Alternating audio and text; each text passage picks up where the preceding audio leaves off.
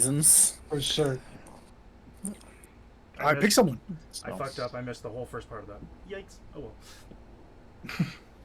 Well, as You're good. penance, you Pick can go someone. next. Yeah.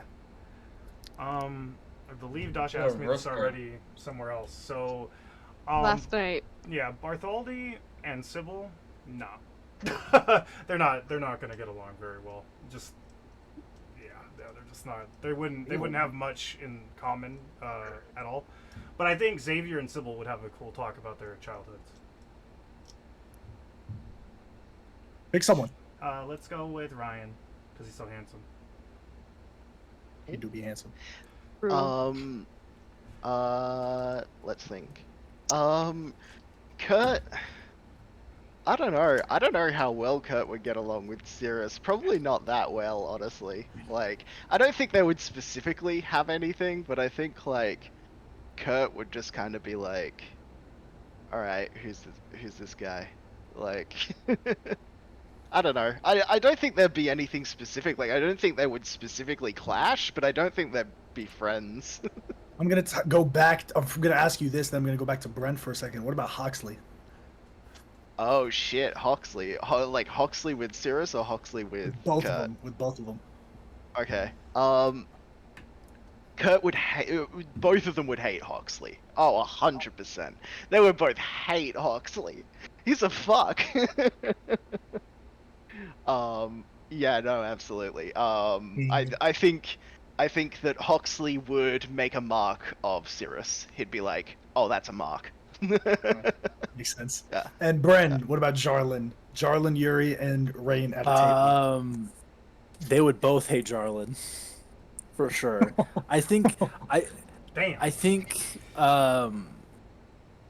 think he just had so much just personal fuck uppery that they would have seen him as a bit of like a spineless character. Like no context. Like I don't know what you're going through, but you seem like a bit of a pushover kind of thing. I took my liberties with Jarlin on Wednesday, and I made him a badass. Because I knew he was like kind of like shy in his shell, so I was like, nah, he's him for like 10 seconds. Pick someone, Ryan. I'm gonna pick Eric because it's funny. Okay. I guess the only person for this game would be what if Cove met Billiando, I guess, because he's the only other person I play with you guys. And the funny thing is, he's like heard so many good things about Billiando because like you guys like said like, oh, he's great, he builds stuff. And cool, like you guys trusted this guy with anything. He's making bombs like right now. It's like no, like why do you trust this literal gremlin? That's exactly how I see that interaction. Yeah, and Billiando would have been like, you're boring, motherfucker. What are you doing? You're always in a book. Do something useful. Make something. You say that, but I feel like Billiando, he would make an artificer infusion of some glasses for his wizard friend. Stop right now. Era, pick someone before I fucking blow a gasket. You did send me pick the care from another campaign. So I play a Dwarven rune fighter on Sunday.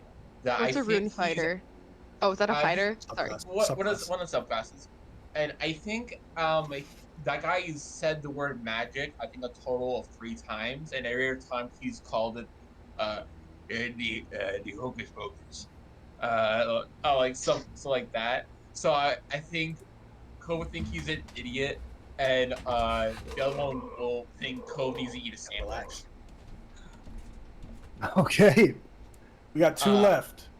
Dasha or Karina? Dasha. I think Marzina. Well, I think Zoriana wouldn't really care if Marzina liked her or not, but I think Marzina would think that Zoriana's pretty fickle, and like,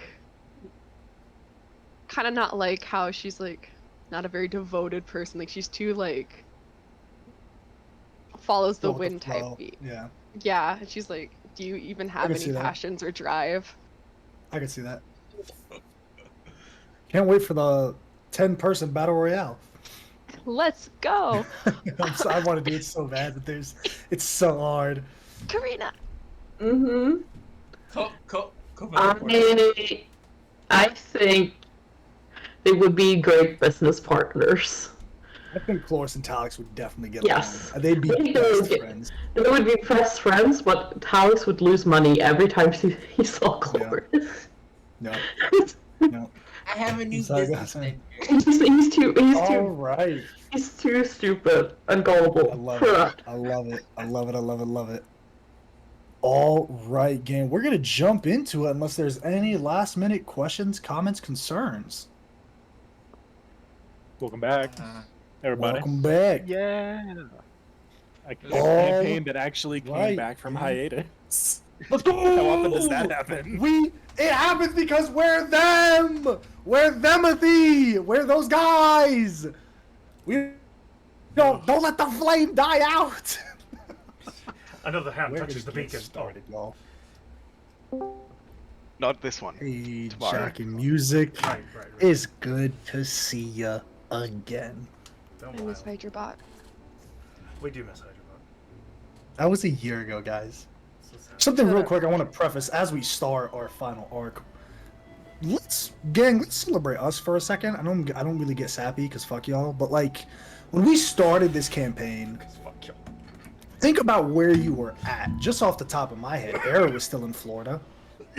Dasha was still in America. She's still in America, but she was going through a tough time at school. Juice didn't even start school yet. He was enrolling. Ryan built a whole fucking house. Karina moved out and got a new place of her own. Brenna's fucking changed career paths. You know what I mean? Like, pat yourself on the back, y'all. It's been a long time coming. So, How did you with that, I'm change gonna get off my AJ? soapbox. You moved. Well, y'all know I moved to Georgia, came back. You know Got what a I mean? Met promotion? y'all. Yeah, so you Promotion? know what I mean? Like, got, and at the end of the I- day, it's like we have 9 more people that we didn't have 2 years ago. So that counts for something. You know, even if this campaign never came back, I hate getting emotional. Fuck, this is why I don't talk shitty. But even if this game never came back, you know, that's something to be said about D&D as a whole. You know? So take a second and celebrate yourselves, because it is a feat. It's not something that just happens. There's effort and there's a labor of love that goes into this. So I want to say from the bottom of my heart, thank you guys for letting me DM you for so long. Of course, me. man. AJ, I'm Oh, gonna sorry, cry. no. AJ, oh my god, I'm gonna fucking cry. No, You can't do that, dude. You can't do that. Oh my god! Okay, we You didn't get We didn't me even until start. your voice The cracked. voice, Then it got yeah. me. Yeah. Fuck I'm gonna y'all! lose it. Fuck y'all! We started! Fuck y'all! All right, good. We're Oh good. my god. All right. Okay. Ryan, We love you, 15 AJ. shots for the We film. appreciate you DMing us for 2 Suck a years. bro. dick! There it is. Alright, well, Can I we say begin something? tonight. No, we can't. We're gonna not get sappy anymore. I love you. We all love each other. That's it. I'm not getting any sappy. All right, we're moving along. We begin tonight starting in the 6th month of High Sun. After the World Council meets, the exodus of Zarix begins. We are entering the final arc of this campaign, Arc 3, Judgment. The groundwork for Step 1 of the operation to seal Eos is starting its preparation stages. Vaxilum, Artigan, and Zarek begin their work, instructing you all to wrap up any loose ends you have before you all traverse into the elemental plane of water and seek to establish a covenant with Undyne. Now is the time to leave nothing unsaid, leave no stone unturned, leave no path untrodden. Because once the final battle begins, there is no turning back. Wielders of the various armaments of judgment, you all are the remains of Orm's will, the remains of the people that will stand with the Guardians against Eos. Now is your final time to rest and reprieve. We take about 3 months of downtime here in the world of Premia. If you take a look at the map, Eos 2 is at work, and many large sigils begin appearing across the world. In the mountains of Rodinda, a place familiar to 2 of you, well, 3 of you, where you met the goddess Teria. An area in Safiland, one of the provinces deep to the southeast of Shilao. The country of Zarks, of course. Skulldelm, which we came across here in our story. And a mysterious beacon far to the northeast, off of the coast of the Empire. 9 months remain. Well, I'm sorry. 7 months remain before Eos's year of conquest comes to an end. 3 months is more than worth it to wrap up anything that you have. So here we begin. The way this will work is you all will take a spot in my seat. You'll explain to me what you did, who you talked to, and what happened of some of those conversations before we dive in to running them. We're going to start with Yuri. Here in the city of Zargos, the imperial capital, you have purchased back the inn/tavern, the business of the captain's quarters. It's still very desolate. You spent the majority of a weekend cleaning, and just cleaning. Dust accumulates to an amount that you didn't think could be possible. You wave it off, and then in moments there's more dust than you could ever thought could be in one building. Sneezing and coughing, your hands look like you've been sweeping chimneys by the time you're done. But eventually, after all the cleaning is done, you do see the rotted foundations of the wood. You see the various broken floors and foundations. This place definitely needs some tender love and care. Fortunately, you know someone who can help you do just that. As you place a makeshift table, one of the legs uneven, Hannigan places down a small piece of parchment and then a large rolled out scroll, if you will, kind of a tube of parchment that he rolls out. It's a bird's eye view, top-down view of the captain's quarters with various measurements, and they're not exact, they're more approximations, and then also the construction plans as well. Hey, Yuri, this construction underneath, I can't really expand too much without going into the sewer system, but I think I can cut the cellar and into this quarter just enough to carry enough kegs to keep your operating day to day. It is going to be a lot of maintenance, though. You can't really keep too much on supply, so you're going to have to continuously restock every couple days. But I think I can make this work. Is there anything, other than the foundations and obviously fixing up the rafters and the support beams, anything else that you need me to work up before I get my guys working on this? Because once we start working, it's going to be hard to make any changes. Yeah, let me see here.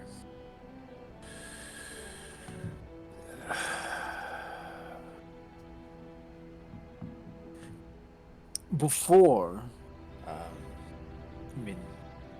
Captain's Quarters is a two-story. It's two-story? Yep. The way in my mind, you tell us how you envision how it's built and Okay. where is what in this inn. Okay. I'll just describe in its prime what it shall be. For sure. The captain's quarters is of no discernible class of inn. It's nice enough to attract the eyes of wealthier patrons, but only enough to not intimidate the average passersby. Walking in, there is a large open tavern area with seats. No seats are at the walls. Everything is in the middle. Along the 3 walls to your left, front, and right is one long bar table. So it is one massive bar table with the drinks and such behind. All orders can be placed there. And then even in his own time, Yuri himself is a bartender, not necessarily being the face man, but the one that actually serves the drink. If necessary, he can bring over one of his associates to act as the face if people want to have business and of the like. Um, Homey, nice polished wood. Tables in the bar have a bit of a driftwood kind of decor, with some like brass railing as serving as the shelving for the various drinks. Above there is a open balcony that you can see into the top of the second floor, but mostly those on the second floor can come and lean over the railing and look down as the captains can survey their crew below deck. Below, in the first floor where they are drinking and making merry, the upstairs is a little bit more exclusive to captains and people of the business mind, keeping a bit of a separation between the food and the drink and the merriment with a bit more professional side. So it's predominantly a tavern, but an inn at the top to kind of allow some significant clientele of various backgrounds to Yes. actually. Gotcha. Yes. So an entire crew could come in, but the captain, he wants to make some Gotcha. business. He can go upstairs, and he doesn't need to search for anyone. He knows everyone who's up here is of the level of which deals can be made, and if necessary, can still keep an eye on his people. Kind of a hub for. Is it mainly geared towards naval patrons and sailors of the like?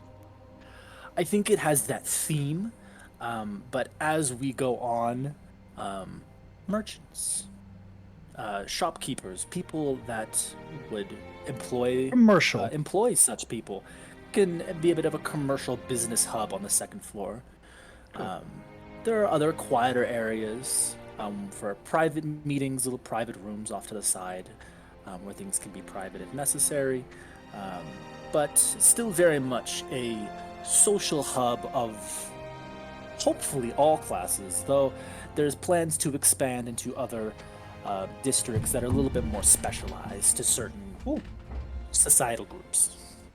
I'm gonna say, before we run this first moment, as the captain's quarters completes its creation and its repairs, many decorum of, a steering wheel on the wall, one of those bottle ships placed in one of the upstairs dressers, the hallway dressers or desks, various things like that invoke a naval feel to it to some degree, a merchant feel to it. I need 3 checks from you, Yuri. This is going to be unique. I need first a performance check from the captain's quarters. Now, the bonus to this roll is going to be your charisma modifier. Okay. So D20 plus your charisma modifier. I'm going to set the DC at this for starting off. The first one is going to be 12. You should hit a 12 for the first one. This is to see how word of mouth gets spread throughout. And if you want to add anything to this, that may affect the roll. It hasn't been too long, For sure. I don't really think that I have anything to add to this. Just enough to be like, oh, there's a new spot in town. Let's check it out. Yeah. Because the people that I would use for word of mouth, at least right now, are all at sea. So. For sure. All right. So I just have a +3 for my performance, so I'll just use that. Go ahead. 17. 17. Business isn't bad. It's actually pretty good. Doing pretty well. At least, the opening day is always the weird testament to a new business. The opening weekend, it's not a fully packed bar, but there's definitely more people there that stay longer. The captain's quarters in the center of one of the biggest areas, one of the biggest districts in Zargos. Many people bar hop. Many people just peruse for about a minute, grab a drink, leave a tip, and leave. When you run this type of business, you have to account for the taken ale mugs and the shattered glasses that people will eventually take outside, drop in a drunken stupor. But business is good. People are staying. They're enjoying the atmosphere. You spend some of the money to hire a slight band of minstrels that filter the bottom area with sea shanties of the like, thrown in with some folk flair as well, and some of the classics to really get people in here. Doors open on this summer day as people are slowly coming in. They stay, they wait a bit. However, before opening weekend, you and Hannigan are inside the center of the captain's quarters. All of the tables have been purchased, they've been bought, refurbished, and all of the chairs are on the top of the desks, customary for closing. Hannigan looks around. Some of his men are still at the top of the rafters with ladders and putting the last bevels in. Hannigan kind of looks back. You as well, small sweat on your brow from helping out. Not too bad. Not too bad. I think maybe 1 or 2 more days we should be done. Yeah, you made a lot better progress than you had implied whenever we hired you. So, thank you. Oh, thank you for the work. I always appreciate it. My husband does as well. I know he's thankful for the steady income, so it's going to be very nice to bring home some gold. You all, are you in Old City or are you with the South Districts? Old City, Old City. Yeah, we have small spot on the outside. Hey, once this is up, there's no like boss client thing. If you want to come over for dinner, I'm sure we'd be happy to have you over. For old time's sake. That'd be nice. It's a bit of a walk for us, so we might not come here too much, but That's, I mean, there's ferries. It's, but to be honest, depending on how well, I mean, we've had some people come by asking for jobs, word of mouth, that kind of thing. So, depending on how well things go, we may set up something a little bit smaller over by Old City. Actually, yeah, I hear that the Something that Adventurers we, Guild is short on a lot of people. I definitely see if you can get into some deal with them. Maybe put some of their jobs up here. Maybe get in some of those groups in. Maybe I know that the Adventuring Guild pays a pretty penny for those, at least in profit sharing, to those who can get people to complete their jobs. Might be something worth looking into. baby steps. Baby steps, but congrats. Thank you so much, and it was a pleasure working with you again, Yuri. Good to see you. You too. Boys and I are gonna finish up here. We'll be out of your hair in a couple days, okay? I will send that final payment along. Thank the you. end of the week, Absolutely. Thank you. Take your time. I know you're good for it. of course. Yuri, tell us of a time where you had to step up and be boss man. Kind of an altercation or an incident Yeah. at the captain's quarters. Yep. The average day, Yuri is seemingly one of the bartenders. There's a rotating staff, but he's one of the. Tell me who's your regulars. star bartender. Who's your star bartender? The one that's getting star everyone in. bartender. It's probably a tall, thin, lithe, elven man. Has a bit of a kind of a loose top knot named Luca. He is a lot more of the type of the bartistry kind of flair. Mixologist. Yep. He's one of the son of a bitches that has to do like shot lines Yep. and light it on fire and bring it out on like a long, almost Pours like the drink by like what's that shit. like skis, like how they have in ski lodges, they have the shots on them and everyone does it at the same time. Those, That's those. cool. I like that. But Yep. it's like a rowing oar. Oh, So it's like that's 12 sick. people doing That's it in the same. sick. A whole It's an a entire- whole deck group can take a It's full an shot. That's entire cool. ship crew taking a shot at the same time from an oar that has shot glasses like glued to the oar. Just stupid stuff. He's just the Cool. one that's in charge of all I of love that. it. He's like your front of house guy. Tell us an incident that Yuri had to Yeah. step up and be a boss, whether that's with patrons or with one of your employees. Yeah, I think my employees are pretty good.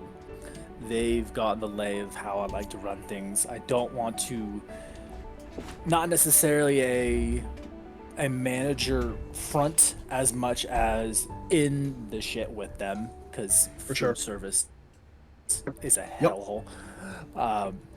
But I think a particular, maybe a local or a foreigner that's come in from a ship, maybe bit too rowdy. I think on fair occasions that where people are getting loud and the such, we actually just pull the tables back. We just let them go for like 5 minutes, like a hockey game. Yup. Let you run your but- 30 and then. Yeah, but whenever people cross the line into bringing everyone Weapons else being into it, drawn, bringing actual blood being weapons, spilled. staff, yes, the like, I think it is not even a very overt presentation as much as it is just very much just putting down the glass that he's polishing and just kind of leaning forward over the bar and just motioning forward his own staff, and just ever so quietly moving in and just being almost helping kind of subdue whatever fight is going on, but just in a cold, calculated way that kind of makes his staff realize, I think, oh, he's not just a business guy with money. He's There's done a moment, Yuri, where in the middle of one of these brawls, there are two men. One has gotten the upper hand. You know, the tables have been pulled back. It's roughhousing at first, and then maybe one shot to the lower neck. Maybe someone just pushing a bit too hard sets that flick on. Call it roid rage or what, but one picks him up, slams him to the ground, and is going. At first, it's like, all right, cool, they're roughhousing. He'll make his point, and then he'll get up until the body at the bottom goes limp. The arm kind of goes out, and the dude is still on top, swinging. What do you do? I think it's smooth, calculated. He has just working shirt, sleeves rolled up. The front's kind of has that drawstring front. It's got it kind of open just because it's hot in a bar, and just kind of loosens his belt where he keeps 3 different knives that are kind of overlapping. And I have them on my inventory. I've kept them so long. He's talk about my mama. And just sliding, just opens open the bar door, just excuse me, makes his way, and then will just fully catch in his elbow the next blow, and just with that same hand just grab the base of the guy's neck and just start to walk out of the bar just in a forced arm Well, bar, like just with Aikido, one using hand. the force against him. You catch it, twist it, he catches up. Immediately as he's pulled off, he's trying to shake off. You see a couple of his friends come in and help you out, sorry, sir, he's not really like this. Sorry, we sorry. Make an intimidation check with advantage. Intimidation with advantage. Oh, you didn't want to give me advantage. I'm sorry. Oh, I rolled so bad, but I just don't think it. Oh, 16. 16. I got a +8. Oh, +8 to intimidation. Hell yeah. 16. You see that he kind of just sees the deadpan look, really, dude? Really? He's like, we left a sizable tip for the waiter on the... No, it's my money. I didn't... Dude, shut the fuck up. As they kind of drag him, we're sorry. We're so sorry, sir. No, As they kind of grab him and that's they... all right. Boys, are you with what crew are you with? Who are you running with? Jackdaws. The Jackdaws.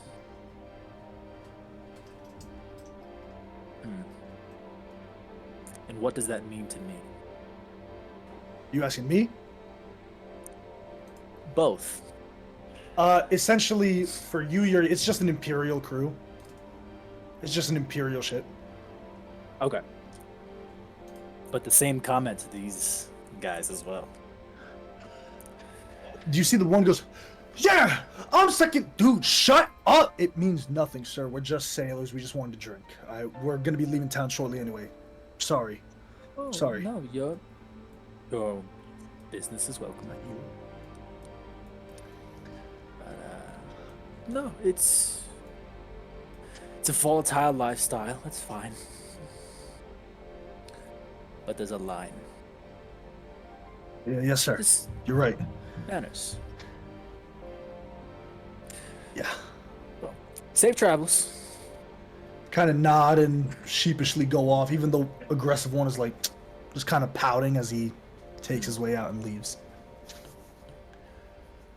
There's another moment, a couple weeks into business, as revenue is steadily slowing, and you've had your first big mistake. Like, fuck, you're trying to replace a keg, someone drops it, it breaks 2 more. And so it's like, fuck, we're in the middle of dinner. You just it's like when you're in a restaurant, you shatter all the glasses in the walkway, and you're like, Yeah. now we gotta go around the table, the fucking restaurant to get to our sections, because you done spilled everything, you dumbass. It's like, we get it, it happens, but damn. But as you're kind Gotta of be cleaning holding up my mug. messes, yeah, as you're like cleaning messes and going over everything, there is a figure at the bar that's just sitting there. They got a hood over them. They're just kind of waiting. They're by themselves. They look very inconspicuous to most everyone here, but you're a level 16 adventurer. You can kind of spot out when someone sticks out like that. What do you do? Luca, can you help them get this kind of tidied up? I'm gonna do a round quick and make sure everyone. Yeah, sure thing, boss. You got it. No problem. All right. And I'll just kind of make my way back behind the bar, and just as I go, I'll just grab a glass, just kind of toss it, just kind of just get some water, and as I'll just kind of walk by this figure, and I'll just slide this tall glass of water to him. Figure catches it, takes a drink immediately as it goes into the hood. How close are you?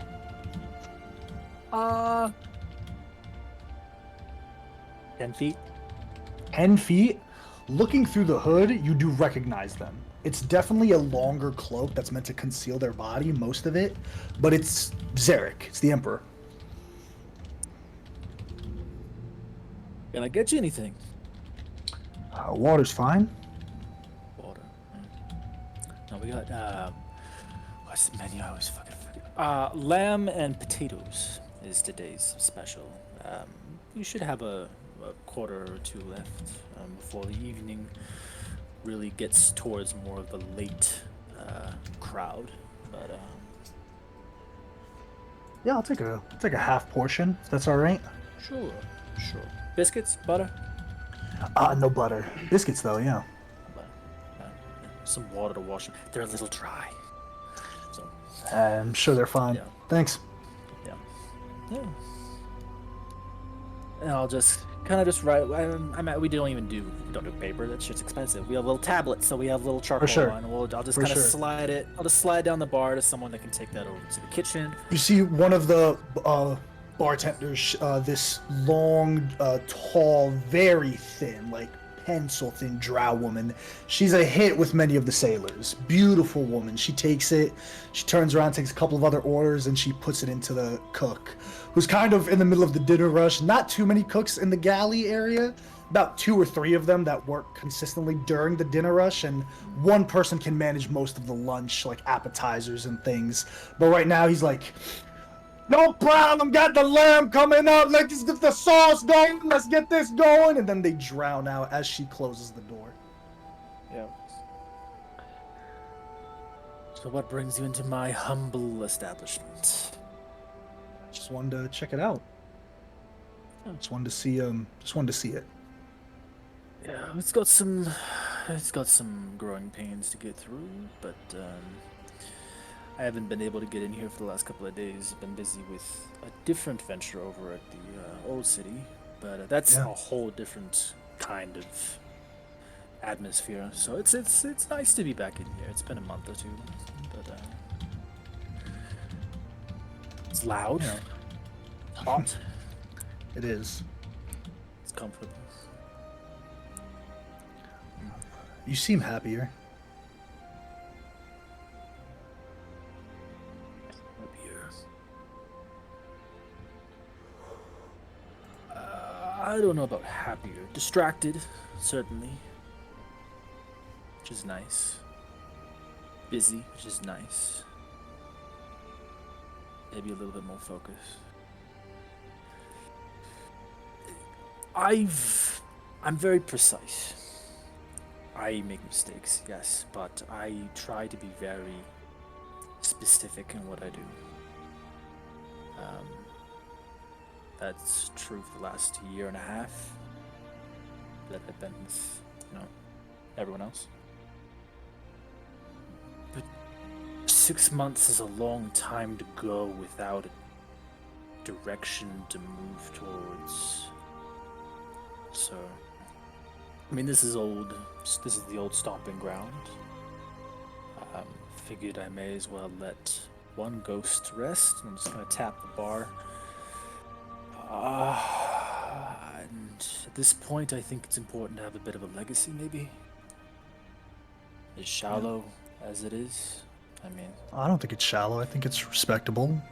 Have something that'll outlast you.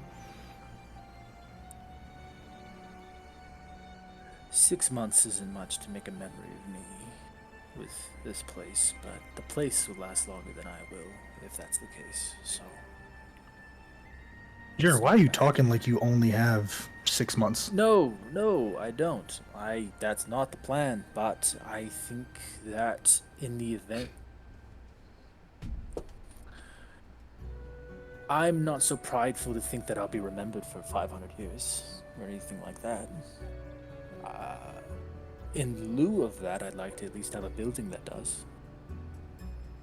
Have a bit of a foundation. Maybe, shit, before we leave, I'll carve my name onto one of those fucking tables. Oh. Yeah. Shit like that. I think it's a good idea. Well, I know that in a couple years' time, this place will be a special one. I hope so. I mean, this is the more professional atmosphere. Over towards Old City, that's, I think, the Three Daggers, something like that. You know, and I'll just like pull around my own belt that's got a black, a white, and a blue dagger, just overlapping themselves, that I have just acquired through our adventures. That one's gonna be a bit more of a rough and tumble adventure level. I don't know. He didn't say for sure. You know, He said stone tomorrow. throw from the Colosseum Yeah. kind of thing. Yeah. So, I think you. Wish I think could that's see what it you're when it's seeking on done. this one, to be fair. You will. Yeah. So let's, let's not talk about how you have 6 months to live, kind of thing. That's, Thanks, Yuri. Thank you. I Have you hope seen business any of the goes well others? for you. Yeah. Huh? Have you seen any of the others? Yeah, I spoke with Cloris not too long ago. I think she said she was gonna come here and visit you, but her and I might be heading out soon. Couple weeks, maybe a month and a half, max. Yeah. Yep. Yeah. Well, give my best to the chefs. I'm sure this is gonna be great. I'll just be here for a bit, eat my meal, and keep a low profile. Just wanted to, take it all in. Sure. House. I insist. After his meal, he does leave like a sizable tip for the cook. Nothing engrossed to be like, I'm an emperor, huh? But it's like a good patron. It's like a tasteful, expensive tip. Tell us about the Three Daggers. The Three Daggers is the goal is to get it to be the loudest fucking block in that district. Not because it's violent or rough or the bad area, but just because it's filled with people, with conversation, with laughing and stories and the like. The minstrels have to play as loud as they possibly can. And the idea is much more of a rough and tumble kind of crowd. This one, where in the center, there is no tables. There is just kind of a thick wood lattice work that you would see on a ship, and beneath it is the brig, where you can settle your beef officially, and usually for money. So people can go there if they don't, because the arena in the Coliseum, that's a pretty high grade. You don't want the whole town to come laugh at you. For sure. That's pay to Yeah. play. That's a lot. Yeah. Why don't you But ping here in is- Zardos where where the Three Daggers is? Ping it for us. Where the Three Daggers? I think Pick a it's. spot. Let's see. The Free Folk Palace. That's a trading market. Yeah. That's a big trading market. Big trading Big market. trading. I think. You know what? That looks like a pretty impressive building. Let's go right. It's not pinging. Right there. There it is. That All right, right by the area docks. Right by the where- Azure docks. Yeah, very much kind of like a New Orleans like swamp deck where you get like 3 like stories of just rails that you can look out over the water. You can see the ships come and yeah. go, but then you can come inside. So that's kind of like a New Orleans themed kind of building in terms of like aesthetic a little bit, where 2 adventurers need to settle beef in the city. Come here. How do And, you- know, maybe a little bit of gambling, How do you stuff raise like that. that up? How do you raise that up? Because that's a very different clientele. You know, you could honestly Yes. raise the captain's quarters just through good ale, a good time, and good food. If you have those 3 things and treat it like a restaurant, you'll perform better. This one, motherfuckers could drink the stalest ale, but your biggest operating costs are going to come in through repairing furniture and Yeah. maybe being liable for fucking damages. Yeah. That's it. I think a lot of it is within earshot of the docks. You come in from a long time at sea. You want to spend your money quick. You want to get some energy really quickly. You're going to find the loudest place, or you're going to find the most comfortable place. This is not the most comfortable place. So I think it's very much more of a come, hang up put your boots up. We're not gonna give a shit. You can do whatever, kind of do whatever you want. Well, Have your manners and all that. But even just the staff can kind of handle themselves. Like if you put your hand where it doesn't belong, you're gonna get your own teeth knocked out Yep. by them. give me a perception check if you'd be so kind. This is this is early before this institution would really open up. You know what I mean? It's like not Perception. packed yet. Perception. Give me a perception. DC's not particularly high. I need you to clear an 11. Well, I got a +0 and I got a 13. 13. Hell yeah. Yuri, as it's early in, you're kind of still getting the lay of the land here. You know, it's weird, especially when you pull it double going from the captain's quarters, making your way down here, taking the ferry, going. It's quite a lot, but you're dog tired and you're going through the motions, and you spot a young group of men and women, about 5 of them. They're sitting at a table. They order a ale, and it's very can I have one ale, please? They have different leathers, very light leathers, small daggers that are probably not as sharp as they should be. They look like novice adventurers.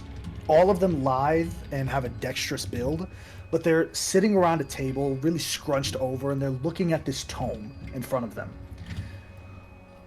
So, I mean, what are we going to do? On a perception check of 13, clearing the DC, you overhear that they're talking about their next plan of action. They're like, do we sell the tome for money? We could use gold. Our funds are going low. No, I mean, the tome has a puzzle. We could go find that cave that's mentioned in this puzzle and see what treasures are in there. Or we could sell this to the Adventurers Guild, and they just keep rattling off about their next play. You've been around the block, Yuri. It's kind of like these motherfuckers are analysis paralysis mode. Yeah. What was it? It was Stout, Guinness, Pales. Sorry, I'm not the best with the memorizing the faces. All at the same time, they say 3 different things. Pale, stout. That doesn't help. You see one of them speaks up, the youngest one. She looks to be dressed in different furs and kind of grassy flowering outfits. She has a wooden staff affixed to her back, 2 small horns that stick out from her pale skin, and a mass of reddish auburn hair. We'll take just everyone, just whatever's dark and whatever's cheap. That's most of them, so that's good for you. Great. You all right? You seem a bit flustered. So y'all look around. No, we're good. We're good. Yeah, we're all right. You're good. Yeah. 3 tidbit. probably want to have that conversation where people can't hear you. Told you they could hear us. Sorry. I mean, no. Most people around here don't give a fuck. I mean, we get brats from the university that need to come spend, what's left of their tuition. I don't know. No, it's slow. You're good. You seem to be. Is this first time? Second time? Maybe third time for you. They kind of look sheepishly. They kind of sink in, like when a kid is being scolded. We've done a bit. So merchant escort, goblins. See, at merchant escort, two of their hands raised up. Goblins, another two. No, it's people start somewhere. I mean, it's a long road, stressful, certainly. No benefits at all. But sometimes you strike rich. So there you go. Here's hoping. Thank you for the advice. Not much advice there. But no, sure. Enjoy your drinks. Need to make some money. Alright. Come and, I don't know, kick the shit out of some jackass that wants to try and make money tonight. I don't know. You see the young, tanned, blonde man is like, no weapons on him, just fists out in a sleeveless shirt. Oh, can we stay? Ivy, we can stay, right? We're not going to allow you to get into another fight. We're still paying off the last one, so let's just cool it.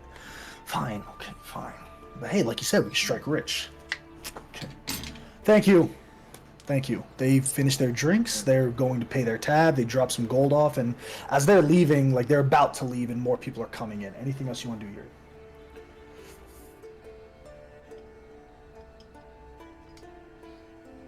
No. Okay.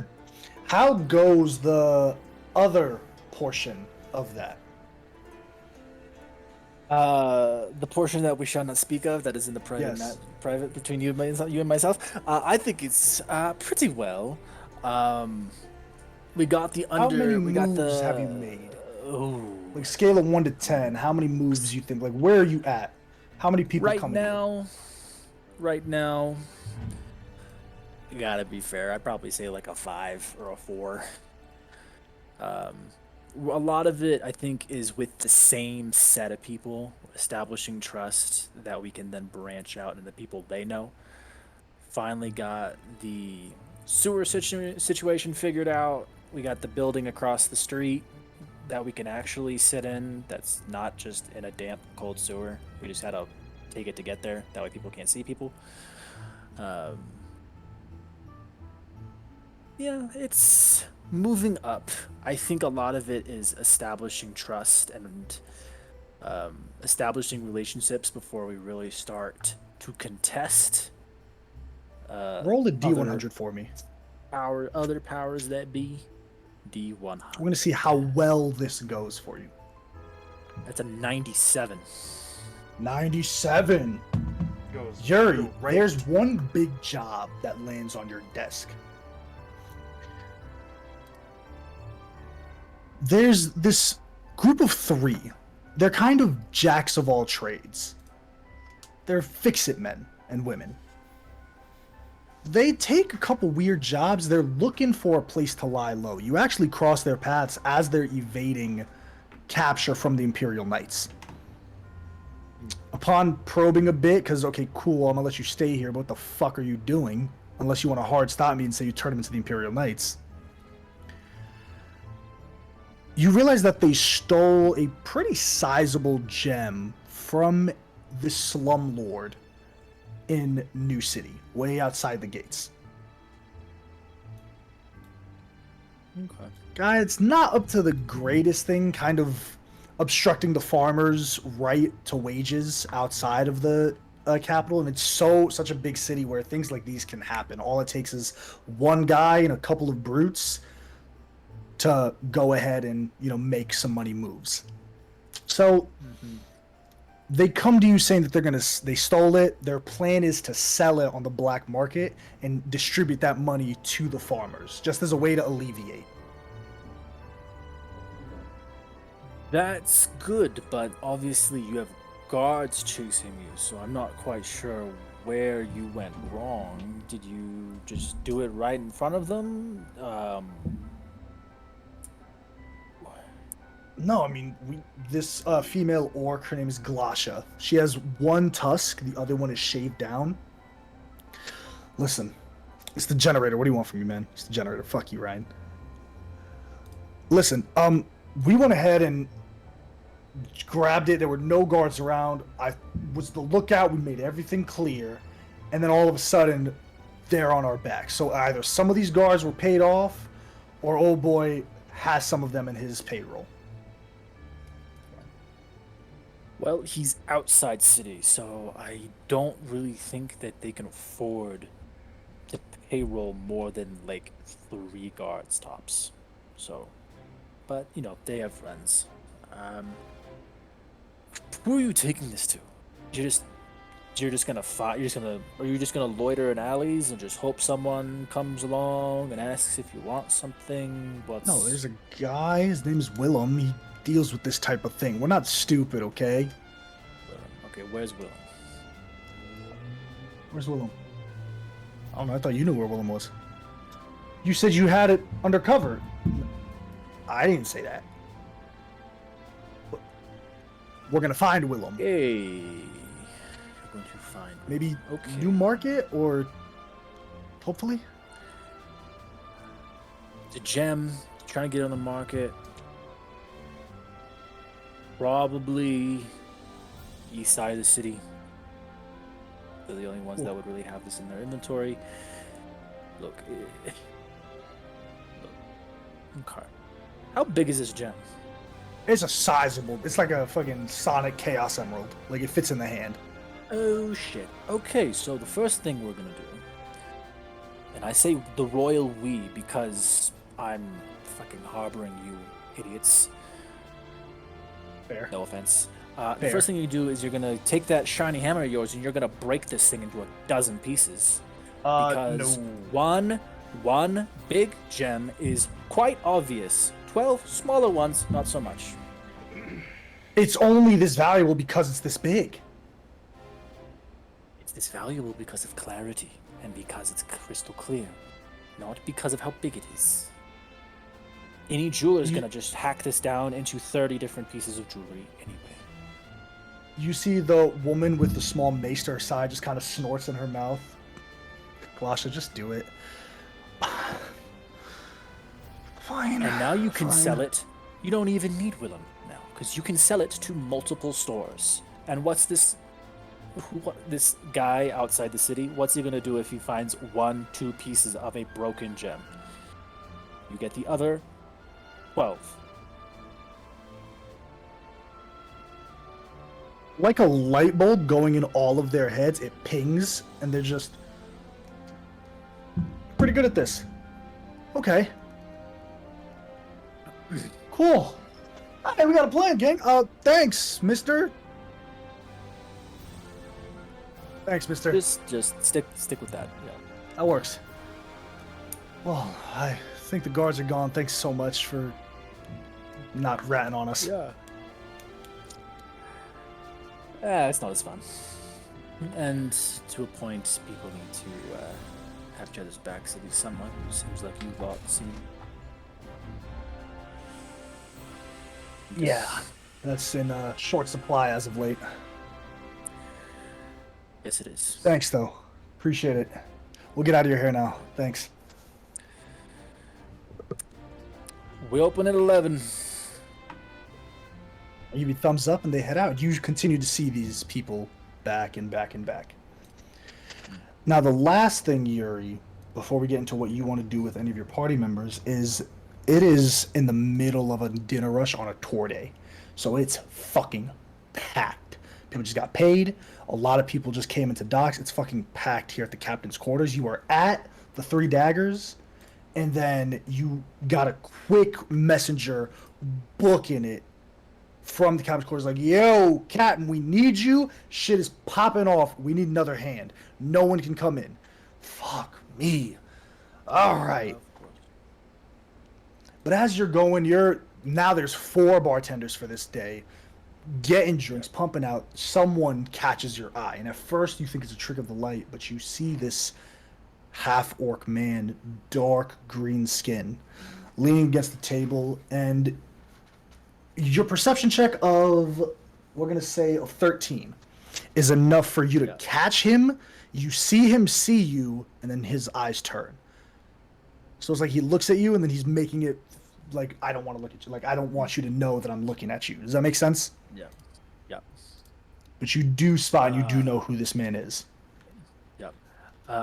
In the hubbub, in the chaos, I'm just going to, whoever is serving him, like whoever's on their way to his table next, I'm just gonna grab it and it's just like, don't tell him why, but charge him double.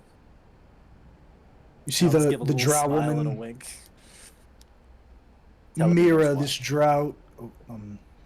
Okay. Okay. Didn't do nothing. He's fine. He's a baby. You see that eventually a couple minutes go by, maybe an hour, hour and a half. When she gives them their tab, he looks at it. And you see him crumple the tab in his fist and drop it on the table. He gets up and he makes his way over to the bar and leans forward. You know that paper is expensive, right? We're gonna have to like get that ironed out, and it's it's generally kind of rude to not tip before you leave your table. So I'm a little unsure as to hi.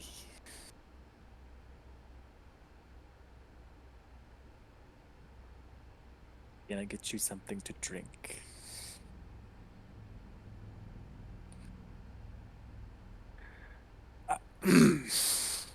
Okay. Well, it's busy, so I'm gonna go serve other guests. You can wait here though, and I'll just pour a water and just slam it down in front of him, and I'll just. And he waits. There's not a drop of that water that's drank. All of his people that he's with, they leave. They start tugging on him. Oi, Captain, come on. He doesn't even flinch. He's just staying there. And now it's beeline on you. Like, wherever you move, you feel burning eyes in the side of your body. Yeah. Until eventually it's late. There's not a lot of people. He's been sitting here for like a good another extra hour and a half. Eventually he takes a couple sips, but give me an insight check into his body language. I'm so bad at insight. 15. Hey, he's not upset. You don't know what emotion he's feeling, but it's not anger, it's not contempt. I think as it start to send people home, eventually he'll just try and make it so we have just the lower level to ourselves. Step out from behind the bar. If you want to work off some of that tab, you can put up some chairs and some tables. I'm gonna start flipping chairs back on their tables. So he gets up and he takes a chair and just wordlessly with one hand flips it, puts it on. That was another one. Captain.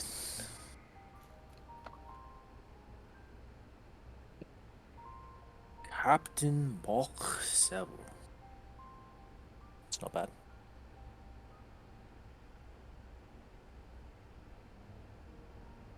And whenever we get to just one table left, I'll just take the last one, sit on it, just kind of rest my arms and head on the back. He leans back on the bar, his arms fold, and even the other bartenders are looking like, what the fuck is going on? I asked some friends of mine to look in on everyone from the Iron Tide. I was told it went down. I assumed everyone was dead. A couple months ago, I heard you were serving on some ship, but obviously can't really pin that down anywhere. So, hey, that makes 2 of us out of the 60 of us, right?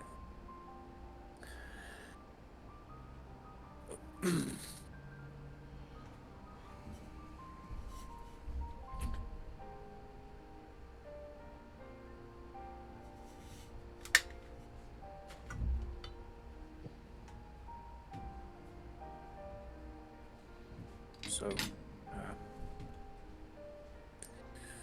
obviously I wasn't along for the whole ride. Did anyone else make it?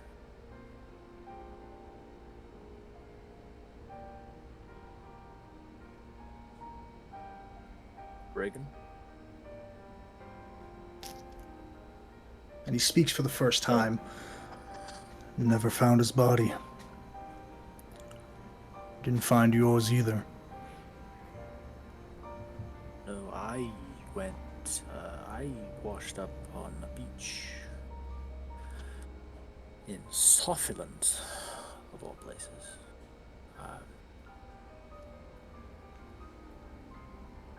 You? Fregorio.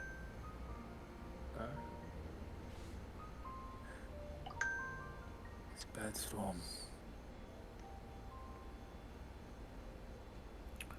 I hear you've done pretty well for yourself.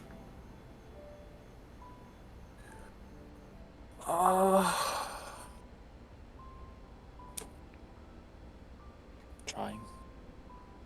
You know, this was all. This place is pre-Navy times, so things being what they are, decided to spiffen it up a little bit, try and do something.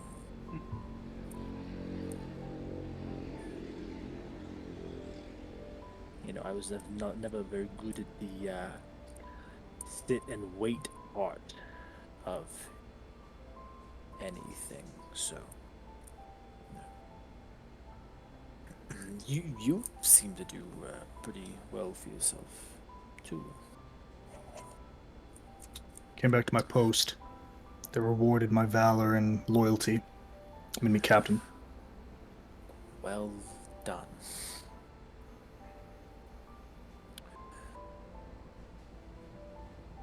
I wish we all had your dutiful sense of responsibility. I don't fucking know. I think it was duty that brought me back. Stubbornness, actually. Why do you think I came back, Yuri? I don't know. Enlighten me. Because I thought I could find you all. I thought that there was going to be someone else other than me that survived that storm.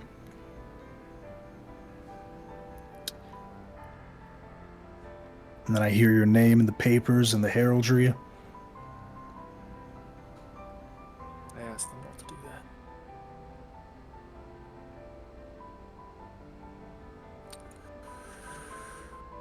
Well, I looked into. All I fucking know is that the ship's gone. So It's gone. I'm not gonna fool myself into thinking that it's easy or simple to try and hope. So I put a foot in front of the other because that's better than any alternative. So yes, I'm sorry I didn't return to the post that I was conscripted into under force of hanging. Do you think I'm mad at you because you didn't return? I don't know. I'm mad at you because you're the same dumbass that stepped on the Iron Tide. And all those months at sea didn't teach you anything. Mm-hmm. So, what am I to learn? That it's okay to stand still once in a while. I don't want to. Why not? It hurts. Everything worth doing hurts.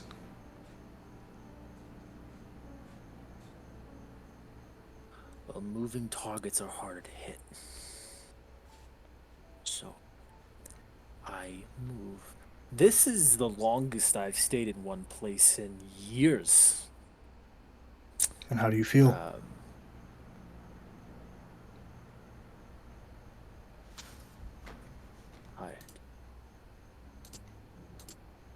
It was easier to keep moving. But I won't say it was any more comfortable.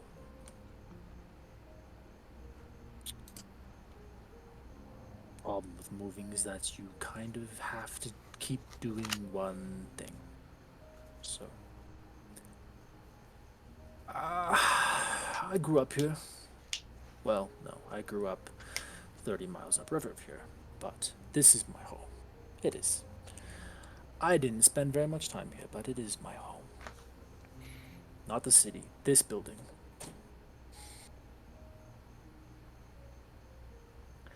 You know, you talk a lot when you're Bar? stressed and nervous.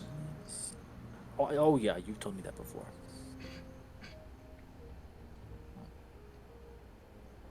Yuri, Hmm. breathe. We're the only two that can now. Don't do it for yourself. Don't do it for me. Do it for our brothers and sisters that we lost. That's why I stopped doing what Captain wanted. That's all we did for years was move forward. And what did it get us? Now, I'm not upset over what happened. That's life. That's fate. Call it luck. Call it whatever you want. But it happened. And it's okay. But you haven't come to grips with that.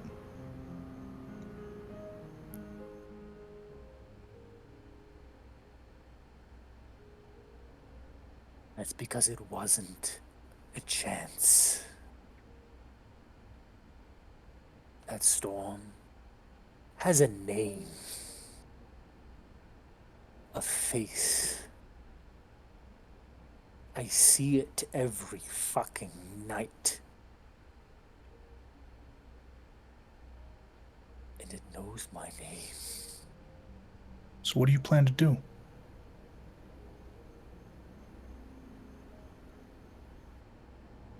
Stay inland for a little bit, but as far as I know, we're shipping out in a month and a half. You know, business deals to make with the other side of the world. On the other side and underside of the sea. Listen, I'm not here to berate you or give you advice. You're a big boy. You wear big pants. You're an adult. Thank you. All I'm here to say is that it's good to see you.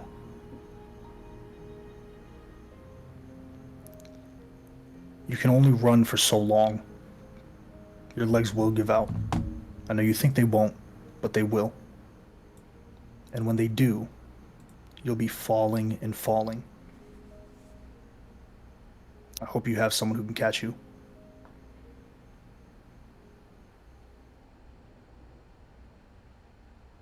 I will just get up, just make my way over, and I'm going to just give him a hug.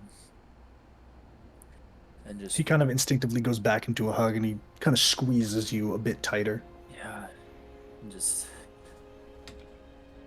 I'm really glad you're okay. Me too, man. Just, But you Let need us to let the ride. continue to be okay. I've heard stories, Yuri. I know what you're doing. You're doing some pretty next level things. I thought I lost you once. You don't owe me anything and I don't owe you anything. But for the sake of Captain Dane,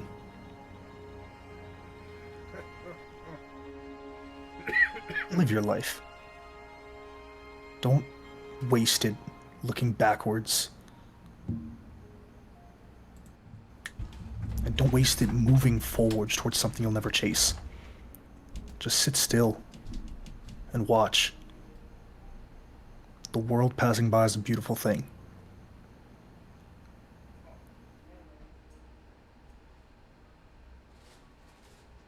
I mean, this shithole definitely is gonna need your fucking help if you want to be any good.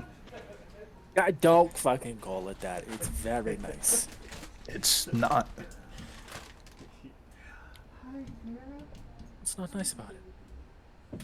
It's tacky. It looks like a So are tourist you. destination. That's your best comeback after this many years. So are you. You want to try again? One more time. You're still paying that tab. Yeah. Let me go get my pouch outside. It's on the ship. Right. He turns and he Okay. puts his hands up and then just kind of walks out and walks off. Anything you want to do with any of the remains, Yuri?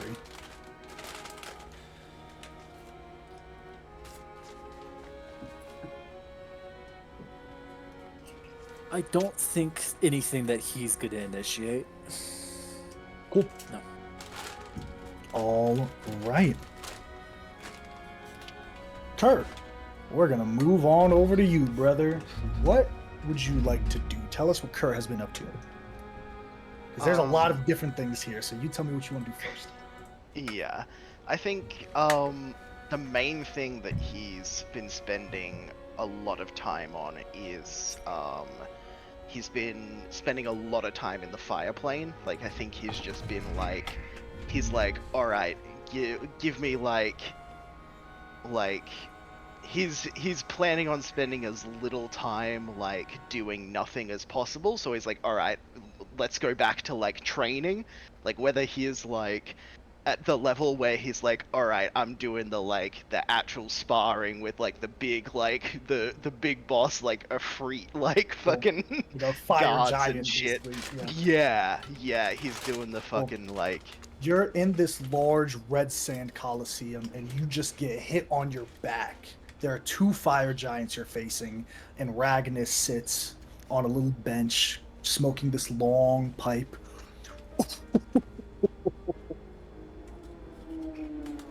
You're still weak with your left. You lean to your right too much. Again. You see the fire Right. giants, 2 twins, kind of hit each other on the fist, and then they go at it. Give me 2 attack rolls. Oh, sweet.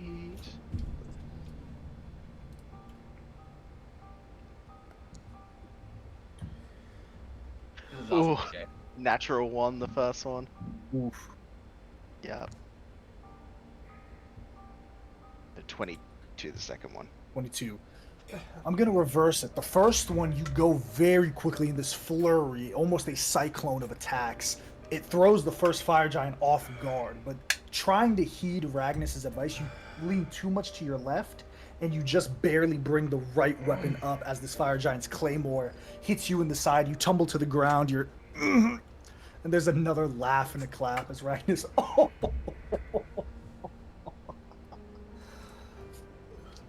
Take a break, gentlemen. And kind of gets up to you on your back, just groaning. How's the sky? You know, it feels like you're mostly here to laugh at me, which I I can't blame am. you for, but Get up. yeah. Kind of grabs you and Count helps on you up. Very strong, Kurt. Very strong. But you know, strength alone can crush a foe, but it won't win you a fight.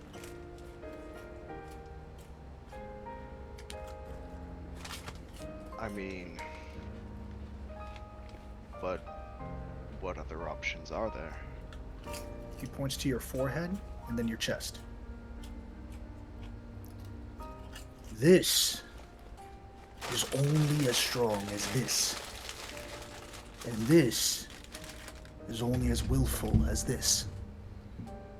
See, it takes wisdom and courage to sharpen a blade and ensure victory.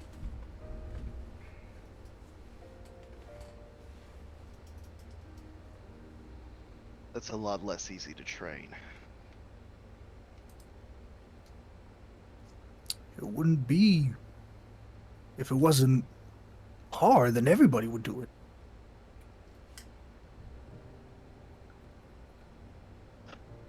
Right. You never struck me as one who would make excuses. You're right. Again, boys, don't take it easy on him this time. Give me another 2 attack rolls. You can add a inspiration, a 1d8. Well,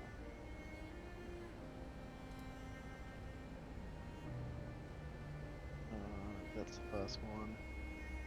I suppose I'll add the inspiration to that first one. I'd better Oh my decide lord. it for it. Oh my Lord God. Yeah, let's Fitting. add a.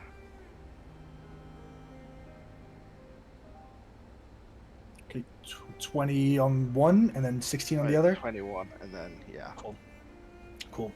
The 21 hits similar before. You attack the other fire giant, but as the first one takes the hit, he stumbles back, and the two in tandem lock arms. You turn to swing against the other one, but they switch places using momentum and hit you in the back as you fall to the ground on your stomach.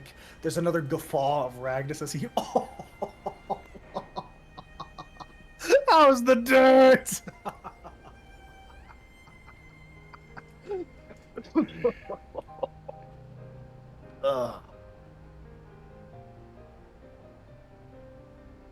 It's my fault, I guess. A student is only as good as their teacher. I guess I'm a pretty damn bad one. But man, is it funny. Yeah. Do you know why they beat you? Besides them being two, of course. Head and heart. Is that?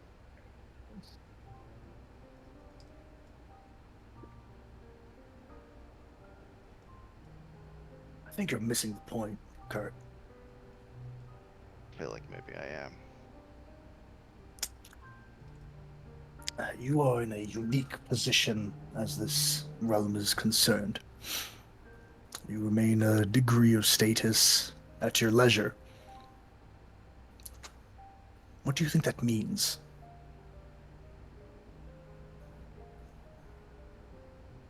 Means I have a lot on my plate. Yes, you do. You unequivocally do.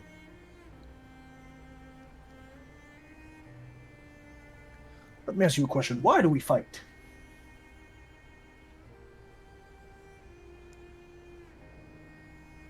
To protect.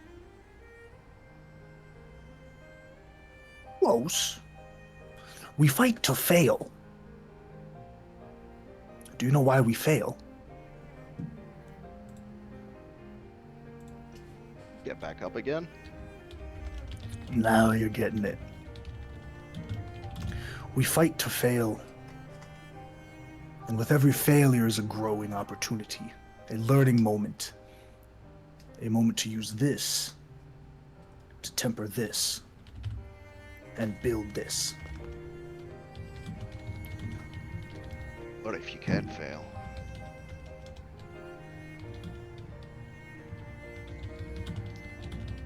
If you can't fail,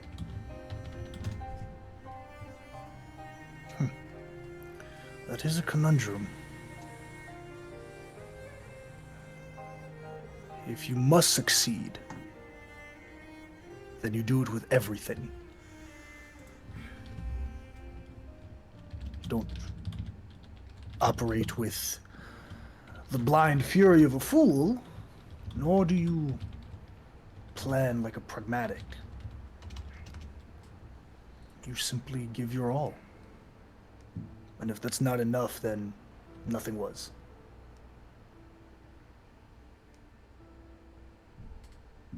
Yeah. There's solace in that. Win or lose, succeed or fail, doesn't matter. What matters is you tried. What matters is you gave everything. And that's enough.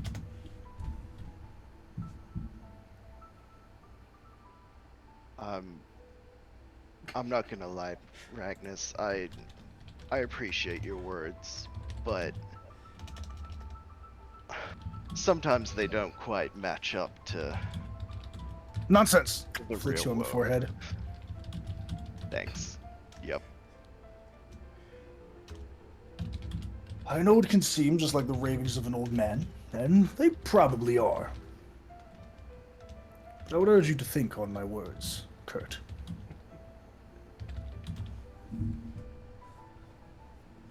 No! Again, boys! I want to see him fall down again. Let's go again. What else do you want to do, Kurt? I think that he, I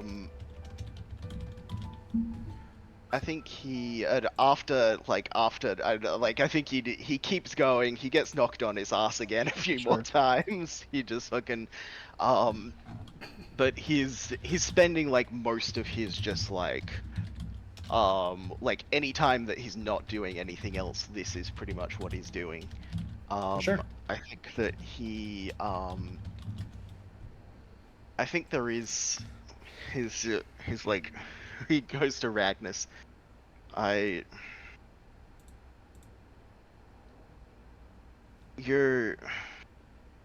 know you're trying to help, and maybe it's just not in. You're offering advice, but I'm not telling you the advice that I need. Do you get what I'm saying? I don't want to call your advice unsolicited. That's not what I'm saying, but it is what I'm saying. Do you understand? Yeah, I am talking to you, Ragnus. Sorry. Albeit for me to help the youth out.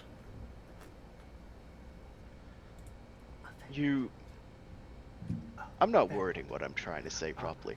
I need advice. I've been in a position now twice where I can have anything that I want, anything in the world, and I haven't known what I've wanted anything more than I want to be stronger than I am at the moment, and I need to be stronger for what's ahead. I was in a position where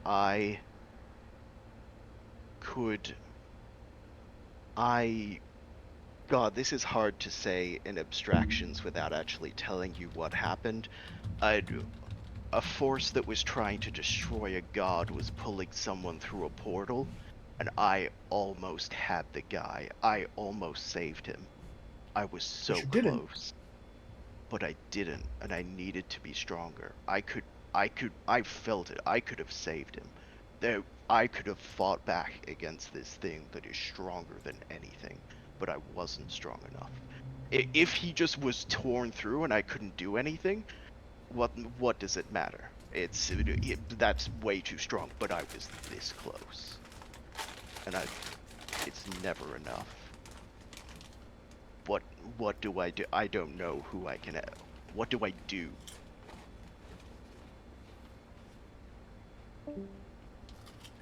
That's what I need to know from you, Ragnus. That's. Stop. No, there'll never be enough.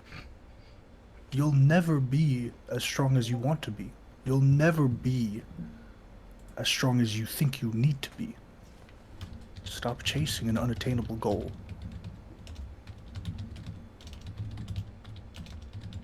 You will always fail. The sooner you accept that and come to terms with that failure is not a bad thing, the sooner you can let this go. Kurt, let me ask you a question. You say this thing is stronger than anything. So you saved this person. Do you think you could have stopped this creature's will simply do it again?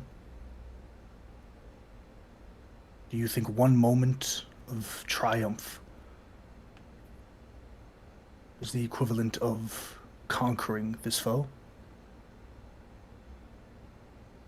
Or are you seeking the validation of one moment? You see, Kurt, the cold truth is your strength will fail you. Because your strength, where does it come from? Why do you do it? Why must you get stronger? Is it to beat instances like this? Is it to win when you could have lost?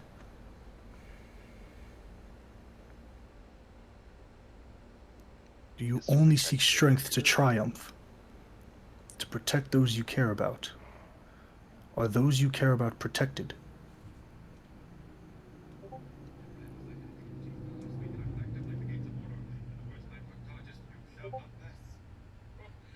They can take care of themselves. Maybe. So then why is your strength protecting them?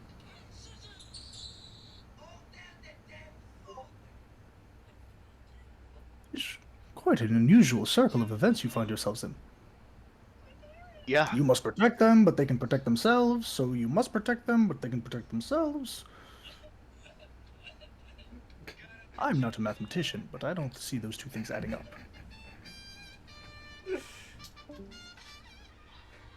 You're right.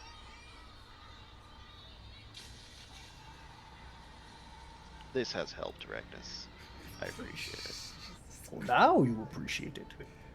Oh, I you said always something nice, appreciate you it. I was appreciate just it. being a Oh, dick. well, All now right. we appreciate All it. right. Now we do, but previously we didn't. All right, Regnus. Thank you. All right, Kurt. You spend most of your time in the fire plane. What else do you want to do? I think the next thing that he does, he's going to see if he can get an audience with Velfimenos. Yeah, absolutely. You definitely can. You know, Val Jimenez has essentially asked you to be like on his council. You turn him down. He was like, "Cool, I respect you though, kid." You ask. It does take a couple of like hoops to jump through, but eventually, you alongside Ragnus, a couple of entourage, do approach the brass throne with Val Jimenez and Cadmus there as well as his brass knight. What do you want to do? As Val Jimenez sees you, you walk in. Kurt. The name is still new to me. Yes, it's good to see you. You're looking a lot better. I am feeling a lot better. Thank you. Thanks to you and your friends. Is the time now? Are you beckoning my aid? Not immediately. We still have some time before the final fight goes down. I don't know the shape of it yet. We're still working that out, but there was a request that I had from you. I don't know if this should come from you personally, but when we spoke to, oh shit, why do I forget his name? Give me one moment. Zaman Rule? Zaman Rule, thank you. Yeah. When we spoke to Zaman Rule, he mentioned a connection that he had to this blade, and he shows Agni. Blade shakes and flings out of your hands in a spiral as Valfumenos catches it. In Ignan, they start speaking, and you hear it goes, Agni! I wondered where you went. Huh. The belly of a beast. How'd your wielder end up there? Wow. And now you're with this one. So you say. Hot-headed. Can understand that. You fight well together. Yes, it seems your brother's with him as well. Good. He tosses it back. Seems Agni has chosen you as his wielder, alongside his brother Rudra. That's right. I know I have already asked my fill of what you can provide, but is there... I just saw an opportunity here, the connection that you seemingly have with this blade, where we currently have actually with a connection with the third princess of the plane of air. Sylph. Sylph. Yeah. I don't know, if there's a connection there, if there's something I can do to any leg up Have they that we can spoken get. to you? They haven't. No. Seems your body's not ready yet. I see. Allow me to tell you the story of Agni and Rudra. Agni and Rudra are a pair of twins. Powerful elemental creatures. They date back to primordial age. The specifics of their story change depending. But when time was necessary, they conducted a forbidden technique, known only to us elementals. It's an act of foregoing of physical form, foregoing sentience as you and I exist, to become something more. It seems when the time was necessary, these two brothers made a pact with a wielder, and this wielder used the storm of Brother Rudra, fanning the flames of Brother Agni.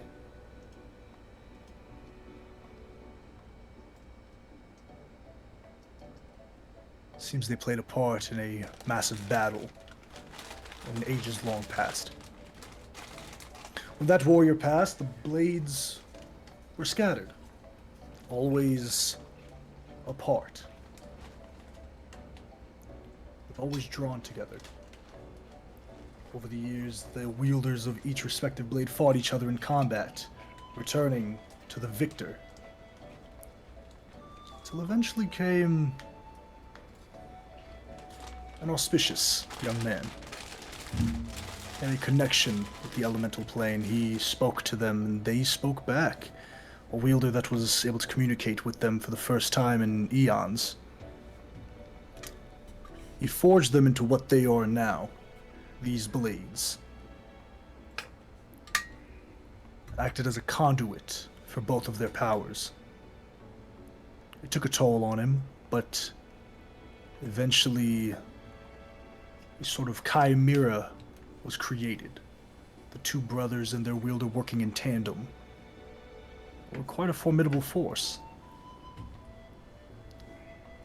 Over time, that wielder's body broke and aged. And eventually the blades were passed down and down and down and down. Agni and Rudra are formidable creatures in their heyday, powerful enough to rival even me. Not quite, though. Jests aside, when they open their power to you, you'll wield fire and storm in tandem. It seems that the brothers do not think you are fully worthy of their full power yet.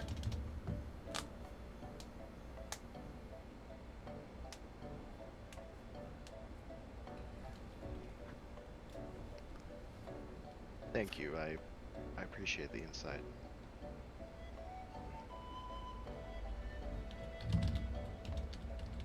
I think that's it. Kurt, you spend much of your other time researching into finding a shrouded individual, one that you've heard at like a passing campfire story, You don't get a lot. It's hard. I need 2. Actually, I'm going to say 3. We're going to make this a skill check challenge. If you get 2 out of 3, you succeed. I'm going to run this like I did on Wednesday. You get to pick your order. I need a survival check. I need an investigation check. And I need a wisdom saving throw. Alright. The DC is 17 for all 3. Okay. Alright, so. Survival check first. Probably that's Okay. 1. Yep. Investigation check. This is probably going to be the hardest one. Okay. 17 on the die.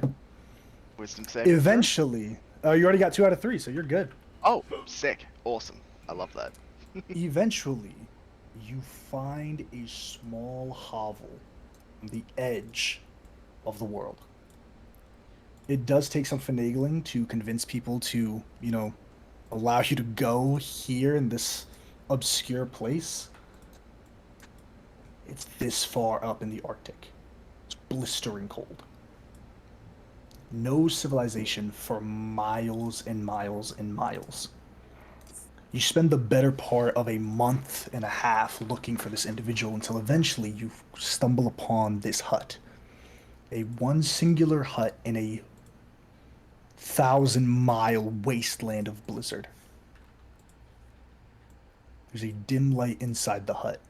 There's a small overhang where small crops are being planted. Just enough to live off of for one person. What do you do? I think I try to. I'm just gonna knock on the door. You hear slight movement, but you hear the crackling of bottles on wood. Bottles against each other. Nothing like major, but just like, okay, a sound startled the person, but just enough to be like a twitch. Like a slight little move. If I gently try the knob, is it unlocked? Oh, it's unlocked. I'm just gonna open up the door. Opening the door, it's a push door that goes in. You see a small, like a studio apartment. There's a bed. There's a little window that's covered. Blankets galore, a small little flame, the embers burning out, and then a little candle, mainly for light. And alcohol everywhere. You do see in the corner of the room, under a bunch of different books, is a scribbled out teleportation circle. Like it's messy and it's shoddily drawn. But on the bed, face first, is this elven man, tattoos covering their entire body. Shirtless and just long robe, like a hakama type dress, as they're just laying on the floor. Tattoos covering their entire chest and back as well. He's gonna move over and roll the dude over. He's just gonna be like, No. Drathiel, I take it? This person is hung over. It's like so hung over they're still drunk. I'm going to I'm gonna take I'm gonna find I assume they have some water, so I'm just gonna chuck some water over over him. As his eyes flutter up, they widen and one of the tattoos glows as he sticks a hand out and a small flame mote appears in his hands. Who the fuck are you? You're in no state to be doing that. Maybe. Name's Kurt.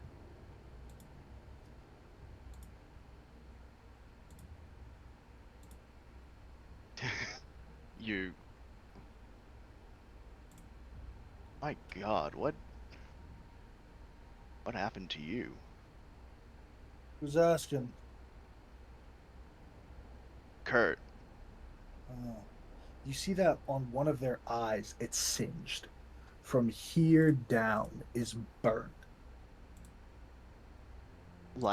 Fire burned or light?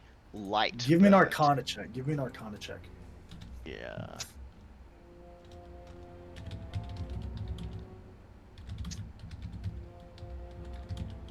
Oof. 5. It's hard to tell, man. Now, you, my friend, are the last who still has their mind about them of the Tenebrae. So, Who told you that? um, You see a tattoo comes off, he immediately is going to attempt to teleport away. And make an Arcana check for him. I'm gonna say DC teleport is 17, or is a 7th level spell, so he needs to hit 17 Arcana. He has a +8 to Arcana. All right. Or actually, I'm gonna use his ability casting modifier instead. So I'll do +5.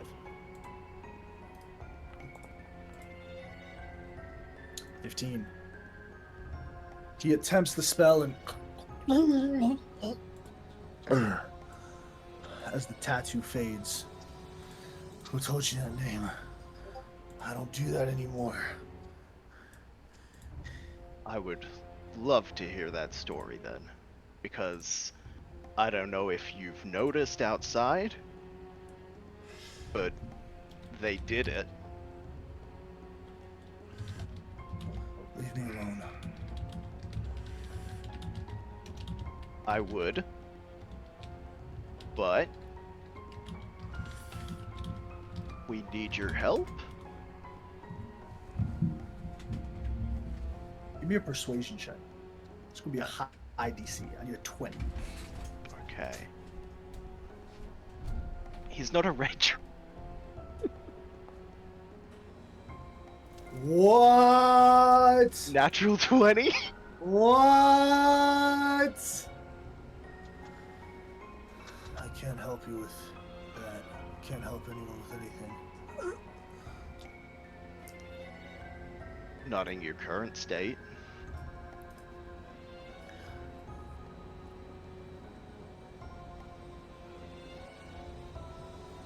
What do you want? We want to stop what your little group started. So he turns and he starts moving things around. There's no stopping it. If anything, you find a fucking hovel and hope that reality gets you last. Did he come for you? No, and I'd keep it that way. I don't want any part of whatever's happening. Not anymore. Well, unfortunately, it's not that easy. You know more than anybody else still alive about what they were doing. The other ones, the ones that aren't you, they've been... something fucked up's happened to them. Demorge, you know Demorge, I assume? He got Give me an insight check. killed. Yeah.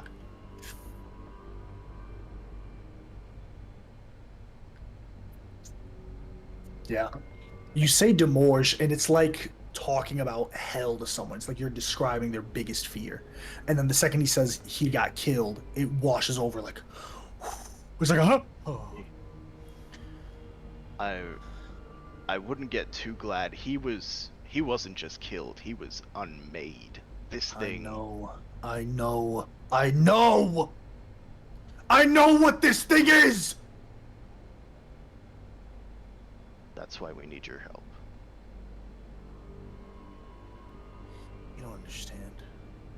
There's no help I can give if he's out. Oreos was right. We should have kept him binded in the princess. If Demorge found out what Oreos was doing, then he would have killed him. I played my part. I kept everything down. Then some chuckle fucks got rid of our best chance to stop him. Oreos was gonna seal him inside himself.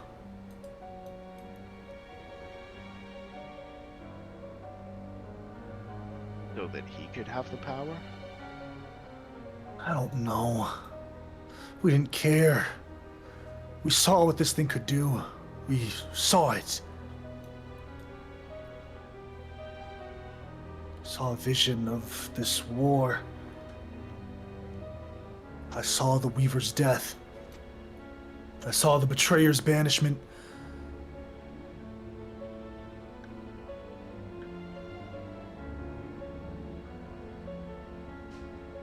We've seen it as well. And you know you can't stop it. So take my advice. Find a place. Hide and hope that reality withering away comes for you last so you can at least watch the rest of the world disappear. We have a plan. A plan. A plan. You think he kind of moves forward and stumbles. A plan is gonna help. We have a vessel. We could use your expertise, being someone who was there. I am asking politely. And if I say no, you're gonna kill me? Force me? Like they did? No. I'm giving you the option. You can either sit here and waste out the end of days doing what you're doing, or you can help the people that are trying to stop it. If we don't succeed, what harm? You are gonna die anyway.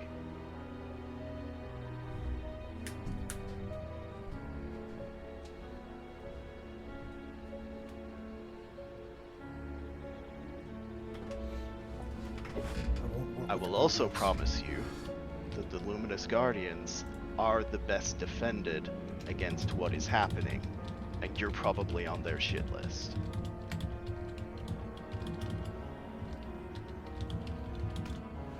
I didn't want any parts of this, okay? I was promised things, and when those things weren't given to me, I left. My conscience is clear. I did what I did because I thought it would help me, and when it didn't, I left. I've been here for the past 2 years. The wheels on this machine couldn't have got started if you didn't hypnotize Omar into doing what Prince Areos wanted you to do. I know what happened. I've spoken to them. You have your part to play in this. We can make things better. We can fix it. We don't have a fucking choice but to fix it.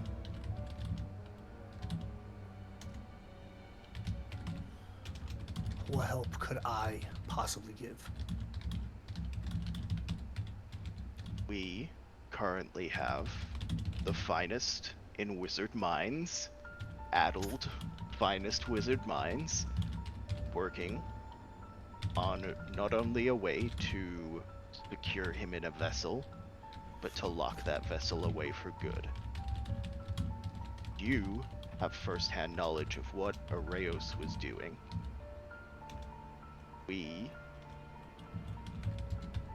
Look, maybe you're no help at all. Maybe you're completely useless in this. I don't know. I'm not here for the magic. What I know is that you were there. And right now, that's what we got. So you come there, you advise the Archmage of Laffy's Academy. You seem like a magic man. Best case scenario, we solve all this and you are in a good position with the Archmage of Laffy's Academy. Worst case scenario, we all die anyway. I want guarantees. What guarantees? Amnesty. Full. I want to go back home. I want to go back to Lucia. I want my man back. I want my life back. Can I try and read this guy? Does he seem sincere in his, like, Like, am I getting I'm the gonna idea use from? your 18 of insight. He's like on a nat 20, you're pulling him, you're persuading him, you're getting him. On an 18 insight, he's like, "Fuck, you're not wrong." But also, I'm not doing this for free. Like, I'm okay to die here. Like, I am fully okay to drink myself to an early grave. So if I'm gonna do this, I don't want to be on. I'm not doing this to be an indentured servant, essentially. Like, I'm doing this as a partner. I want what was given to me, what was promised me first. I want my home back. I want my life back. He's being sincere. Here's the thing.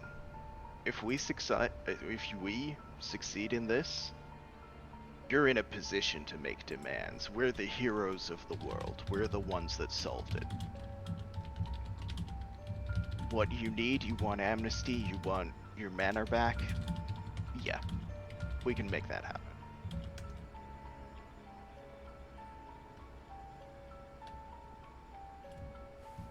That is hand. Shakes the hand. I guess I'm going back to the capital then, unless you have a way to get us there.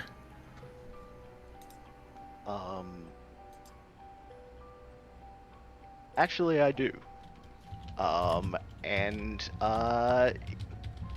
Kurt is going to cast teleportation circle. Oh yeah.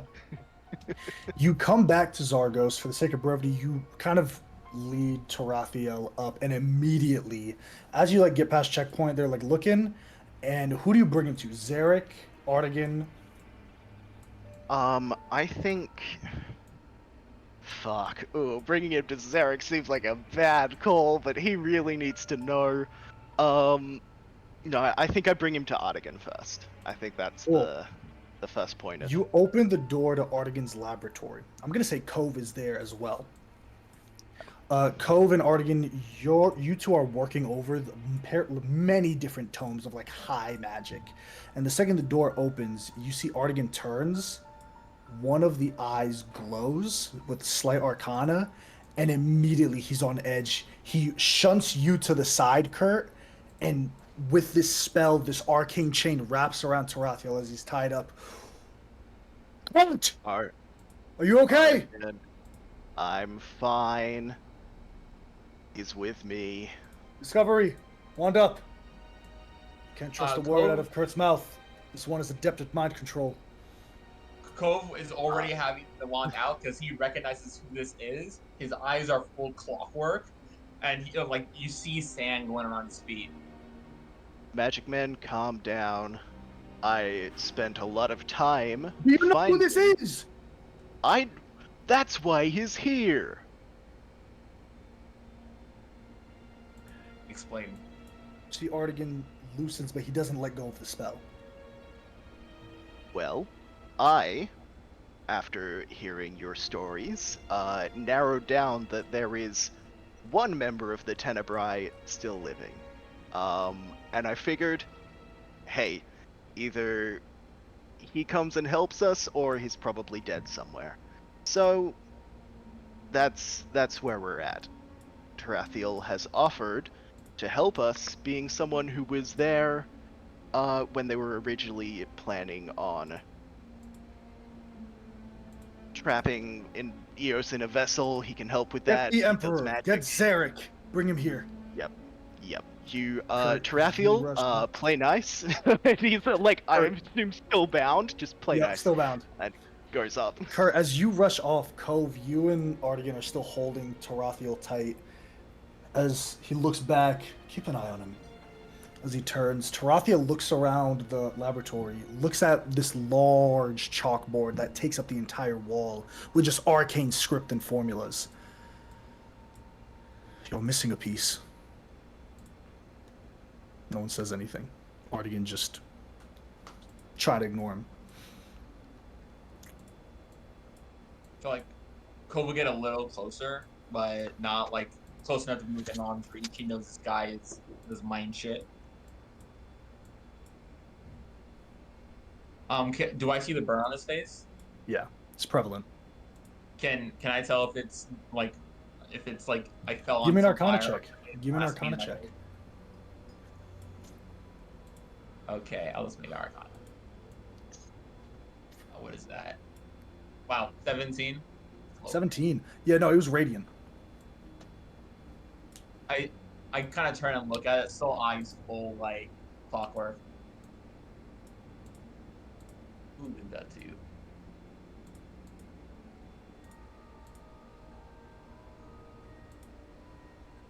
You know who did this to me.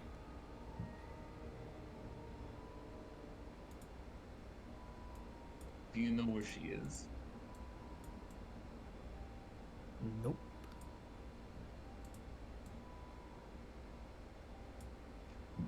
Can I make an inside check on? Is that confirmation that she's alive? At least. What's your passive insight? It's not high. Oh wait, it's actually no, passive insight's 11. 11. Yeah, give me an insight check.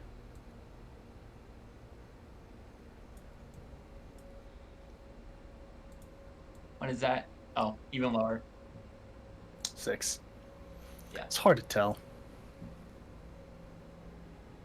Koz is probably just gonna hold on that and look at him. Eventually, Kurt, you get Zarek. The second you inform him that someone from Tenebrae is here, no words, feet moving. You get to the laboratory. Zarek doesn't pull out the weapon, but he's just looking around. What's the meaning of this? Artigan. Sorry, I'm just looking for nasty curses to rip this one's tongue from his mouth. So that I'm going to a page. Down, please. This man has offered to help. You can, Artigan, you are a magic man. Cast dispel magic on me or something. Like, what are you doing? What's all this? You're not understanding. Oh, You're not understanding. You're not understanding. Okay? This isn't just some guy. He's Tenebrae, yes, I know that. He was Tenebrae. Emphasis on was. The remainder are dead. Or Bring him here because whatever he they can are. help us. How do we know the second we let our guard down? He'll come after Because us. he's not already one of them.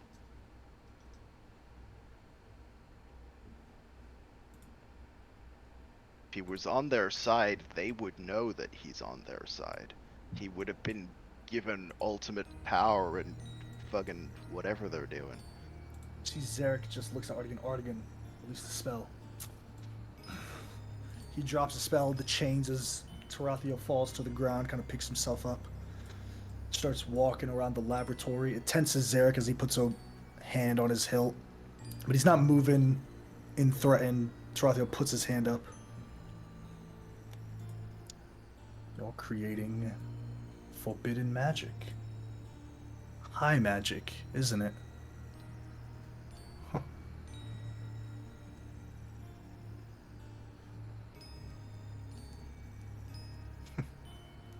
There's only one person I know who can cast high magic. And your friend there says that the Eternal erased him.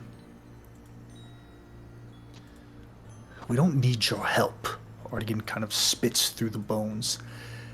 Discovery and I are finding out perfectly fine on our own.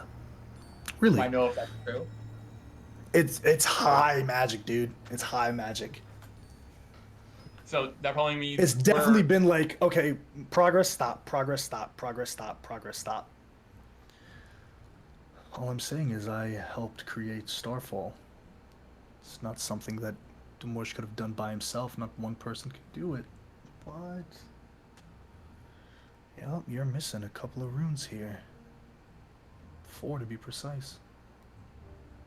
Nope. You see as he puts a hand up, Artigan, Zarek, Discovery, you two just tense. May I? He reaches down to the chalk. And there's one rune that he just puts a little swivel on, changing the rune. 4.5.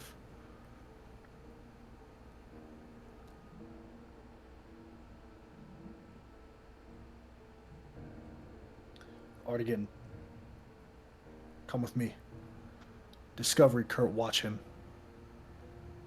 It's a nod from Ko, and like Eventually, a begrudging Artigan and Zarek return. they allow Tarathiel to assist Discovery and Artigan with the creation of Greater Imprisonment, the 10th level spell, at the condition that he remains watched throughout the clock until they determine that he can be trusted. Tarathiel makes his own demands as well, similar to you, Kurt, and the agreement between Zarek and Artigan, while you're not in the room as they hash things out, it's essentially cool. You uphold your part. You help us do this. You create this spell with Artigan. Then we can talk. But until we get that spell, we're not giving you shit. It's like, fair enough. And Discovery, Tarathiel is a kind of a ghost of a helper. You know, he's just making small modifications. You can see that he still doesn't trust you all. He's not giving all of the information, but Artigan is pissed to have him around. Just annoyed every time he's in the room, but he is helpful. He fixes the subtlest of runes, change the majority of an incantation. And it's formulas that look completely different a week ago. I feel like every time he makes an adjustment, and it's like one of the things that like Cove put down, and it's like, and now it's better. Like Cove visibly is like, fuck, but impressive. I think when they went away and Kurt and Cove were just watching him, I think because I never used this spell before, I'll use it now just so I can say how it works. Cove will like cover one of his eyes with his hand, and I'll cast Clairvoyance on his own room so he can look back in the room that he changed without leaving this guy leaving his sight. For sure. And Kurt, what you see is that when he covers this, sand kind of floats up a little higher in the room and actually makes an eye that looks at the orb. And you see Cove go, fuck. Okay. Through Kurt's ingenuity and investigations, you do recruit Tarathiel in this uneasy alliance. As you're walking another time, whether it's in the fire plane or whether it's in the city of Zargos, you feel a weird sensation, Kurt. It's one you're familiar with, but not really. It's pain. It's a pain from heat. There's something in your bag burning. Yes. And it's burning. Your bag begins to catch on fire. Slight embers. You smell it first, it's burning. Oh, shit. Oh, shit. You take it, it burns your hands as you take the egg out, and as you... it cracks. And cracks. And then one beak sticks out, this red crimson feather. Oh shit, what does this thing eat?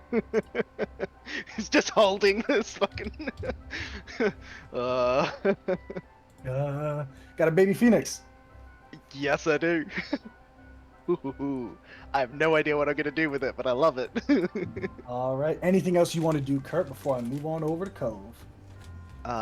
Yes. I am going to specifically go to both Bartholdi and Marzina. All right. I'm gonna say this is like right towards the start because that's when sure. the dates are. So I was thinking we can pretty much get wherever we want. Did you two want to go back to Fragaria for Trigger's Rest? And, you know? It's been a number of years. I don't see why not. Sure. There's I'm gonna be plenty of gone pretty soon, drinking so and feasting to yeah. happen. Maybe a little Yeah. merry before we leave. Yeah, that's a good idea. Yeah.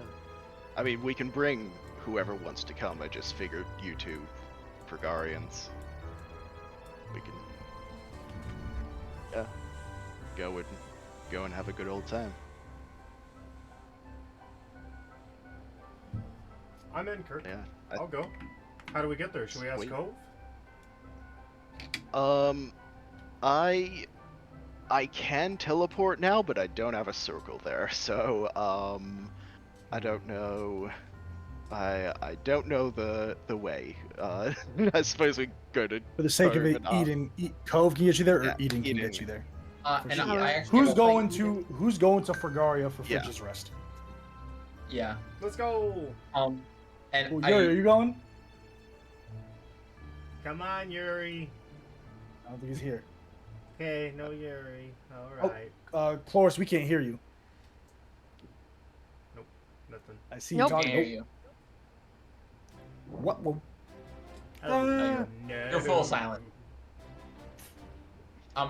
Also, yeah. Yeah. yeah, there we go. Is it to with your family, Aaron? This is just No. for just rest. Fridge's Rest Yeah. Festival. Cool. Yeah. Yes, And go. I was looking over some of my spells, and on teleport, there's a thing called it's fine if you still word on rule it the same as before, but there's a thing called associated object, which means and it says means Man, that this downtime, we're not gonna go over mechanics, man. Okay, Y'all can get fair there. enough. Y'all can get Okay. there. You know what I mean? Like, I'm not gonna fucking yeah. okay. So whoever wants to go can go. Fridge's Rest starts off the same. It's weird. Bartholdi, Marzina, and Kurt. It's a weird experience. Like, it's surreal seeing it again. Because, like, fighting, adventuring, and then Silent Vigil. The whole streets of Skulldown are lined with festivals, festivities, food, just long tables out in the open. Snow is lightly falling. As it hits some of the food, people don't care. They eat it. No one in here has a single weapon on them. Everyone is dressed in not battle leathers, but thick leathers and furs underneath as they're all cozied up.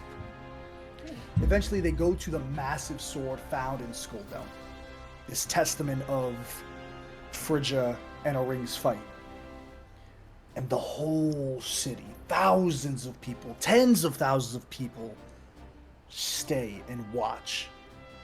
As the moon begins to set, it gleams off of the blade in a perfect way, glowing just the steel while leaving the hilt dimmed. At this time, you see a lot of people throw drinks into the air, couples embrace. There's a couple, kind of like a New Year's Eve, like a 3, 2, 1, yay! And officially, Fridge's Rest is over. Once that happens, it goes from merriment to boxing. The tables are moved, there are fighting pits all the way around, but it's all in good fun. Even the people that lose, they lose with graciousness and gracefulness. As they take their L and they pat the other on the back for a good fight. It's raunchy out here. Anything you guys want to do? I mean, I'm a fight. Yeah, Barthol, you get in the ring. Kurt, if you like, you get in the ring. Marzina, if you like, Yeah, you get in the drinking, ring. Y'all throw fighting. down. It's a good time, and it's not even like thrown real, down. like Yeah. like fisticuffs. It's like a quick pop. Oh, that was a good hit. Like just fucking boxing and wrestling. Marzina, you get in there. The first person that you go up against is this massive orc man. I'm going for the Oh my knees. God. You go for the knee, you hit it. He doesn't move. He picks you up under your arms like a child as you're swinging. He goes, yeah! He throws you. You hit the ground. You go, get up. You go again. Give me a strength saving throw. AJ, I would like to, even if this fails, if this doesn't work, I want to try and drown him with my hair. Whoa. Drown him in a Whoa. play fight. Not like drown him, but just like. Okay, wait. I Wanna got splash a him? 15. Yeah, like 15. That's Splash him with my You SpongeBob hair. thing. throw water in his face as he's holding you up. You take it. You tackle him as he kind of lurches forward as you go around his waist, and then he like fucking Triple H puts your elbows behind your back and slams you to the ground. He goes, that was cool. Good job, kid. Good job.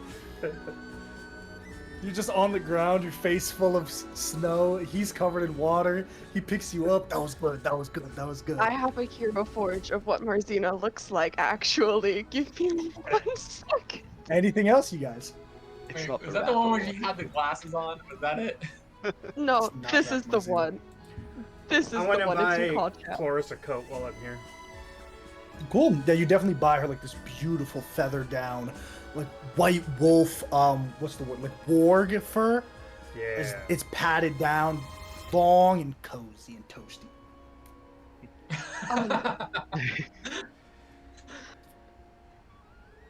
I'll just like peep by the where the temple once was before we Yeah, leave. there's a restoration. Like in fact, like it's been cleaned. Thankfully, much of the debris has been cleaned from the sigil that's still there. People don't really go to this area anymore. It's a solemn reminder of what happened, but people just stay away from it. You do see that the foundation of another building is already being built with stone and cobblestone and wood and things like that. We can touch upon this when it's my turn, but could I touch the sigil? Yeah, we'll get to that. Okay, Remind me. I will. Write that down. No! Why? Sometime before that mournful moment, because that's not a great time, Kurt is going to fucking down down his fucking ale, and he's gonna walk up to Marzina. Battered and bruised. Yeah. Mare, I was wondering if you would want to go out to dinner with me sometime.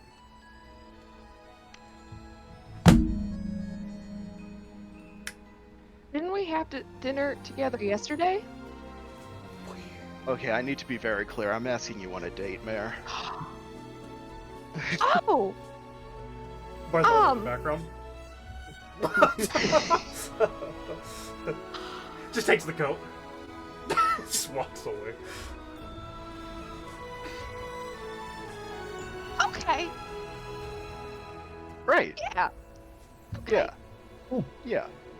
Marzina is gonna like walk back into the fight, like pat him on the shoulder.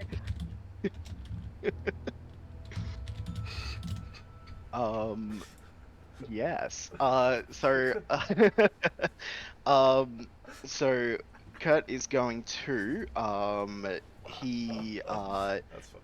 funny. he gets dressed up, not formal, but definitely nicer than a tank top.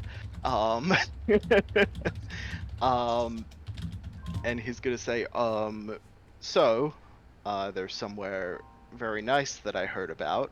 So this is in the in the evening one time. He's gonna take you to Kaijor. And he has like a nice little like picnic basket kind of thing going on. And we go by the ocean there, and have like a picnic on the beach. And later in the night, there's a bioluminescence over the water, as there's like jellyfish, just like the whole water is lit up by these blue bioluminescent jellyfish. It's cute as hell.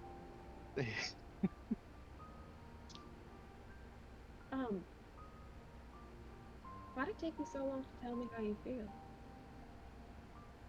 Oh boy.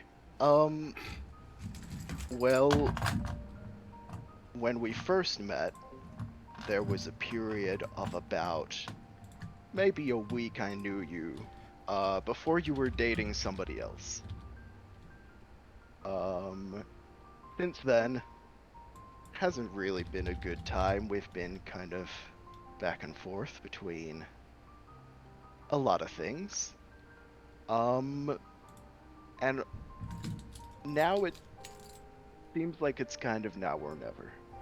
It's like a bajillion. Like Marzina's mind is running like a million miles per hour right now.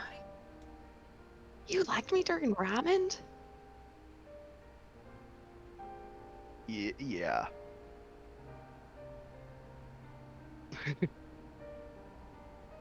I I mean, feel really bad. I didn't know. I'm gonna be honest, for a while. Now, what we have in this group is weird.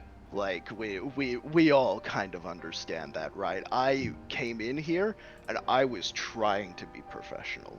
This was supposed to be a job that I was doing. It was for a friend, for information, but it was a job. And I was trying to keep it professional. So it wasn't like, you know. Yeah. but yes, it has been for quite a time. Marzina, you think back to like the odd, like linger of a hand on a shoulder in a combat. You think to like a Yeah. moment when you're down, like a healing spell through touch where Kurt kind of touches your hand. Just like small little moments that are inconsequential, but put over each other and over each other. You're like, fuck. Okay. Yeah. You know I already love you. Granted, it's always been more of a platonic love, but I think it could become romantic if you give me time. There's a lot happening right now, and I don't know if I can be, like, fully devoted to you right now, just with, like, Eos and my brother and stuff, but once we win, I'd like to try. That is completely fine. I understand. I'm not asking for anything more. I just figured if I don't tell you now, I won't get a chance. So, well, She'll may take not your get a hand. chance. We'll win. We'll win. Yeah. You'll- Yeah, we will. Thank you for telling me. and thank you. For what? You just, I mean, for being you idiot, like, you understand, right? Like, it's, I love you, Bear. You care a lot. I care about you a lot. Dude, you literally just said that to me. Why are you acting like this? You're okay. You hide. Let's watch the jellyfish. It's actually I asked Maliki's partners about this and they mentioned it and it's lovely. Definitely is lovely. Actually, I can get an even better view. He's gonna pick her up and fly so that she can like see from like a bird's eye view, see just all the like jellyfish in the water. I feel like Marzina is low-key scared of heights, so she's like clinging onto him. Good. Game recognized game, baby. Game recognized game, Kurt. Okay. Anything else you two want to do as you come back to the sandy, snowy shores of Kaijor? I think That's it from me. she'll cast Water Walk on Kurt, and she has her water walking ring, and they can like walk like on the water, look at the jellyfish from there. Okay. Can I do something or should I go for my turn? Wait for your turn. Got it. Anything else, Kurt and Marzina?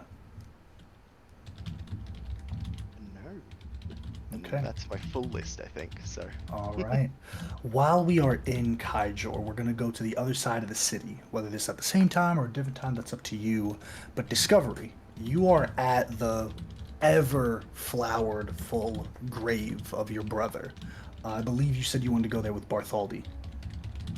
Yeah.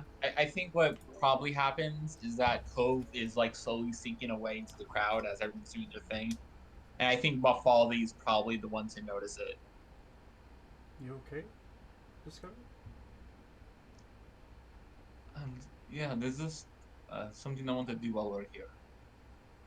Okay. Yeah. You want to come with me? Yeah. Yeah, I do. If it's alright, I want to walk there. It's not far then, huh? I think I know where we're going. He'll start walking towards where he thinks you're going. Yeah. I think on the way there, Cove doesn't say anything, but like, we get there, and just staying in front of the grave. There are fresh flowers there. Like they were just placed a few days ago. Maybe less. Seems someone's still tending to him. That's good to know.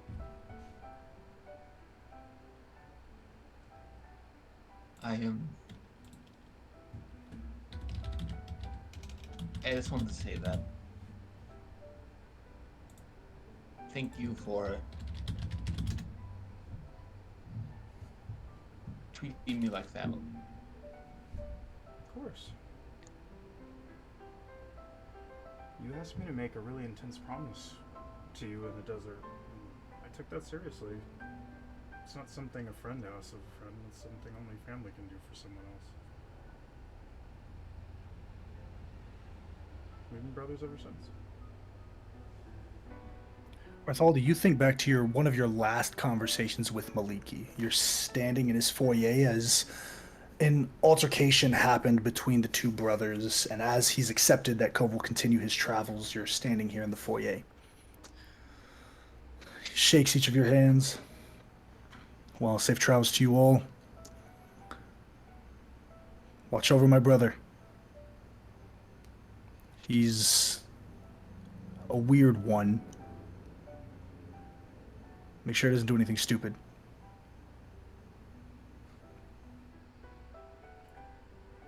Of course. Though you know how hard it is to stop him. Yeah, I do. And then the memory dances away. You know, go ahead. He cared about you more than anything else. You know that, right? And what happened to him isn't your fault. Maybe a variance of yourself, but it's not you. I think I'm past trying to assign blame.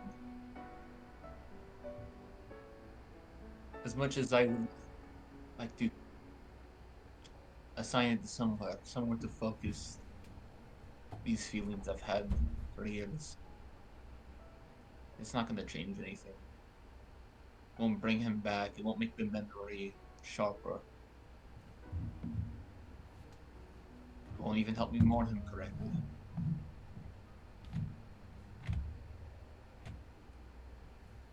What No. does mourning him correctly look like? What do you mean? I think that even before I even was sure he was alive and assumed that they were all dead, and there was a part of me that always figured if I got good enough at magic, I could bring him back. If I got good enough at knowing how this mysterious threads that weave the world, I could weave something of my own, bring them back, defy fate. It's about time I understand that that's not what magic is for. It's not what it's supposed to be. What do you think it's for? I think magic's for everyone. I think magic's for not the caster, but where the magic's going. It is a shield when it needs to be. It is a spear when there is a threat. It is healing when you are hurt. Magic was the final gift of Fluffy to everyone. To make sure that, as mortals, a little bit of that power for us. Not for ourselves, but for each other. I think I can't probably call myself a wizard until I start using it properly. I think Bart sits back, kind of smirks a little, looks at the grave. He's doing just fine. He's finding his feet. You know, the funny thing is, even when we were little, before our father kind of found us and gave us a little bit more security than we had, we would joke around about who could survive the longest, who was gonna make it, who's gonna maybe get out of the little sand pit that we grew up in. I always thought that if we went our separate ways, I would be the first to go. I'd be the one left unsure of what to do. And now I'm the only one left.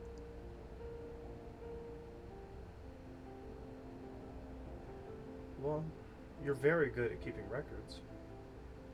And I know that you'll never forget them. Maybe use your magic to pay homage to them.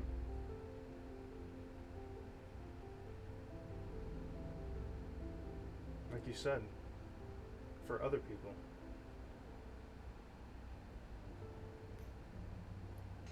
Okay.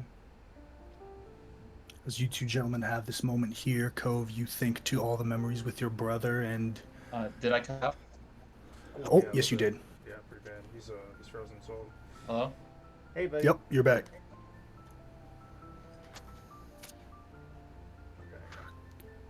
Cove? There Cool. it is. I think I'm back. I You cut think- out for a second. Cool.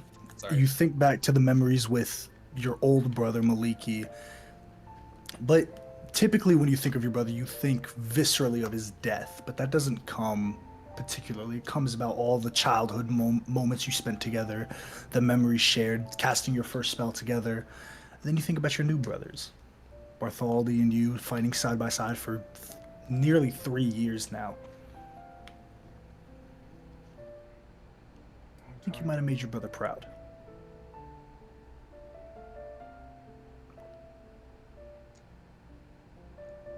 No, Bart. As far as I'm concerned, I found a new family with you guys, and I'm not quite sure what that means yet. Not fully. He'll walk over to you, put his arm around your shoulder. It means you're always welcome. You have a home. That's what that means. What happens when we're done? When we all go our separate ways around the world?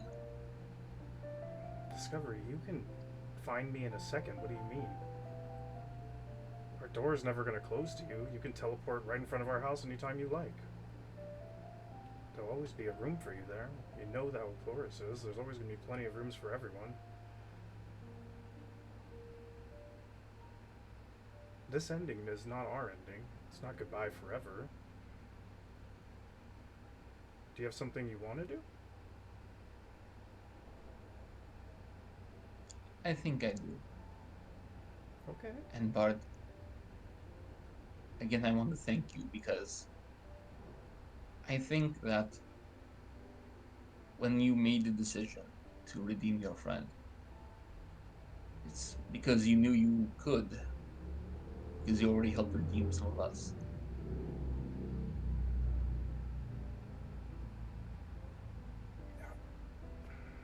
I mean, you kind of said it.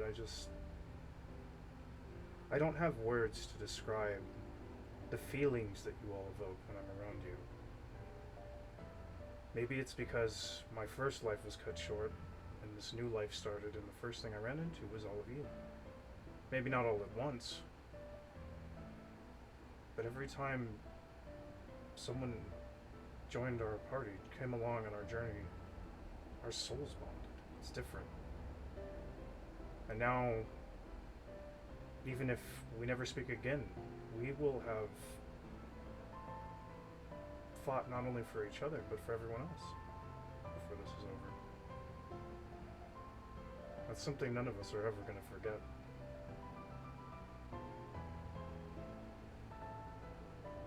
Okay. You two gentlemen have this moment together. You embrace in a moment of brotherhood. Cove, what else do you want to do?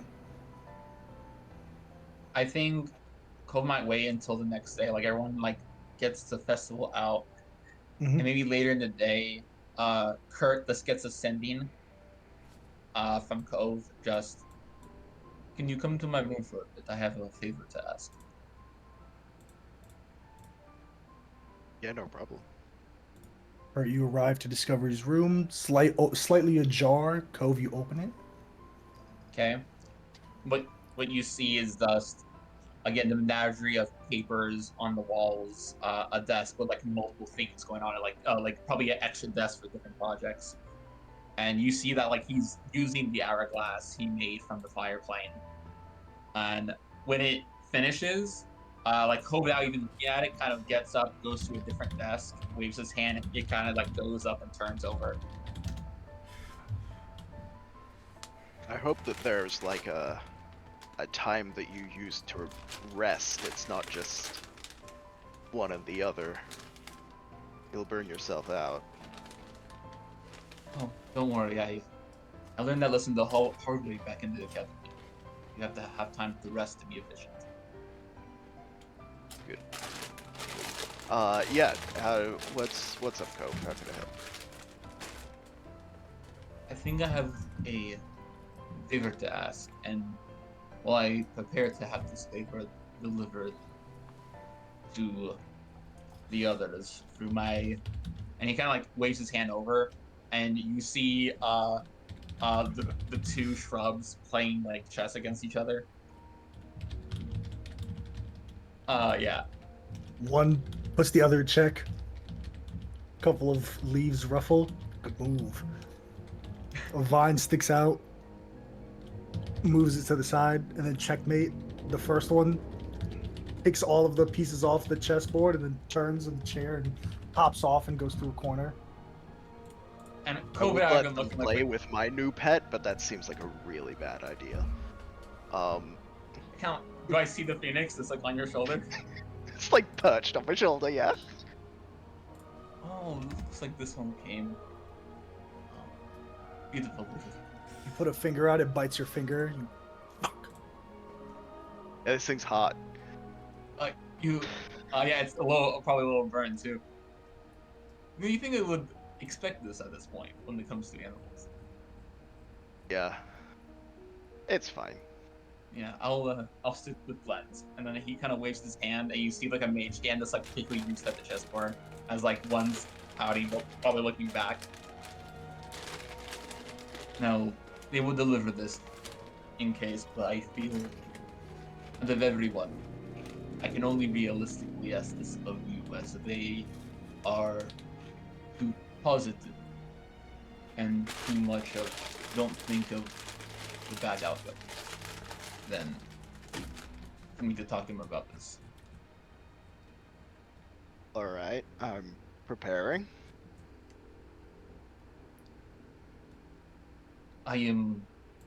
What we're going to do, there is the chance of success is not exactly as high as most would like it to be. And the chance of all of us surviving, I feel, is even lower. And there is one thing I want to make sure is done. If I am in one of the unlucky few that don't make it.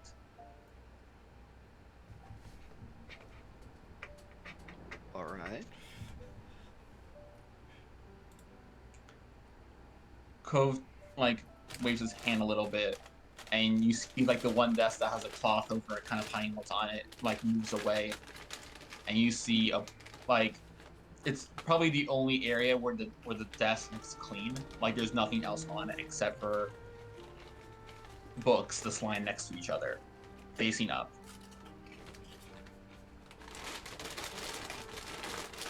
Out of everything that I honestly don't think I was built for adventure. I don't think the hero's path was exactly mine to take. I think I kind of fell into it. Fell into wanting to make sure I didn't miss the moment. And I made sure that I wrote it down for each of you and all of us together. And when you look now, each book, as like he's shown you in the once before, is like styled to match each one of you. There's one that's kind of a little bit fur-lined, that in like the Fragarian style, that's probably what Thaldi is. You see one that's looks like the book cover is carved out of wood, but the wood still has like a little bit of life in it, probably for Flores. One that's like light blue and silver with maybe a crescent here and there. one that kind of has the idea of like this was made out of like a boat of a ship, and part of the cover has like a bit of a sail on it that's kind of used as like what to write on the book. One line with like some precious metals and rubies and like kind of reminiscent of your ring. And then one a little simpler cover made of sandstone. Maybe some Roman numeral numbers going along the border. And then one, the biggest one. It looks like all of those have like its own spot on the book as they swirl towards the middle of the cover. Are these our stories? As best as I could put it down.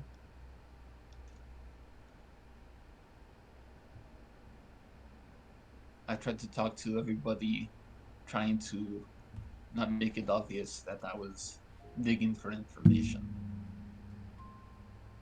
But a lot of you are more open than I thought most people were.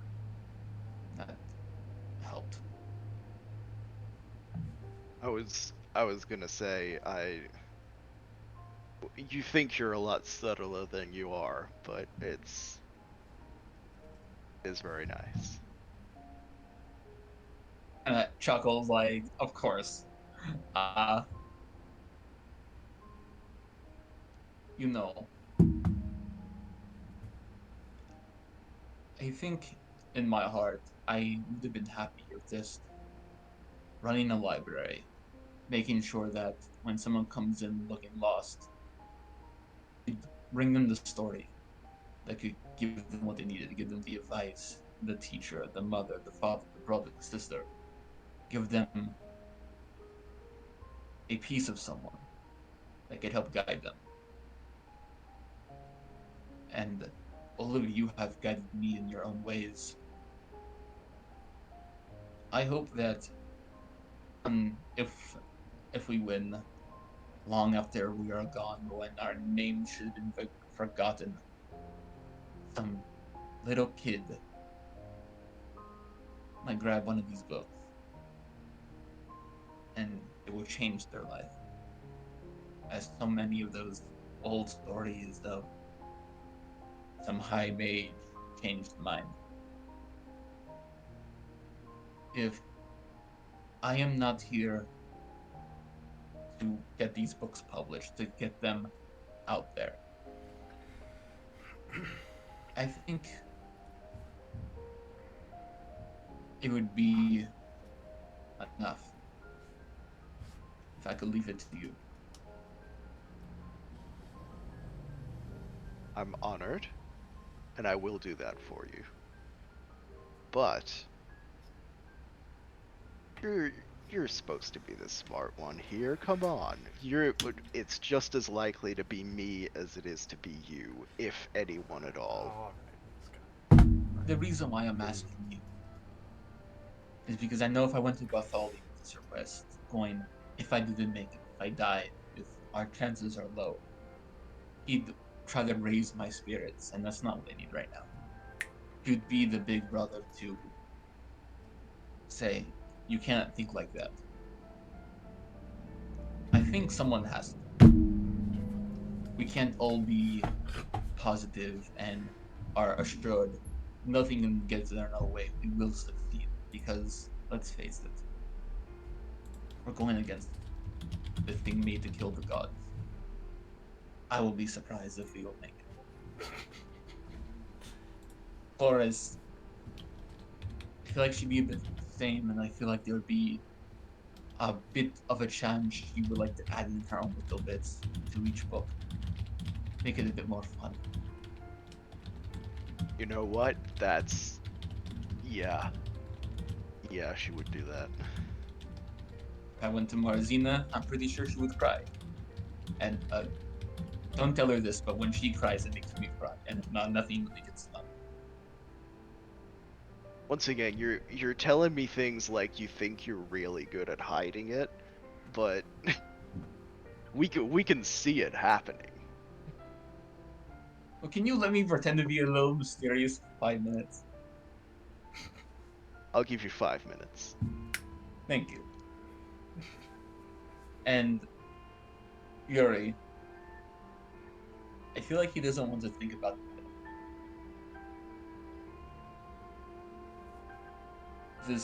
I've been to his taverns, and I feel like there's moments where his body's moving, but his mind is, and I recognize that feeling. I don't want to put any more weight on it.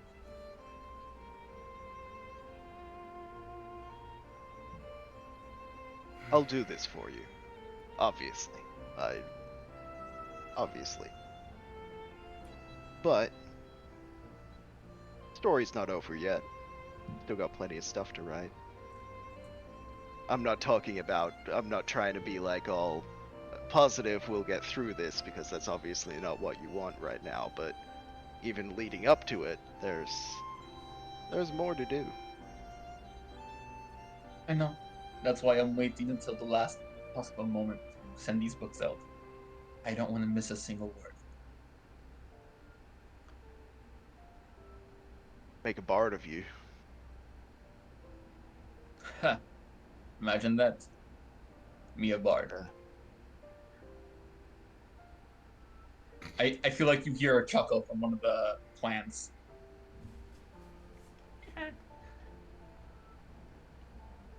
Okay. They Anything can else, talk. Cove? I don't know. Maybe. The Uh, plants anything They're else, not Cove? going to go see, but AJ made it canon, so they can talk now. No, that's just AJ talking out his neck. Good move. Anything else, Cove?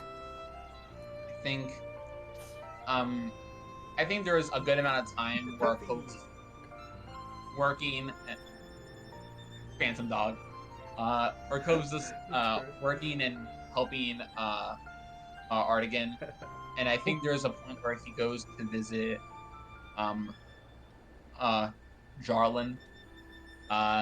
And just check in how he's doing with his wife and his kid. You mean Hoxley? Garland. Oh, Garland. Garland. Okay. Right. Yeah, you go I was to about to the say. desert. You see Garland, and let me pull this fucking kid's name up. There it is. In Draken, little baby now kind of talking slightly, just like the Goo Goos, like some semblance of speech. Garland and Scar, they set out a small little spread. They let you know they didn't have any, they weren't expecting you, but they do set out a spread. They hear your tales. Garland remarks how he's happy to see you, glad that you guys are doing well. He heard the address and he knows that you guys on it. You'll be solid. AJ, Yeah. Could it be the time when I'm also there? For sure, Because I absolutely. said- If Cloris and I Cove said- want to go together. Coincidentally. No. I'm like just Cloris and tolerating. Cove go. Absolutely. Yeah. But you two finish a beautiful meal here. Skara gets up. She goes to put the baby to bed as it starts crying. Garland starts doing the dishes as he's just looking at both of you. Well, I appreciate the visit. Can't help but ask why. Not that I don't like seeing you all, but It would be a while since we've seen each other. And Yes. I would like to check up before something were to happen.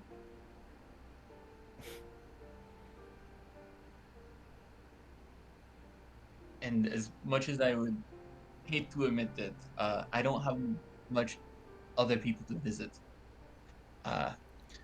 you know, it's the first thing I teach my soldiers. Well, taught my soldiers. Life is a lot like warfare, you two, and I know that's a grim and morbid thought, but it is true.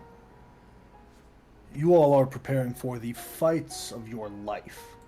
That much can't be understated, but if you go in, even with an ounce, thinking that you're going to fail, then you probably will.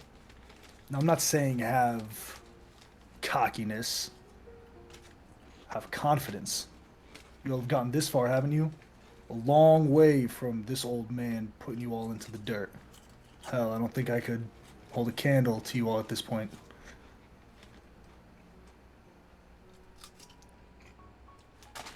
Make a point. Something I tells me also, that this visit wasn't a way to stop by and see how we're doing. I think you all are trying to make sure that you see me one last time. Am I right? I also wanted to get a haircut from Scar, I'm not gonna lie. Once she puts Draken down, I'm sure she'll be more than happy to. I think it was a combination of that and just a reminder of what we're fighting for. And I kind of like look at like where she went with Draken, and just like around the house of someone that's living a peaceful life. Listen, you two are part of the most reckless, stupid, idiotic, and flagrant group I've ever seen. But you are also part of one of the most capable people I've ever met.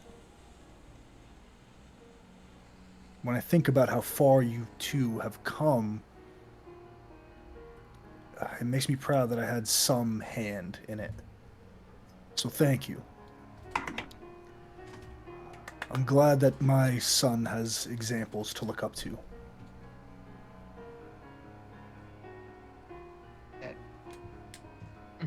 That means a lot. Thank you. I knew I always would be a god fairy somewhere. Okay. Well, listen, if you're gonna be here, at least make yourselves useful and help me with drying these dishes. Alright. Can You we two sit? both help out? Yeah. I'll probably go up and just like, and then like the water just evaporates off, like just magic it away. Well, that was easy. You all more than welcome to rest here for the night. Cloris Scar does come out. She spends some time cutting your hair. You all have your little swapping of stories, etc., etc. If you I want to leave a plant seed in the garden for them. For sure. And it's going to be one of the ones from Bulgaria. Okay. Absolutely. It's golden. And All right. I think when she does that, kind of on the way out, I think Cove would kind of wizard away and just go to like a fight that he thought was very memorable, because it was a fight that really that we did to cool off the pyramid. Yeah. And probably just look about it of like reminiscing, and just to see if anyone's like took in residence or like Yeah, you see that the whole pyramid is an archaeology dig at this point. There are tents, there are stakes down, and people are like, what the fuck? There's a pyramid! This wasn't here 10,000 years ago! I think Ko kind of like puts his hand on his face, like, oh shit, and probably goes to find the guy in charge and kind of just like, so I hate to tell you this, but and like this explains of like the item magic means, and like there's a one of the chances is this happening. All right, boys, back it up. We ain't gonna find nothing in there. You see a Kinda like- couple and damn it! Like feels really bad, but like he doesn't want to waste their time, and I think Ko will look at it and just seal the door up and go, maybe, and he'd leave. Okay.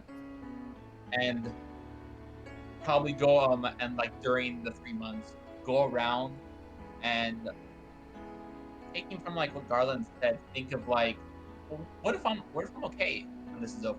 What if I do make it? I'll make it. But what am I doing?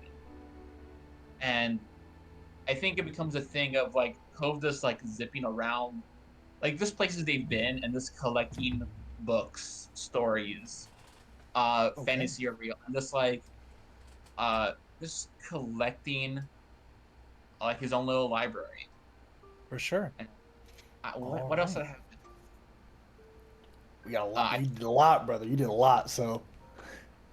Oh, I'm sorry. You're good. I can talk to Marzina later in the session. I'll talk Cool. to Yuri. Okay. Where does Ko find you, Yuri? I assume at the captain's quarters or the Three Daggers. Probably the Three Daggers at this point. You've just signed off on a shipment to Leyland. Couple of kegs to a restaurant called The Leftovers.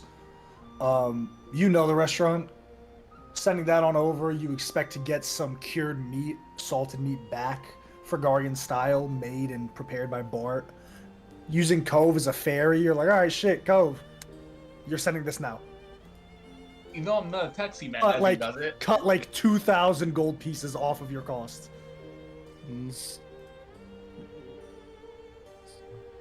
I get free drinks at your bar as I teleport it away. Regardless, Cove comes back. What would you like to do, gentlemen? I think Cove would like come in one day and just like sit down and order. Actually, would order whatever is the house's special drink. Like what is like the drink that they're proud of. In this place,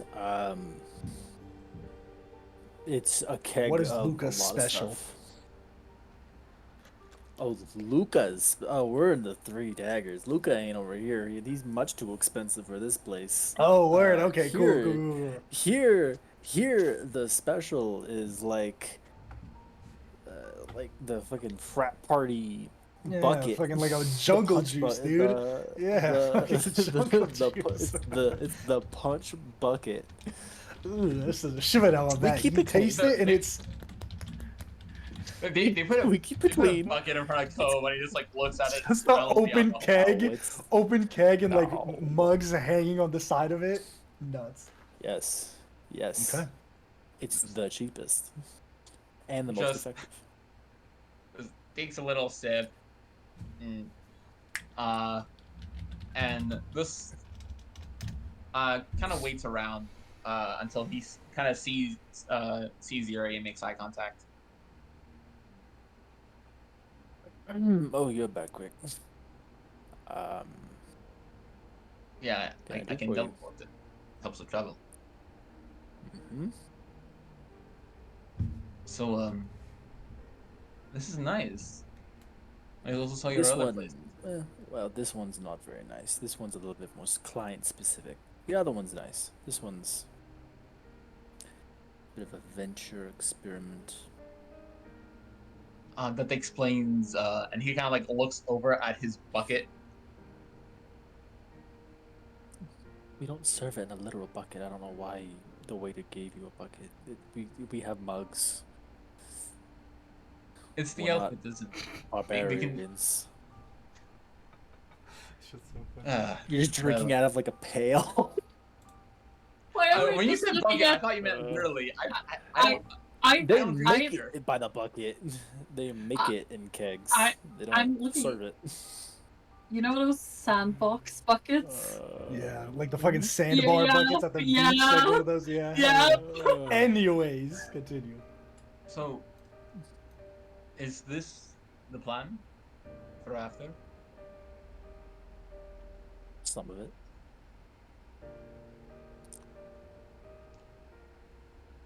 It's a good idea. I like it. Alright. I will pull up a chair. What's this about? I honestly, this one. No one's really dropped in no one's really dropped in a couple of months. And the first person's you. And you're all That's- sappy. That feels a little rude of them, but I don't know. Maybe I'm feeling this in a snappy mood. But this one is the deal you were doing. You're doing good, right? I'm doing good. Yeah.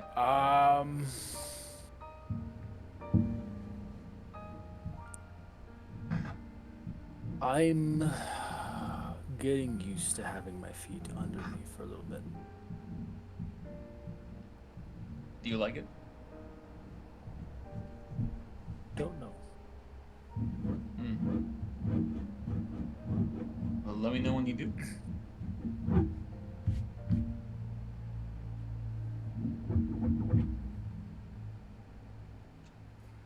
I honestly this one. I feel like out of everyone, we've talked the least. And I just wanted to talk to you for a little bit. Hope that's alright. No, that's fine. And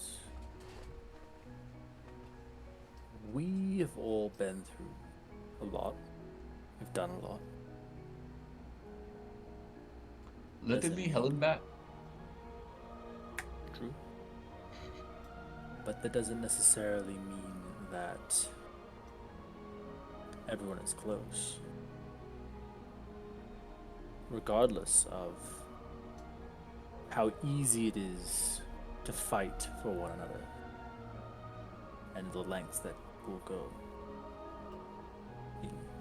Look at me and Bartholomew. We aren't. I mean, we're oil and water. I respect the hell out of him. But we are of different cloth. And I think Yep. it's the same for us as well. I respect you. I will admit that in the beginning I didn't trust you very much. That's fair. Most people don't. And For some I reason. think that stems from the fact that I think the same reason that you're here now is that you almost are counting on a bad result. Let's not make martyrs of ourselves. It doesn't go well. And personally, I have a personal distaste for sacrifice. If we are going into this fight with that perspective, then nothing good's gonna happen. I'm not going to say that everyone's gonna make it. That would be foolish. I will say it once. To you and to only you. Because I think you are the one that needs to hear it. If we are going to lose, then we will. Let's not sacrifice ourselves in it, though. Don't throw anything away in losing.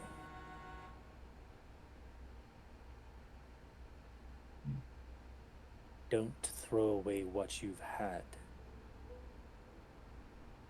And I think you could probably notice that Yuri's speaking quite specifically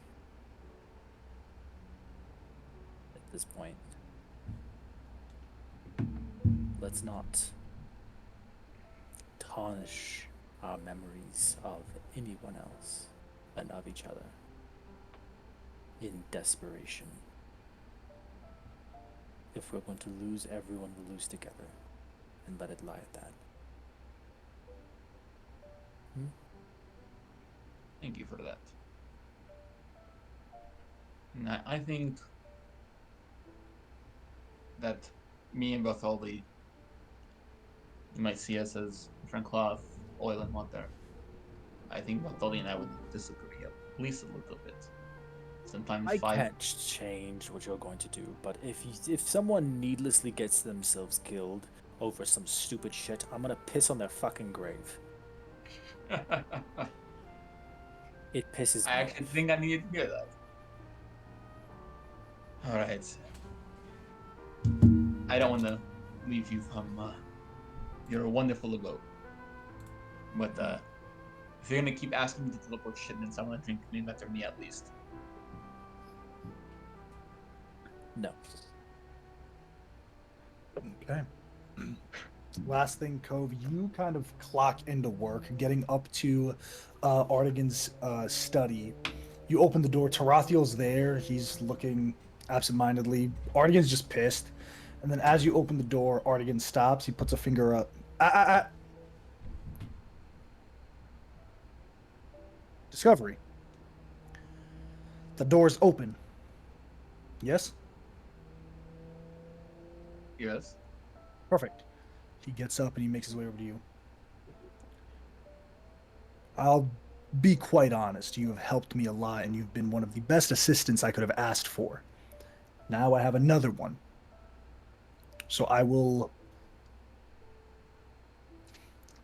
I've spent multiple lifetimes preparing for this. And even with this one's help, I still think we might not be ready. I have lived the majority of my existence for this role, and I'll be honest. If you continue to try to learn from me, what I will teach you will make you one of the most powerful spellcasters this world has ever seen. But high magic is not cast on a whim. It's something the Weaver never intended. Doing so will affect your body. It could affect your mind.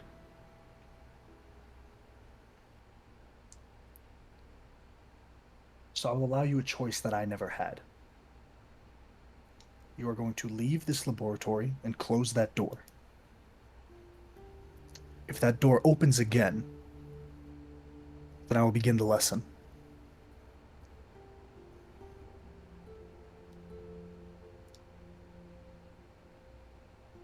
So Cove goes like, all right, like go think about it, and but if I come back, start it, right? Yeah, basically, if you open that door again, you step foot into this laboratory again.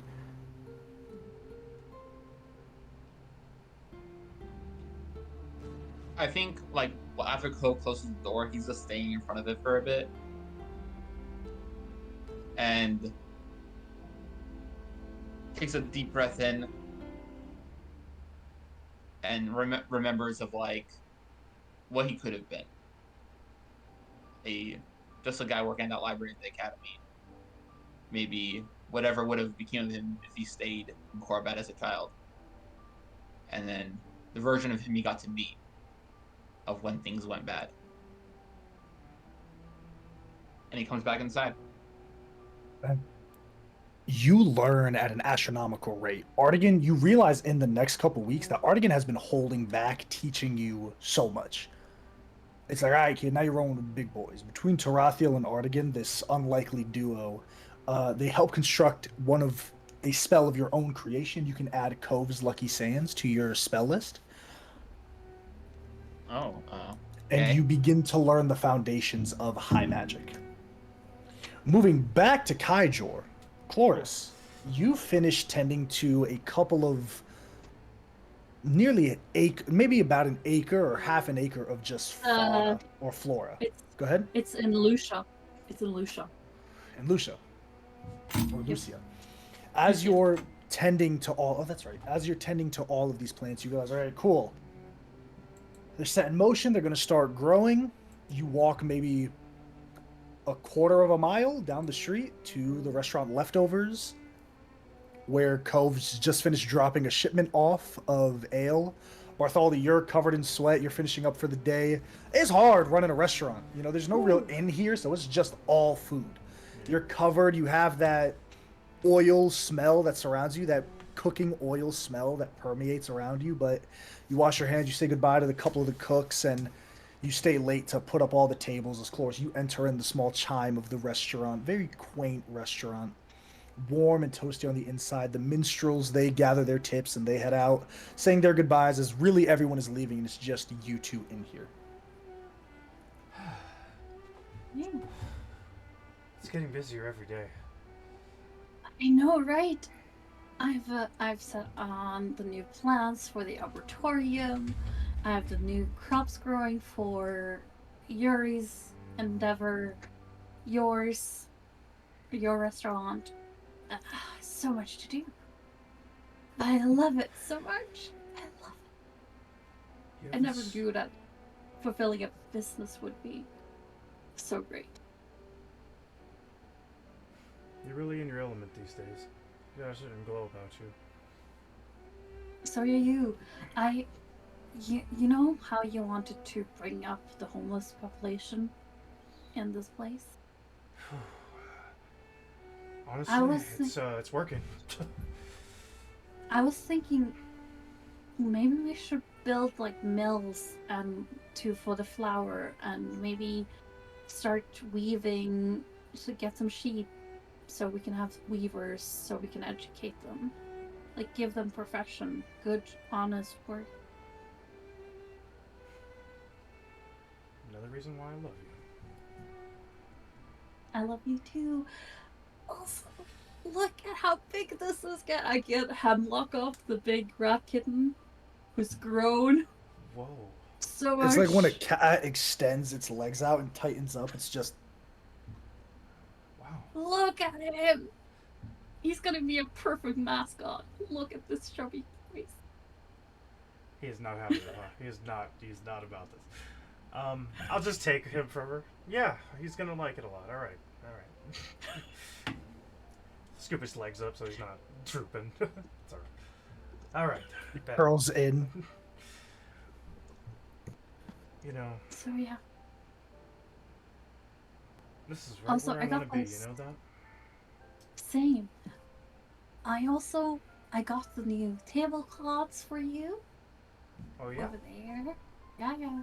Beautiful, like silken weaved, Feywild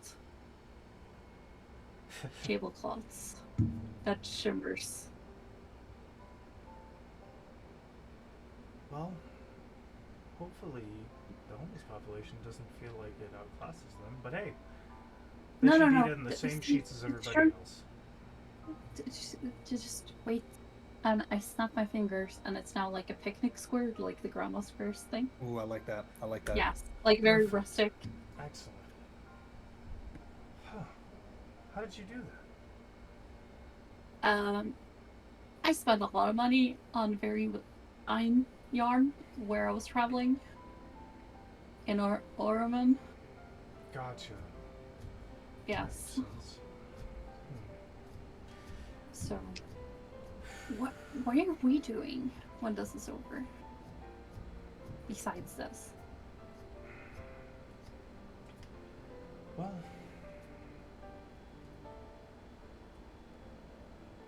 I was thinking about that.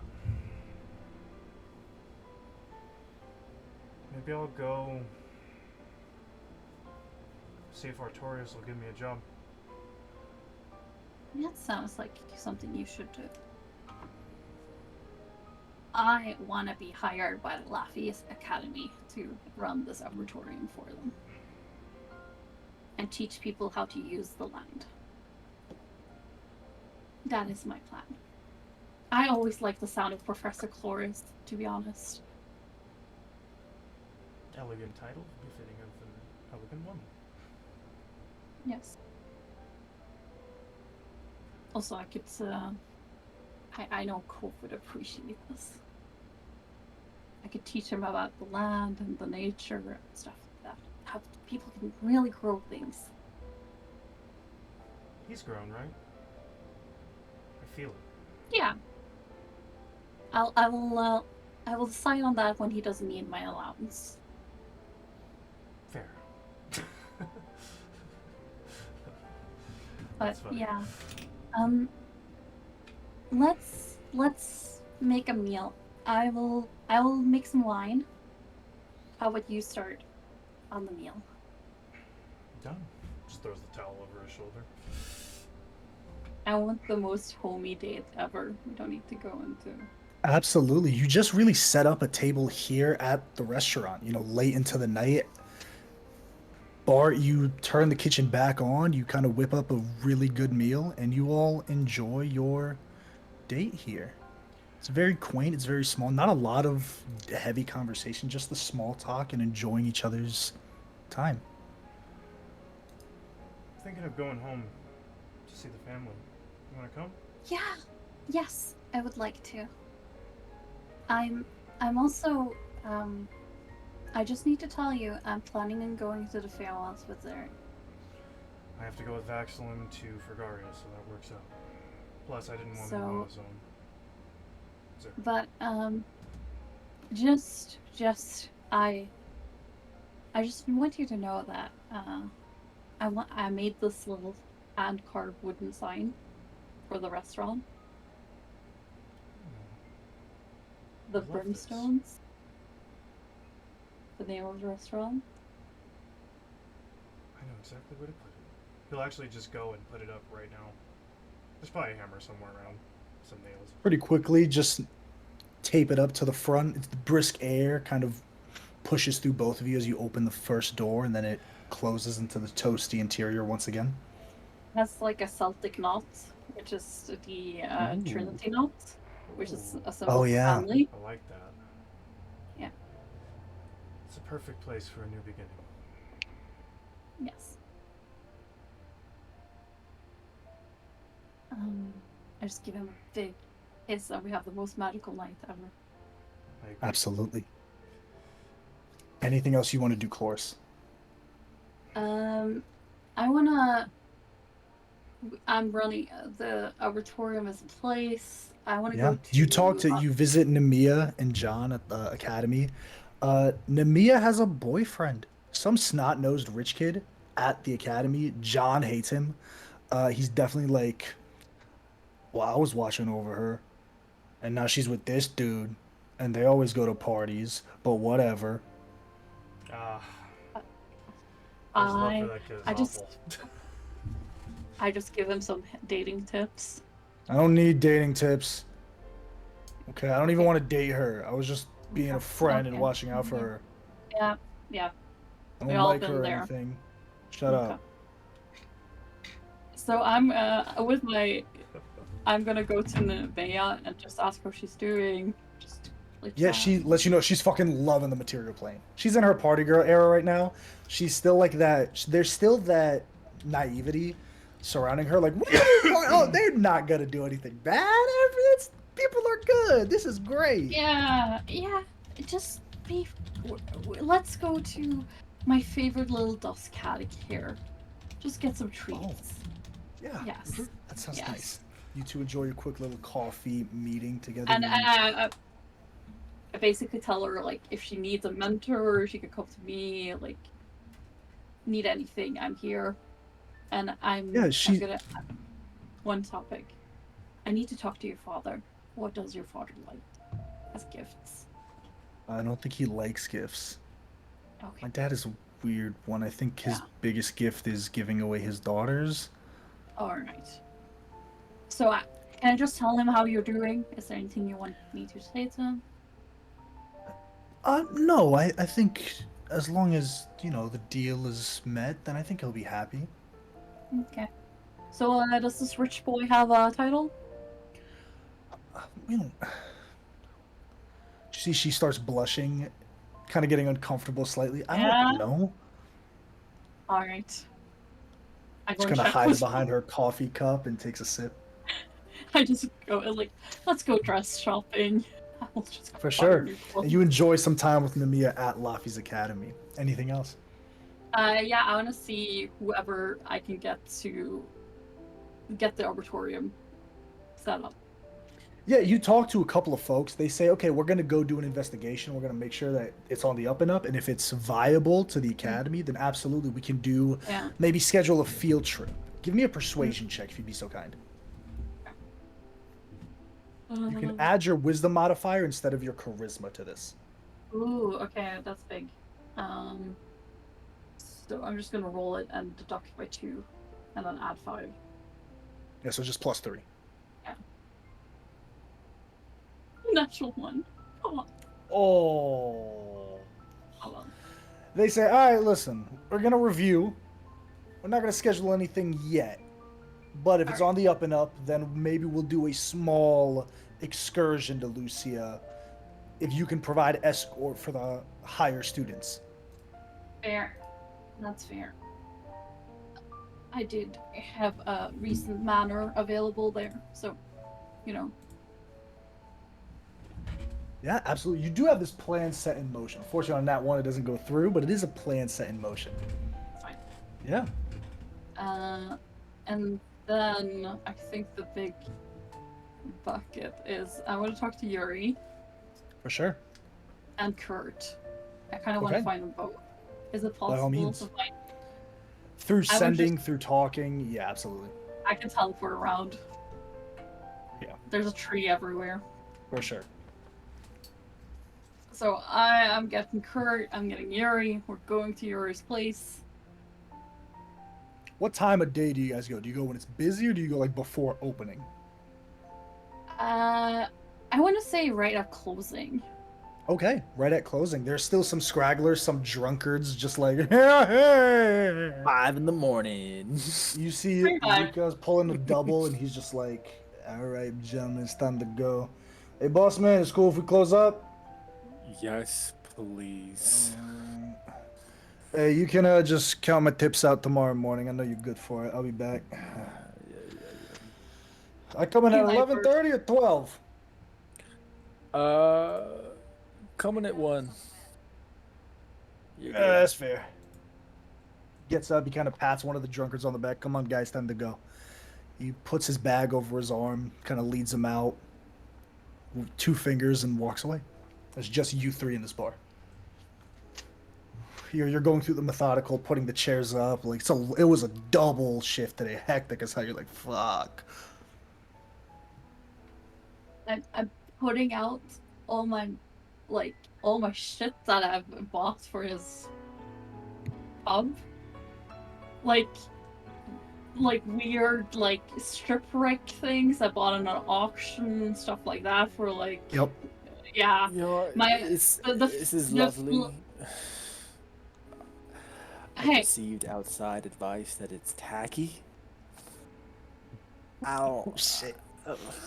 We'll do like ornament pieces on the desks up in the private rooms upstairs. How about something a little? Yeah.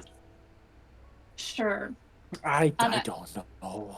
I also have like the shale. Okay, I brought a whole shark like in boats.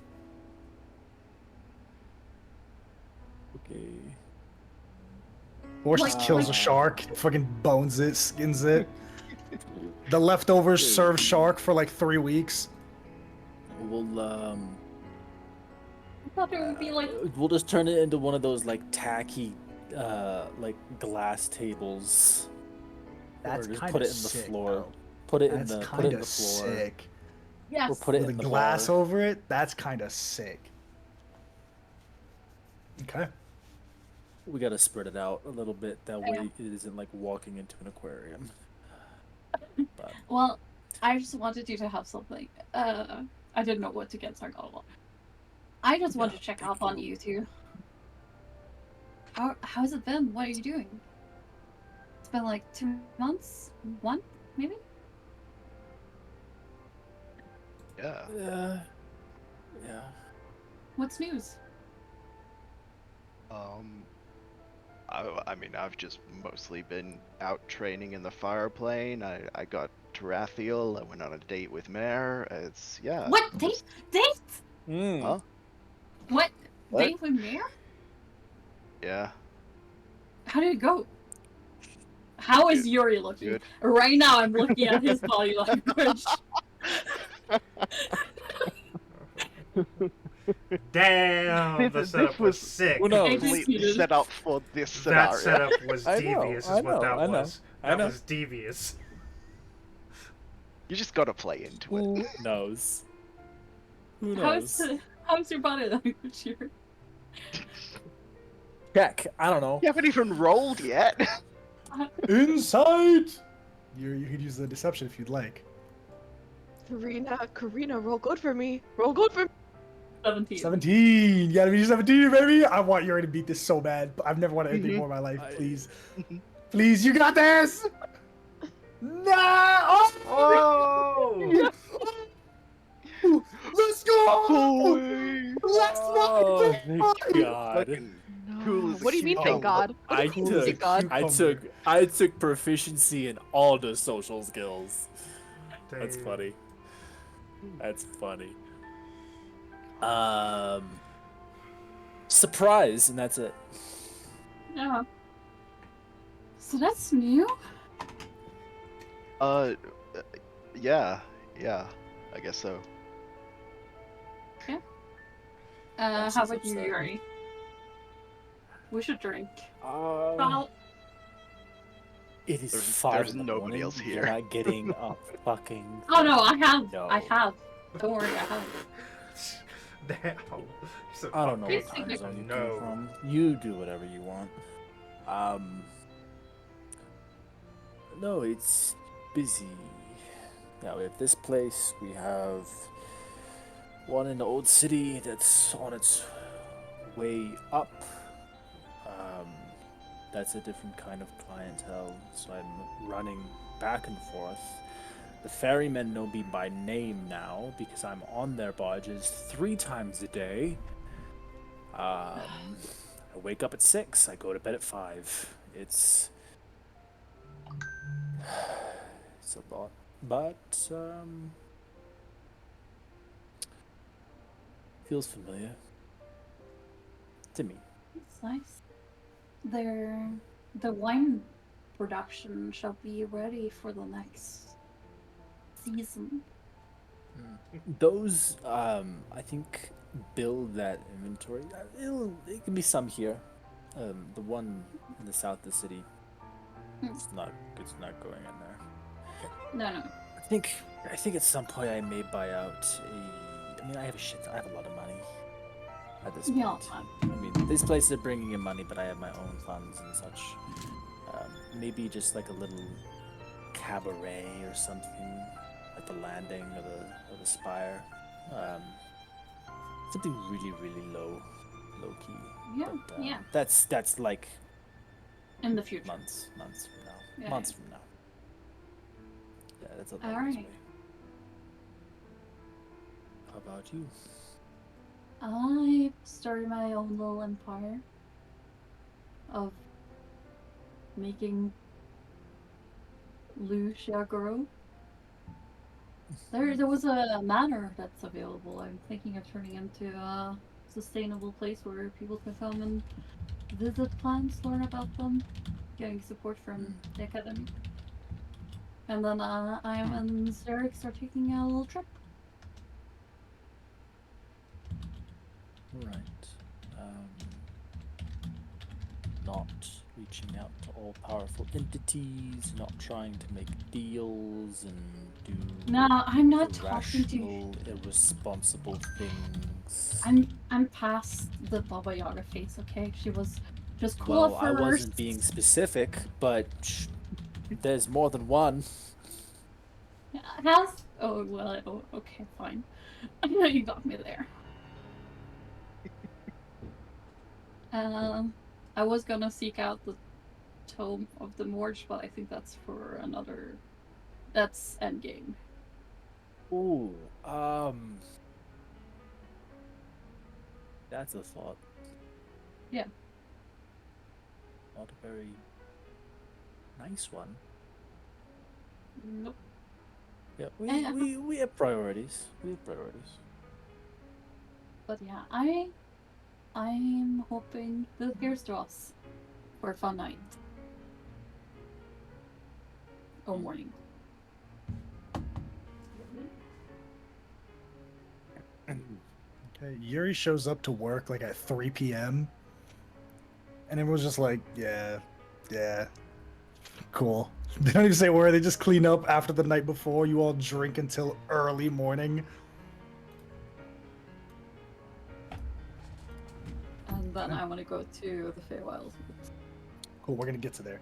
What did I last just thing say? was, you reach out to Amatsuchi Kagehisa. You and Bart Yes. kind of working together. You're in your arbitorium one day, early in the morning, I'd say midday. There's a couple people coming in, coming out, looking at the flowers, and you spot someone there. It's a little girl, blonde hair, pigtails tied up. She's looking at a flower, but the person next to her startles you. It's a man standing. He has one hand on her head. It's a steel hand and a steel arm, dressed in red, with a bowler hat on.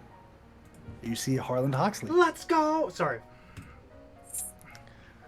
Hiya. Nice run! Oxley! He gives I'm you a giving hug. the- Whoa. This is some welcome. Kind of puts you back. I missed Run along you. now, dear. Have to talk to Chloris. You've grown so much. Right.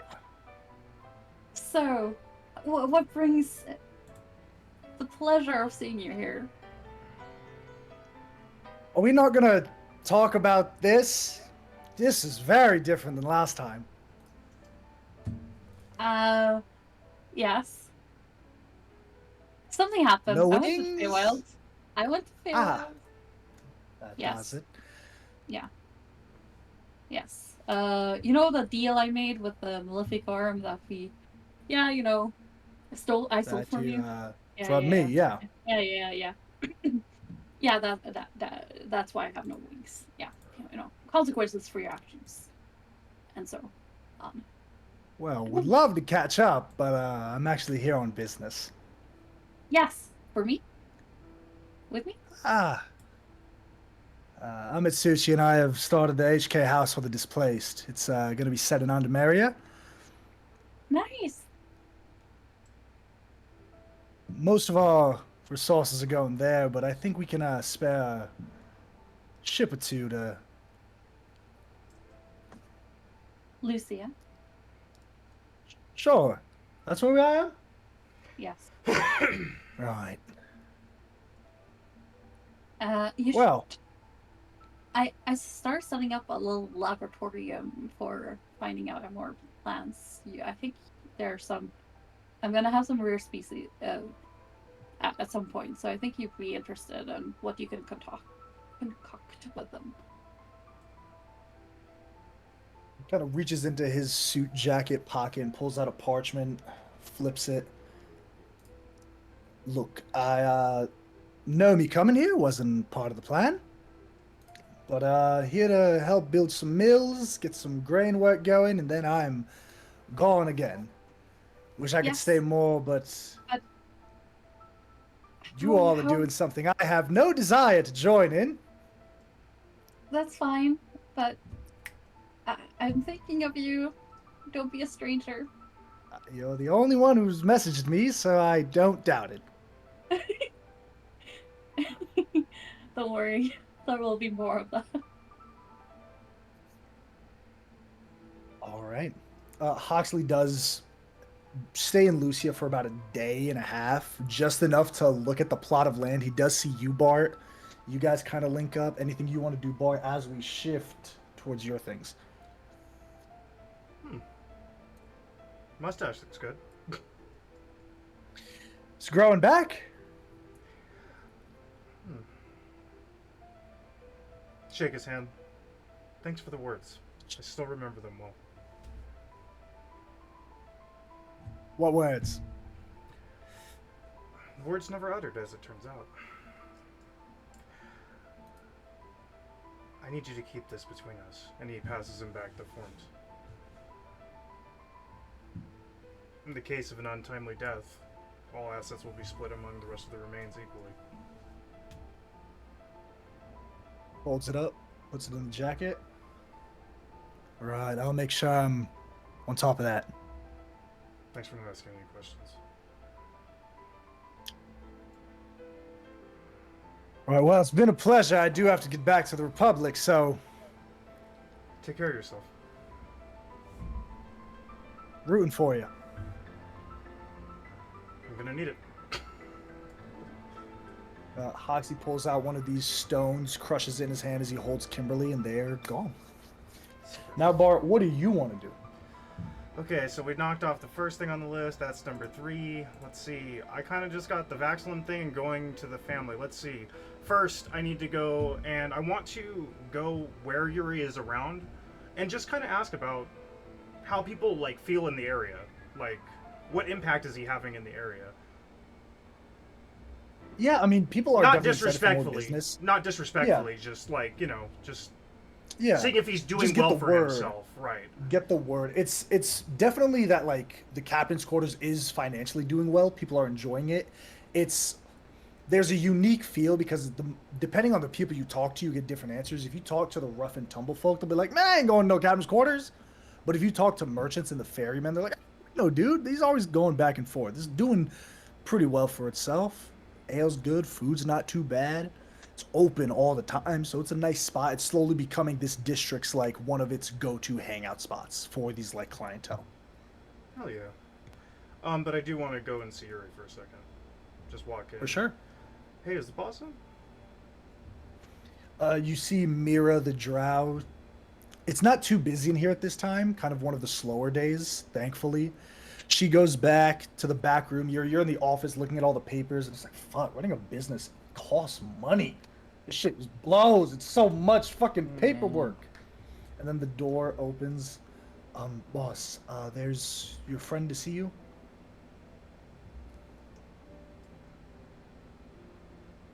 Better than what I'm doing now. Okay.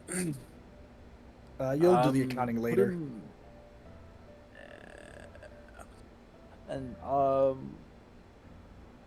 upstairs. Upstairs. She turns. If you'd follow me, sir. She leads you upstairs into one of these meeting rooms. She opens the door. Can I get you any water? Something to drink? I know it's a bit early in the day, but Water's fine. of course. She comes down. By the time she comes up with water, you're getting ready to go up there as well. Mira has set water down for both of you and a pitcher, and then a small wooden basin of ice. And then she leaves, opening the door for you. Yuri closes it with a nod, and you two gentlemen are here. I really like it. I'm gonna tell you. People are buzzing about this place. around. I'll be honest. My favorite part is the cot in my room because I don't get to sleep much of anywhere anymore. It's You've always struck me as a man who has been trying to get some time back that he lost. So, you know, lots of sleep not to be had, if that's your goal. well, not time lost, just time left unaddressed, I think. I like that. I got pushed out of this place, and it fell apart. So, if anything, it's just paying my own dues, getting it back up on its feet. Some other stuff on the side, some community outreach.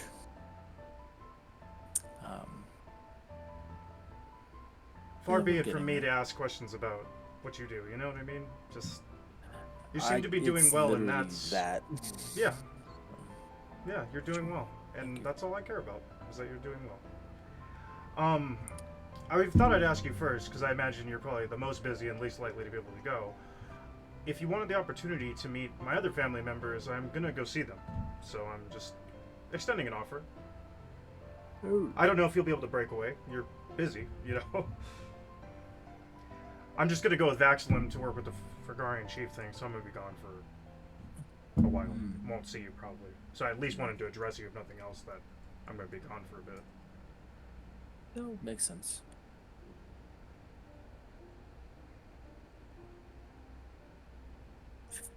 Family's touchy for me. I'll be honest. I'm not gonna bullshit you and just give you something like, oh, but I'm busy. I don't think it's a good idea for me. That's the rub of it. Yeah, family's weird for me. We've known each other a little while. Am I allowed to ask why? No, it's an acceptable answer, Mayor. Yeah, well,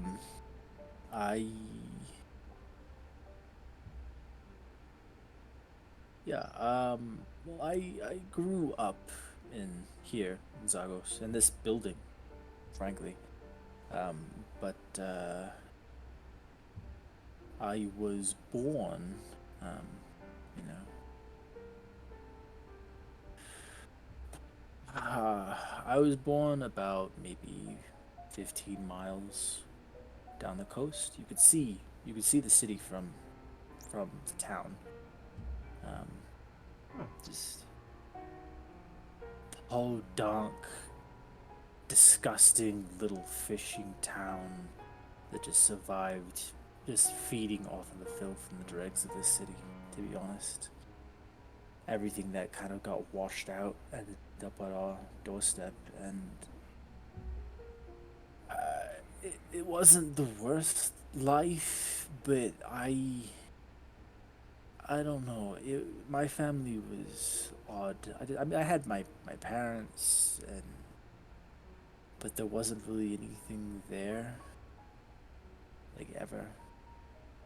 I couldn't tell you what the name of the town was. I couldn't tell you what I couldn't tell you.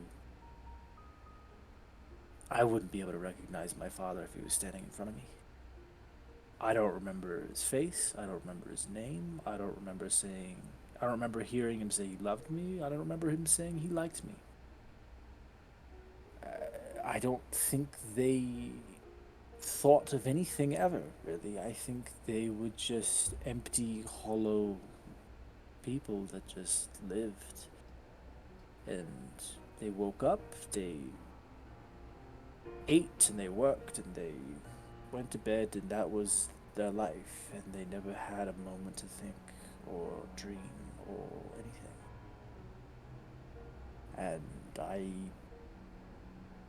didn't want to have that same dead look in my eyes, so I left. Managed to sneak into the city under the walls. Ended up going back and forth to my town and into the city, where actually shit was interesting and fun. Fell in with some more people and just decided one day never to go back. Well, you're a self-made man. You forged your own path when one wasn't given to you. I respect the hell out of that.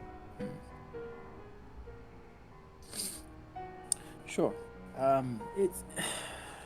It's I regret it a little bit. I've done a lot of things that I'm not proud of. But I don't regret them. But every now and then I think I regret leaving the way I did. And maybe it was just through clouded eyes that I was seeing everything. Maybe they did give a shit. And I was just blinded by possibility in the city. I don't know. Don't really want to know. Well, if you don't want to know, Oh. then you don't have to. You don't remember their names, though, huh? That would make it tricky if you did want to find out. Not a thing. No, not a thing. You know, No, like I introduce myself. I say I say Yuri Vasilia. That's not my last name. That's just a moniker. I just chose that. That's not my last name. I don't know what my last name is. I don't think we had one.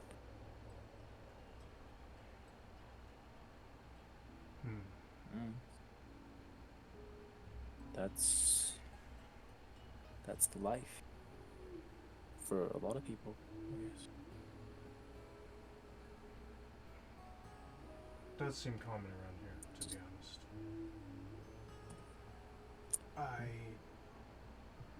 Making things better. Listen. No one can ever replace what you didn't get to have. And if you don't want anyone to, then hey, that's your choice. But I had a childhood after a fashion here. I mean, it was running around alleys and stealing and things like that. But no, I missed the time that I had in the city. That's why it's part of the reason I started this place back up again. I hope you see the impact you're having on the community you're reaching out to. It's a little early for a lot of it, but we are making connections. If you ever need extra food, got your back on that. Yeah, I have like 30 crates of wine in the basement that I don't know what to do with. I'll tell Cloris to stop She, saying she keeps sending more. She like Oh, look at this yeah. table. There's a shark skeleton in the table. Why? that. I'll get her to tone it down. I'll get her to tone it down. I It's the one thing Mock likes. That's pretty badass. That's pretty badass. Does give the place a bit of character, though. I mean, you gotta give that part of it. Listen, you may not be asking for it, but people are still gonna love you regardless. Oh! Pulls out of an ice basket. Pancakes. Just in case. these will be good for the drugs and their hangovers. At least I can be useful in some way. Always. So you're gonna stay Okay. around here then? Yeah. Yeah. Shake your hand. Good luck to you then. Good luck. All right. Honestly, I might need So it. who goes to the Brimstein family dinner? 1, 2. Hurt, do you go? Oh, so everybody except Yuri. Cool. Bart, you tell us how your family members react to first how much you tell them, and you tell me how they react to you showing up with 5 motherfuckers. I will tell you one thing though that you learn is that Elia is no longer Elia Brimstein. She is Elia Scotti. She married one of the chiefs of the Tower Cities. So when you arrive, they call for her and she has to be sent there to meet you all. Gotcha. Wow. So I guess the other ones are there. Where's Yep, Olette, Dasemore, and Marana. Where's Marana right now? You tell me how she reacts to you coming home. I think it's like an angry cry, a really hard punch in the face, and then a big hug. Like, kind of out, like all at once. Like, Yeah. that kind of just ends up looking like a maniac running at someone, I guess. Yeah. How How much do you tell them? I'll just. I don't know, man. That's tough. They obviously ask, where the fuck have you been? Why Yeah. didn't you come back? What have you been So doing? here's what I will say, right? For sure, this. You all lost a son once, and until I got my memories back, I didn't want you to lose him again before he found out why. To be honest, by the time I woke up a few years later, you would have already grieved and moved on. I mean, what kind of person would I be to thrust you back into your grief when I'm off in Eusmis fighting for a rebellion? I got stuck between duty and honor, and I guess honor won this time. I'm really sorry. I should have come sooner. And then once, I'm sure you heard the voice. Well, you deserve to know that I'm alive. And that I love you all very much, and I'm sorry for taking so much time before coming. It's definitely a process of emotions. There's like grief and then shock and then awe and then disbelief and then finally an acceptance. Your dad doesn't really say anything. Dasamar looks to be, he's definitely old, and in his heyday, he's built like a fucking pickup truck. Like, dude was built. But now the muscles on his arms are still there from tending fields, but there's a big belly. Olette is a bit rounder as well, kind of having that motherly frame, short, tight curls that cascade all the way around, this light auburn, reddish brown to her hair, and Dacemore's bald with this big bushy beard. Marana is a warrior. She's fucking shredded, like 4% body fat cut, round shoulders, high peak on the bicep, carries on her belt. There are definitely lodges for weapons, but you can see that she's dressed a bit down, like she's here to tend the fields with her father. There's just a stunned silence after the story is explained. Olette doesn't really respond, except just in tears and just happiness that you're there. She asks who each of you are in a very motherly host way. She's like, none of it matters anymore. My son's back. Who are you? Who are you? Who are you? Cool. Dasamar just sits there, and Marana on the other head of the table. Just Dasamar crosses his arms.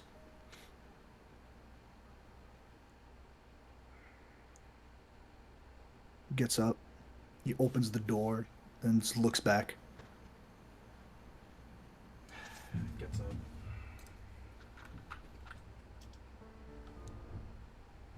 He walks you in the snow past the homestead. Past the major the Shu city isn't really a big city. It's a small one that's built up in the Tower City, but your family's homestead is on the outside of that. He takes you to just a field, and there's only one stone in the ground. A headstone.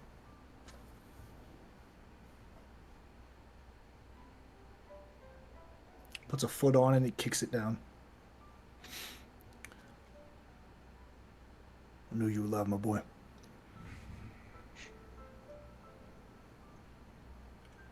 You look good. Thank you. You do too. Happy. Elia, wow. You must be proud. I am. Rana looks like twice the warrior I ever was.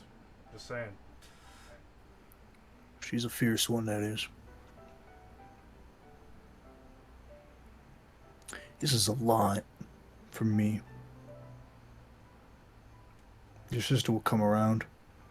We'll give her some time. I think we all need some time. Your mother's ecstatic, of course. That stove is going. Yeah. She shows her love through food. Why are you back now? You messaged your sister months ago. Why now? Do you hear the voice? I was told. I'm gonna do something about it.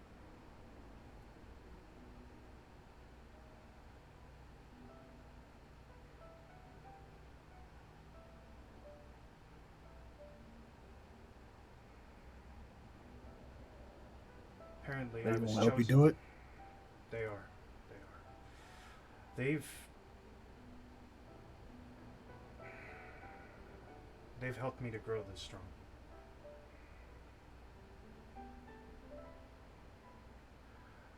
He pulls out the sword and shows it to him. It's fine, Blade. I've been called, and I answered it.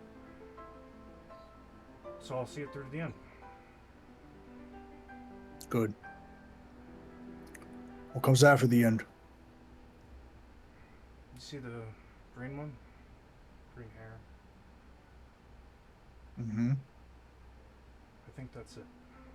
Maybe if enough time's gone by and you've had some time to process, we can all be one family again. At least for holidays.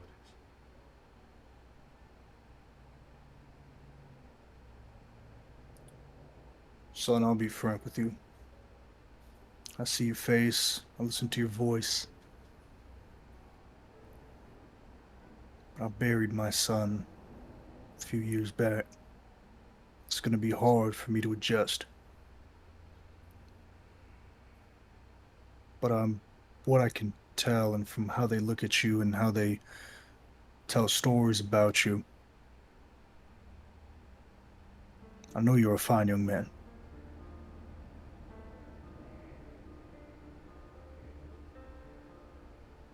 You know, I always wanted to make you proud. That was it. You did that the second you were born, my boy.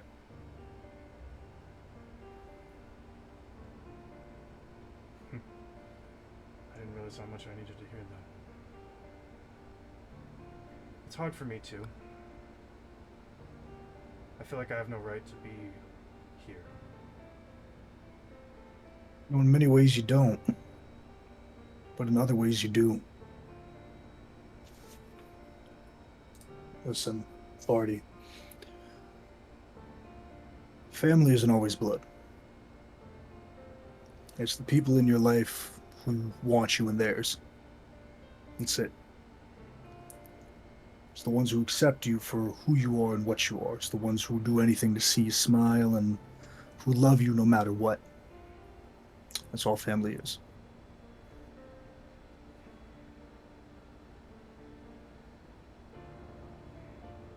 Gotcha. Well,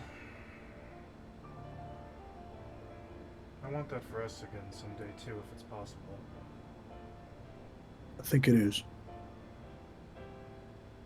Extends a hand. Your dad shakes it tightly.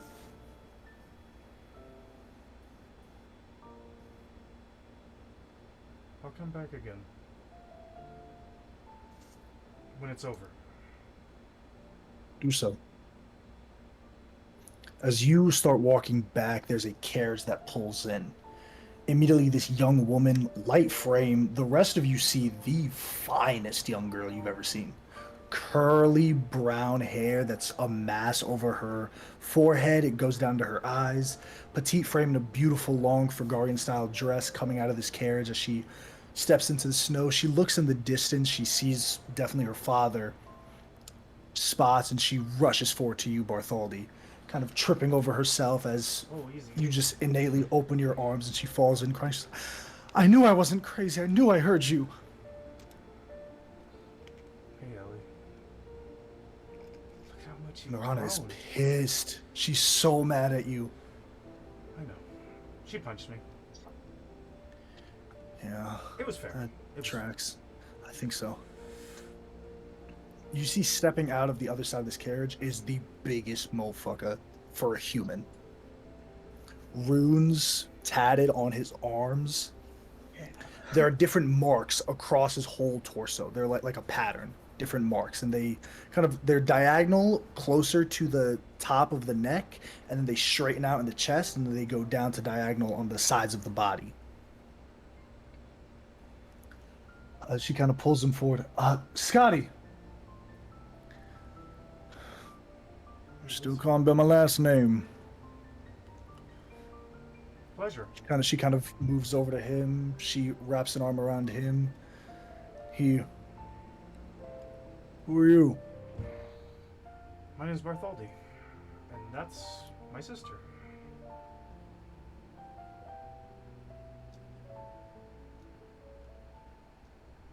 Okay.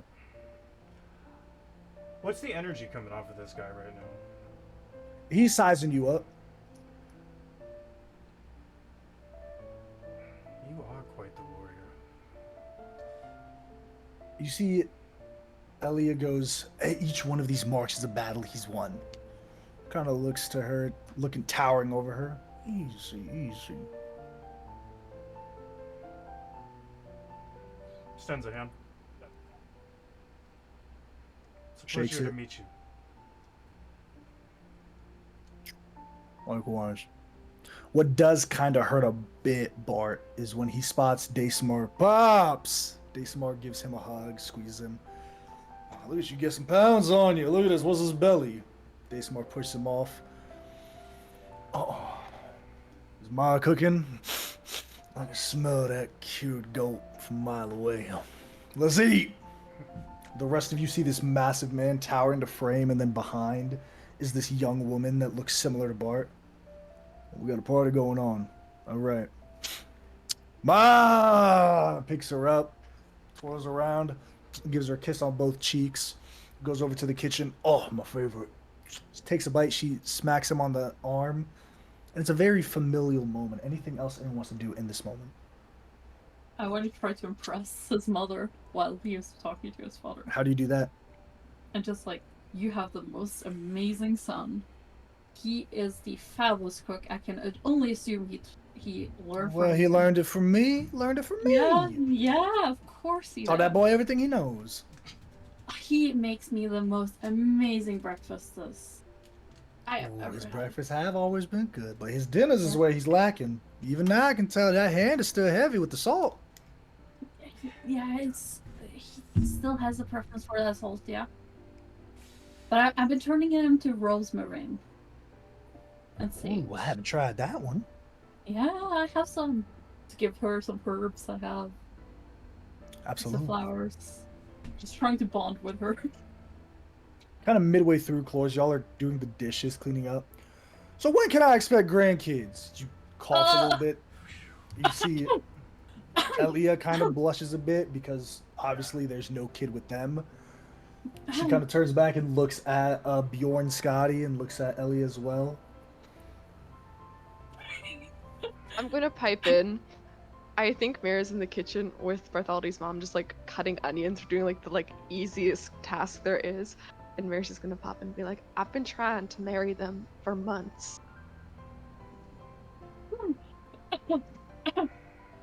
Flores, Elia, I hope not without me there. Wrong with you trying to marry my boy off and not even let his mother be there? Yeah. Why do you Yeah, think see, we came? And Parzina's like dropping her like wooden spoon or knife's like, we doing it today? Not today. But we have to give them a formal invitation and tell them our intentions. Anyways, yes, that was gonna be said to you today, and now it's up. So.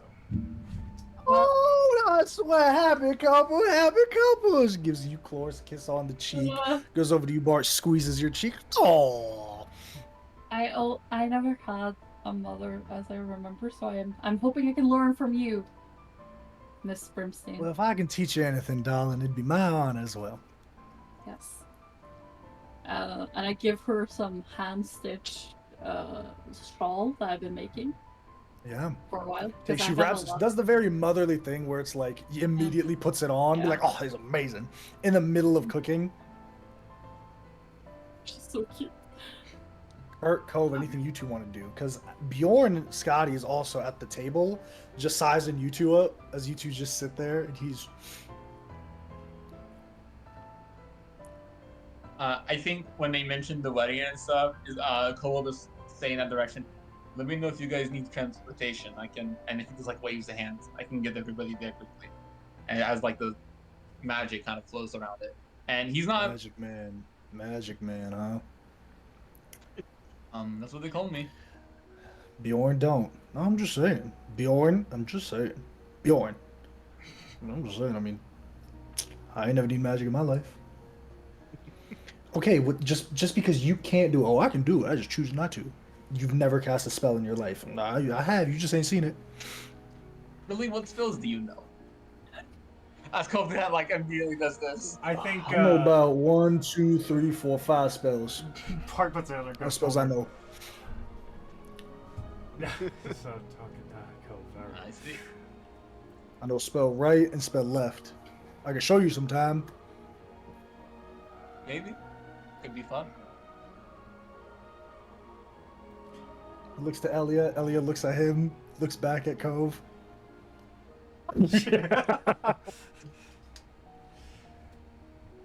I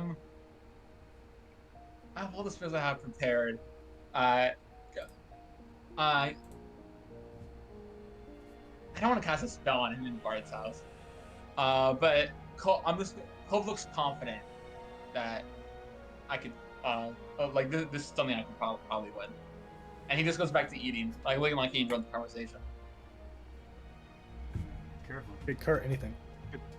Kurt is just like, you know the he doesn't have anything to say, but he's just like, he's eating a lot and just like showing that he's like, he's enjoying it because he's just eating so much. No. He's just like, real good, real.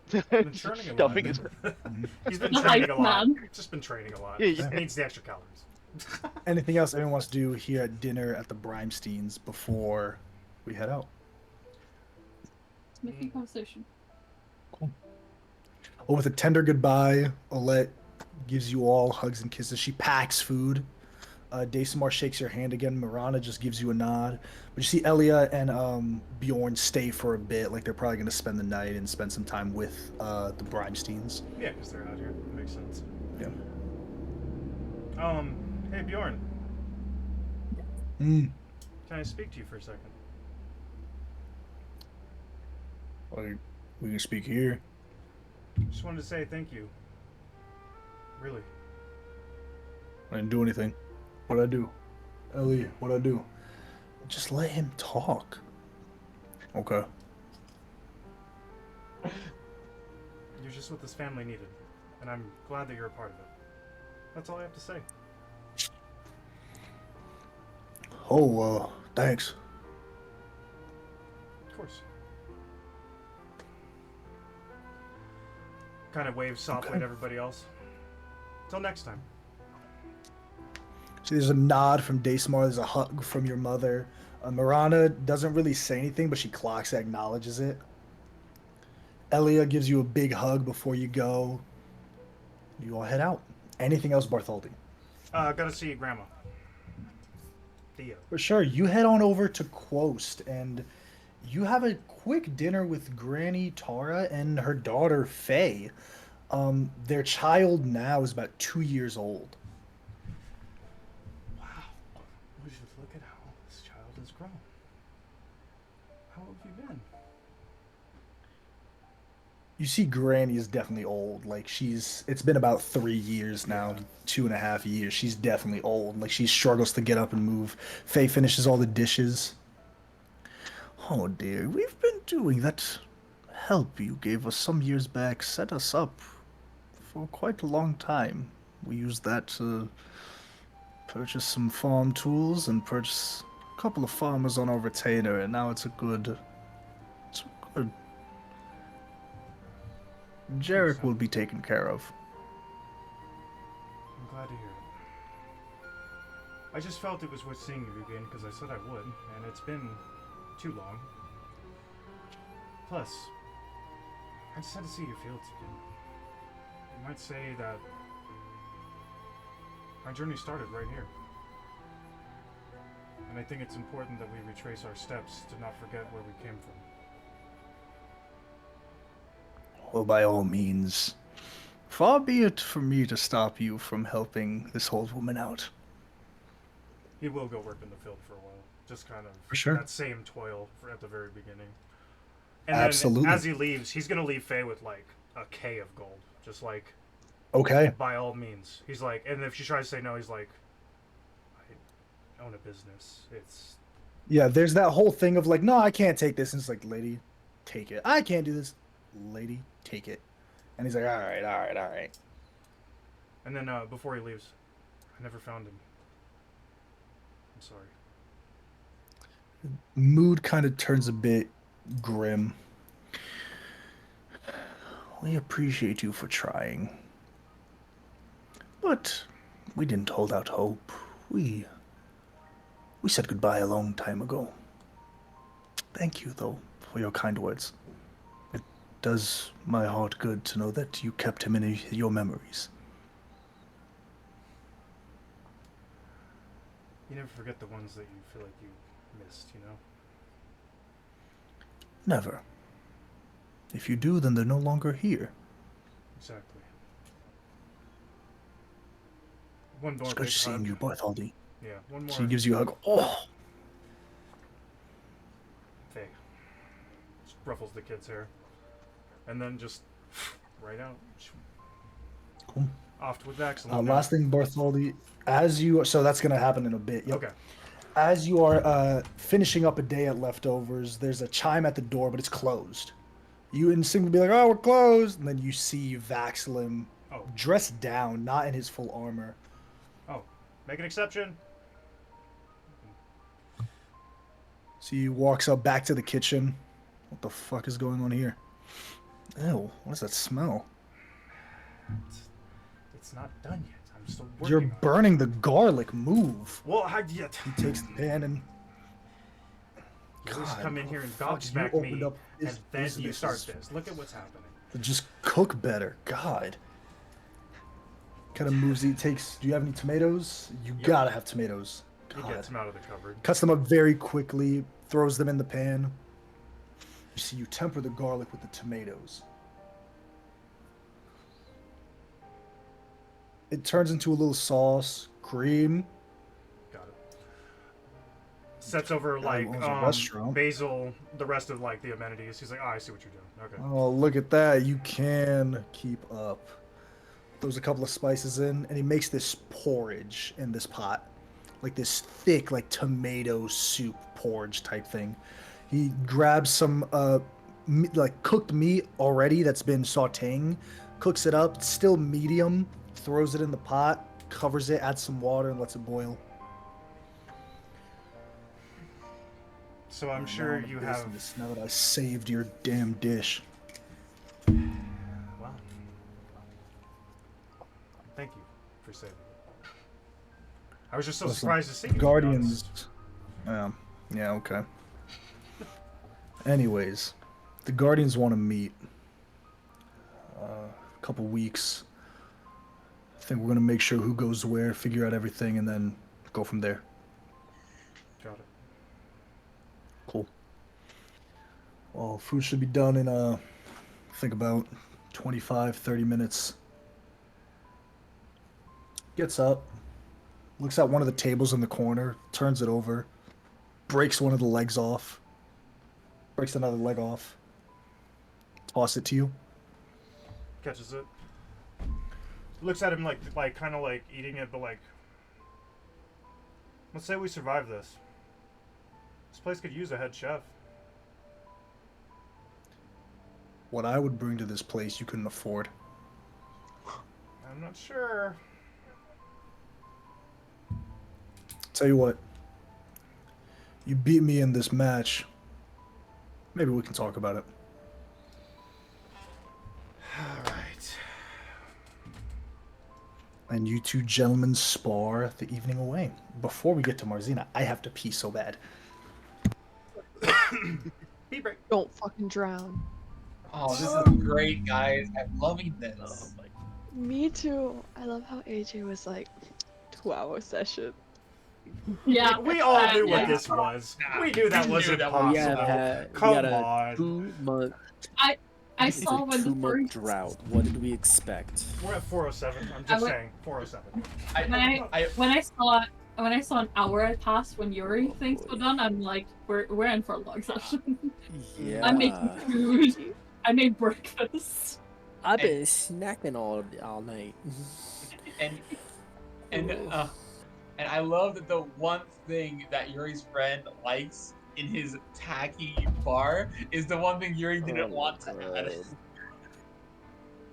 I feel like Yuri didn't even decorate it. He just gave instructions to his buddy. Because he was the one Here's money, renovating decorate it. the bar. And Yeah, he's like, mine- oh yeah, we served on a ship together once. Let's make that this whole fucking thing. It's like, oh god. I know, I'm sorry, I didn't realize it would take so long. I really thought we would be efficient, but I guess not. Sorry about it. No, it's I great. love We it. All right. would be efficient. Hey, Dude, hey, you Pop, should can we know. go for 2 more Mark hours, Brown. please? I want 2 more hours. Hey, bro, let's Please, go. 2 hours. Marzina, we're gonna do your first thing last. So what do you want to do? I'm gonna pick for you. Yes. Yuri, we're gonna go back to you. It's when before Hannigan is even employed. You're still dusting and cleaning. You're by yourself here. It's like, fuck, dude. It's the cleaning where it's like your lower back starts hurting, and you're just like, you take a second, breathe, and as you're sitting on the steps of the captain's quarters, you see Marzina approach. Do you need any help? Can I help?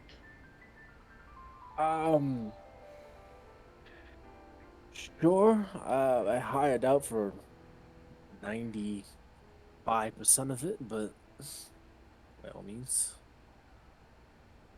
She'll like pick up a rag and just start like scrubbing and stuff. Do you have a date for when you plan to open your bar? Renovation 3 weeks from now. Something like that. It's gonna be a very busy 3 weeks, but that is what we're sticking to for now.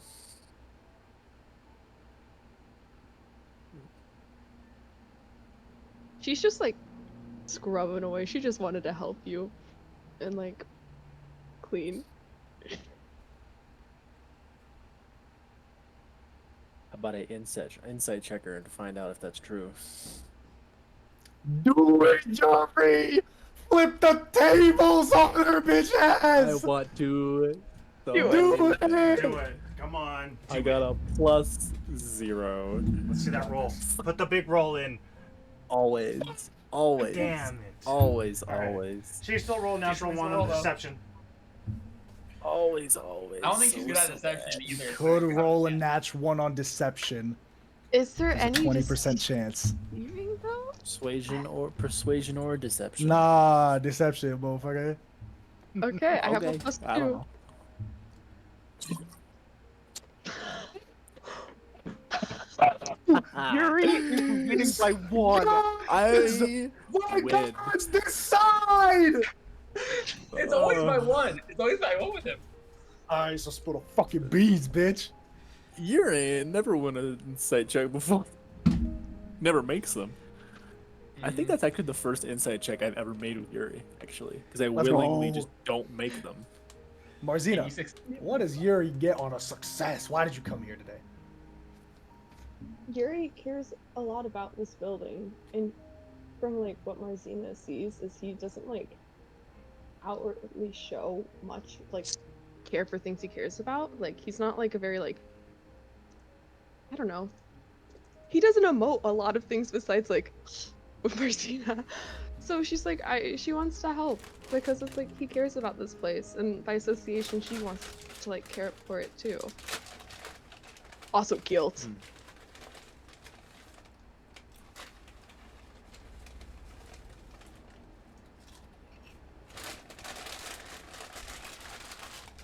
Okay. Are you here just to scrub floors, or is there a secondary thing that you're trying to Is there a different task you want me work to do? I mean, through? I can dust, I guess. I mean, just want to help in any way I can. Zena, how can I help you?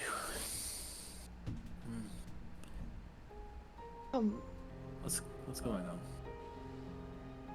No, I'm supposed to say that to you. Can't.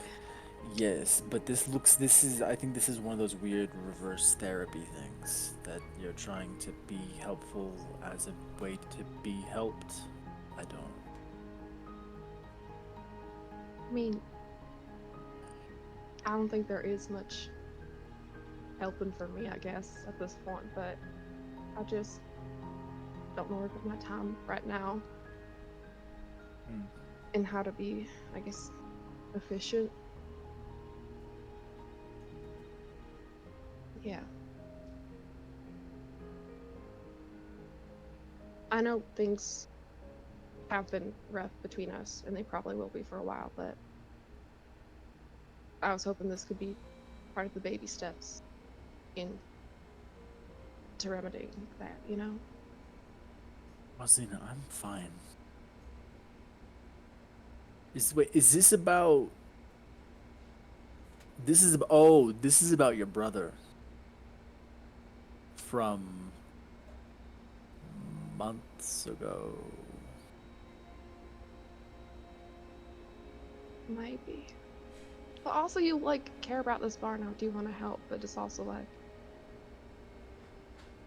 I don't want you to feel like you need to but I win back my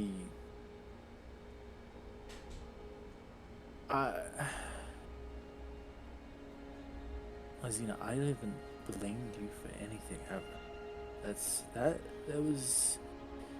Was I frustrated? Yes. At you? No. The situation.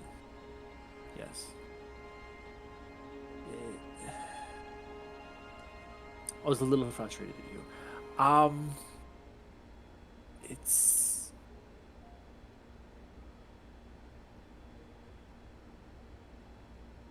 It's odd. It was certainly out of our hands. But I'm not gonna lay blame for what? For choosing your brother. No, I'm not. I'm not that much of a dick. know you're not. For me it's more I want you to be able to put your faith in me again.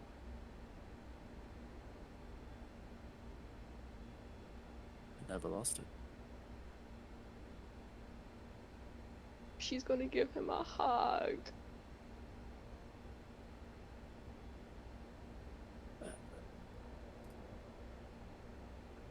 Look, you have the tendency to kind of absorb a lot.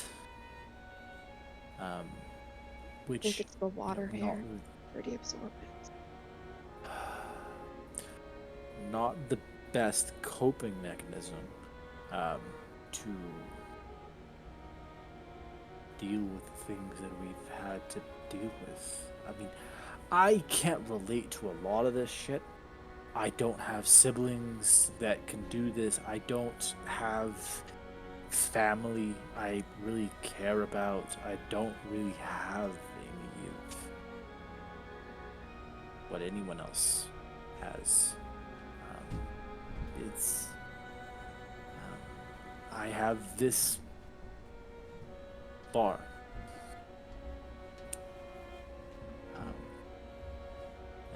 And you all, yeah.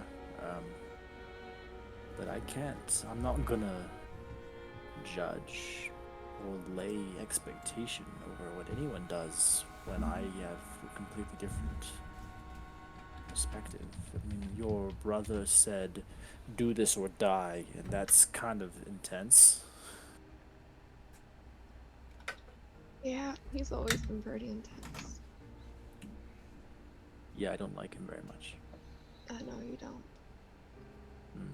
I don't like him very much either, but I love him much more than I dislike him. If that makes any sense. Disliking him doesn't mean I don't want to help him. I know. If we can. I hope we can.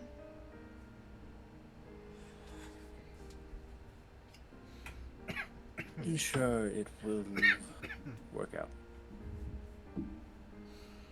I hope so.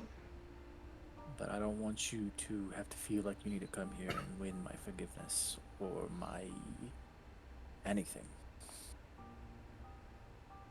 I wouldn't say I was trying to win it. I just want. I care about you, Yuri. And I want to make sure you know that. Thank you. If you ever need help with anything, I don't know. I'm around, I guess. She'll go like back to scrubbing. I will Okay. keep it in mind. Margina, you help out for a bit and then you take your leave. What do you want to do next? Inside check on the security? You gotta beat Yuri's 18. Oh, now's not the time for a natural one. No, it's not the time. Be fucking good. Fucking damn it. Damn it, dude. You can't win them all on natural fives. Let's see, what part am I focusing on here?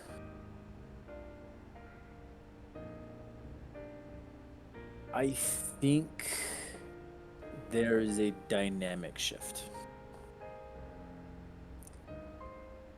Which dynamics? I'm not really sure as to how to word it.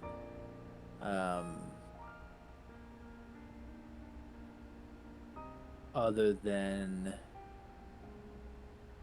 he has processed something that has changed outlook on you. Well, in a Some positive or shape- negative way? In some shape or form. It's the same. You don't have to But give up through a anything different else, lens. Yuri. You don't have to give anything else up. 28? Fuck you. Marzita. That was a lot on a Literally- 28. You got That was a lot. lot. Are much you lower. kidding me? Ah. What else do you want That's to your do, Marzita? average. As for Yuri, that's all. Are we moving on to the next bit? Yep, moving on to the next thing. Oh, we kind of talked about this in the DMs, but with like the order for Helion, Or Yeah. Helio. You Yeah, got and a just great lead. Do you want to talk to Tarathiel? I would love to talk to Tarathiel. Okay. You find Tarathiel in the laboratory. The three gentlemen are hard at work. You see Artigan is barking orders. Cove, you're struggling to keep up. It's like when you're a TA and you're just thrown into the shits during finals week. You're like, oh, yeah, fuck. There's like a coffee pot brewing, but Artigan and Tarathiel are moving like in tandem now. Even though it's begrudging, they're working. And it's just this long formula that starts on one side of the room's blackboard and continues on across the entire. It goes to the next line. It's this massive, archaic formula. Marzina, you walk in sheepishly. The three gentlemen don't even like clock you. They're just like, all right, work. She'll like knock on the open door and she'll be like, "Hey, could I borrow Tarathiel for a moment, please?" You see, they stop. Discovery, go with them. Thanks, Artigan. He just nods and turns around. We haven't formally met, but I'm Arzina. It's a pleasure to meet you. Pleasure. What do you want? My brother used to be part of the Tenebrat. Dash maybe still is. You might have known him. His name's Sparrow. Fire Genasi, same height as me. I know he worked with Demorge. I don't know if you know anything about him. Yeah, I know him. If you could be so kind and just tell me do you know why he joined the organization, how he came about it, like what was his purpose working for them? How long was he The in guy who could answer those questions was erased. Demore sought your brother out personally, I think. Introduced him to us all, said he'd be a valuable asset.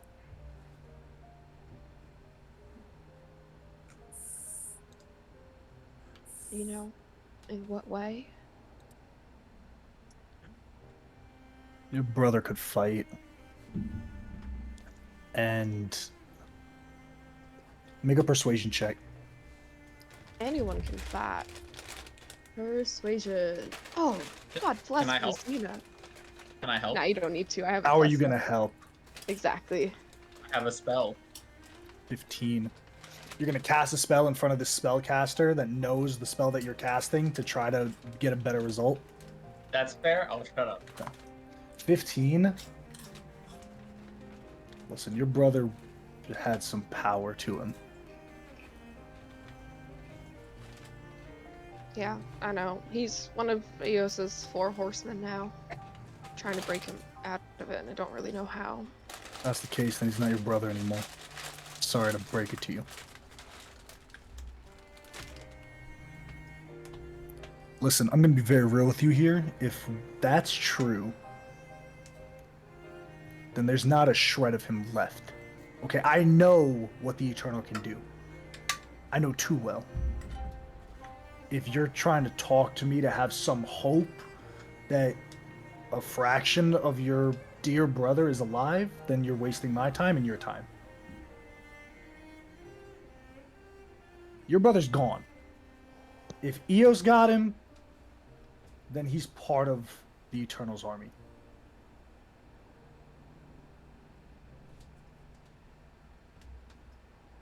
Thank you for your time. She will just leave. Like, fists clenched. Very... Like As vague. Marzina's kind of storms off, he looks to Yuko. What did I say? I said the truth. Yeah, I know. I had a similar get back to conversation work. with my wife. Yeah, let's get to work. All right. Marzina, what else? Is there anything I can find out about, like, the solar hierarch, or anything on where the order? When we rolled that religion check a while ago, that's basically all that you would have gotten. That's like, you rolled pretty high on that check. You got a lot from there. The name, like the person who it is shrouded in mystery. Okay. It's a very secretive organization. You know that they worship Helion, though, like fervently. Yeah. You can give me an intelligence saving throw. I might be able to help you put some pieces together if you roll a 14 or higher. Okay, okay. Intelligence saving throw. I have a +2. Come on, hot dice, hot dice. Hot dice. 17. Let's go. You know Blue. that you were a chosen of Lunara.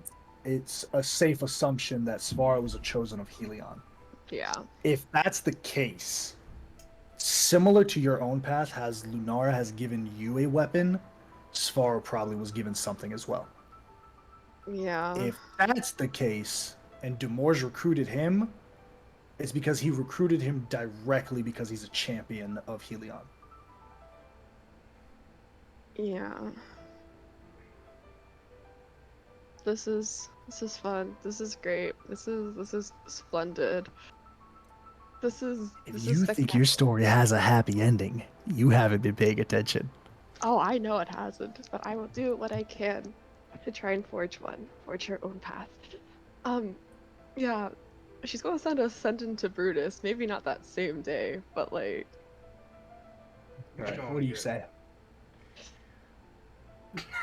hey Brutus, it's Mare. I hope you're well. I'm sure you heard the voice in the sky. Wanna help us? XOXO. Brutus, are you here? It is so if I turn this. Oh my god. Go.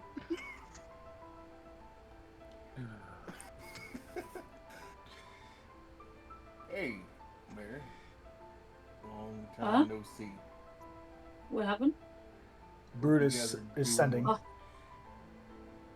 What was the last part? I did not catch that. I hope I'm you sorry. guys are doing well. Aw.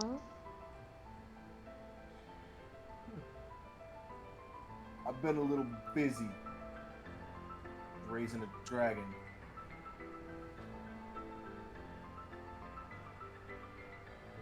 I'll help if I can. I'm going to send another sending. It's so good to hear your voice. You can bring the dragon too if you want. Lots of love.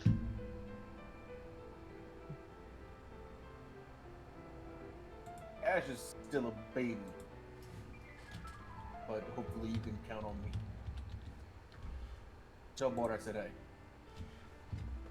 That's my boy. So happy.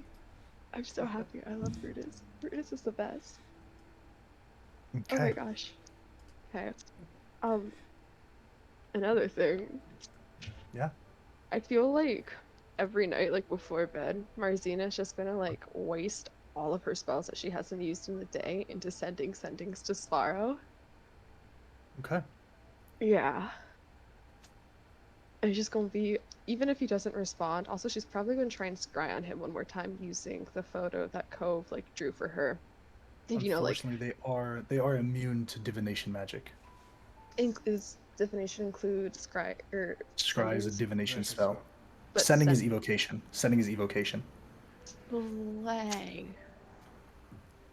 Yeah, it's gonna be lots of stuff about like how, you know, like when she finally saw him after she gave him the tears, like after that whole ordeal in the Isles, like he didn't want to be with Eos, like there has to be a semblance of him still left in there that doesn't want to be with Eos. Like what has Eos told you that like makes you want to fight for him? Like there's no world with you and I in it if you're on this path, because Eos wants to destroy the world. Like I'm doing this because I like love you and miss you, like things of that stuff. You're putting these sendings out, Mare, and every single time there's not a response. It's just another crushing hit. And it's like you're hoping and you don't give up hope, but every single one doesn't come back with anything.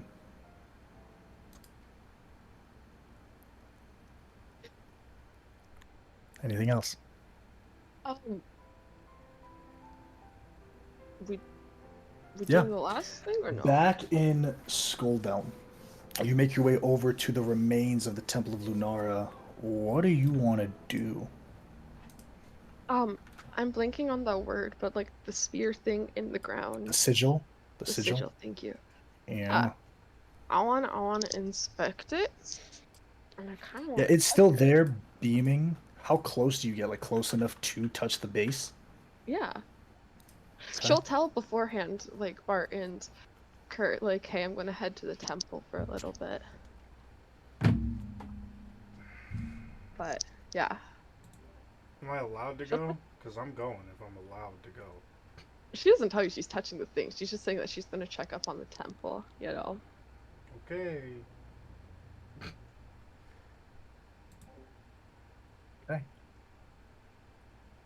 Marcin, you make your way to the sigil. What do you do here?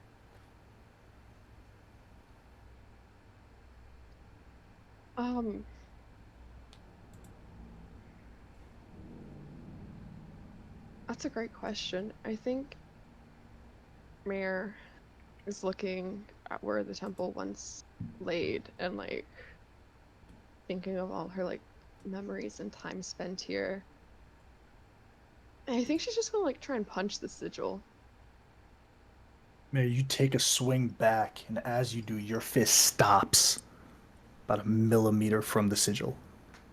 And you try to force it, and your body won't let your fist go through. It's like something is pulling you back.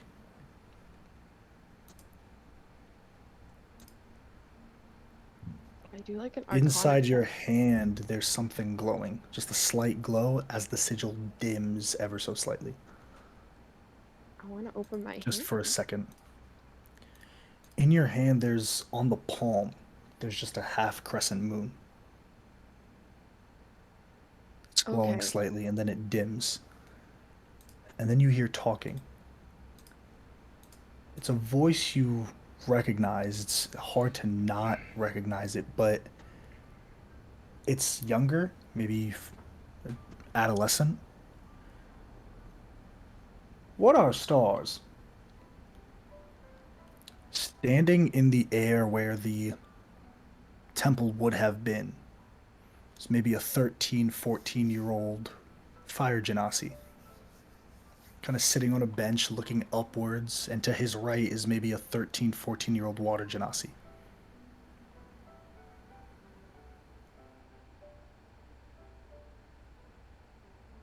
Hey, I have a really dumb question. Is this like Mare looking at them, or is this like Mare in her 14-year-old body? No, you're like, looking at them. at them. Tell Okay. us the conversation that they have.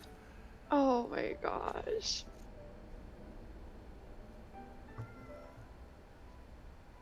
I don't really know what stars are, but they do make the night sky less lonely. I think they're friends with the moon.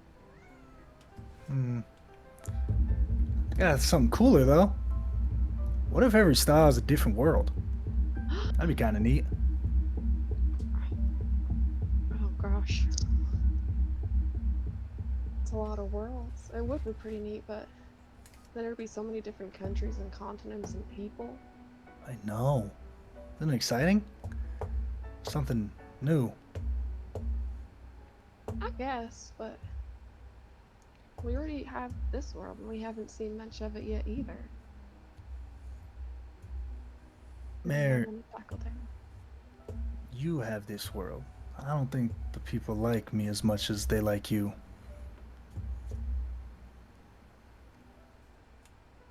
I mean, you do go causing a lot of ruckus, Faro. How else are they gonna notice me? I'm doing good. Praising Lunara, doing your prayers. I do my prayers every morning right next to you. And we do the same things. We live the same life. We eat together, we bathe together, we sleep next to each other, we do everything together. And why is it that you're applauded and I'm just looked at?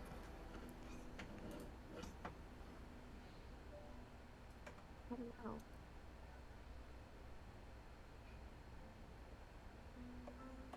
But I see you. I know you do. I'm not saying you don't, but he looks up at the stars again. It'd be nice if someone else saw me. Just once.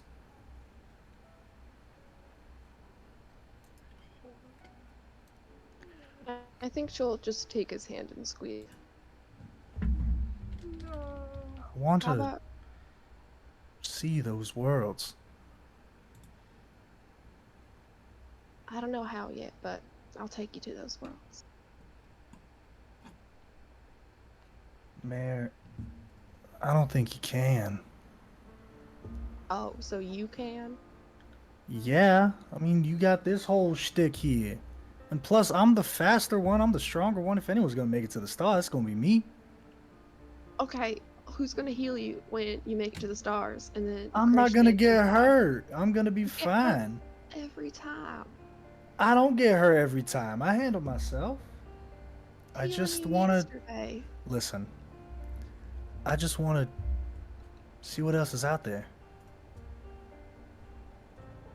This is your thing. It's not mine. But it could be our thing. Then come with me.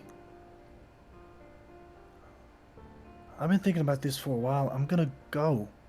Go north. See what's out there. It could just be you and I. You know, I could find us food and I could hunt and things, and you could just heal me if a big bear gets the better of me.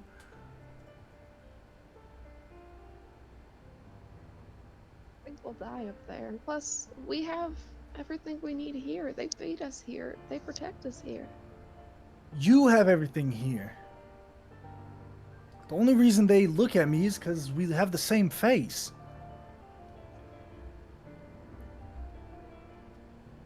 They know if they left me out, then you wouldn't be here for too much longer. I think that's true. He thinks about something but doesn't say it. Listen, Mayor, I'm gonna go. I'm going. I gotta see those stars. I gotta see what's out there. If you're not gonna come with me, that's fine. I get it. I'm not mad at you, but I gotta go. I don't know why Irene's so stubborn right now. I don't know why you're being so stubborn right now. He kind of squeezes your hand back. Listen, if every star is a different world, then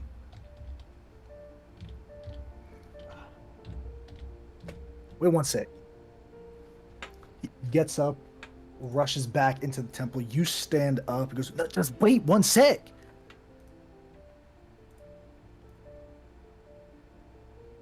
He comes back with a golden amulet. Definitely stole it from someone.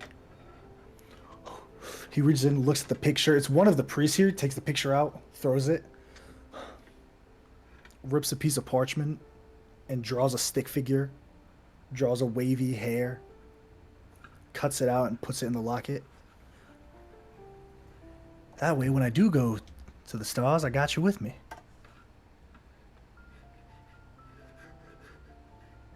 Will he come back?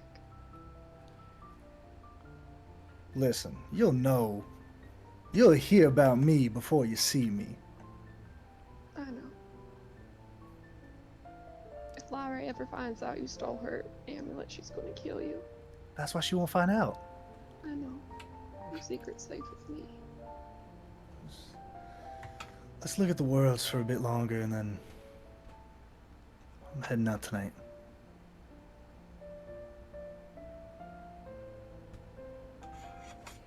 As that vision fades, Mayor, in your mind's eye, you see something that you shouldn't be able to perceive.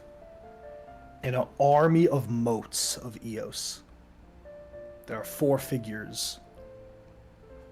One of them, this fire genasi with glowing golden tattoos and glowing eyes. As the rest of them stand stock still, the gold shadow dragon, Areos the eternal king, Rem the undead knight, and Sfaro, the only one to really move is the fire genasi. Still under this persona, this control of Eos. There's just a slight movement to the chest, pulling out this golden locket, hitting the button as it flips open. The face doesn't move. He closes the locket and puts it back down, and then stands tall in front of the army of moats. Immediate sending to Svaro, just saying, like, and I feel like this happens a lot, just like random, like, I'm thinking about you, I love you, things like that. As this unperceptible scrying comes to an end, you find yourself back in front of the sigil, the lunar crest not on your hand anymore. What do you want to do?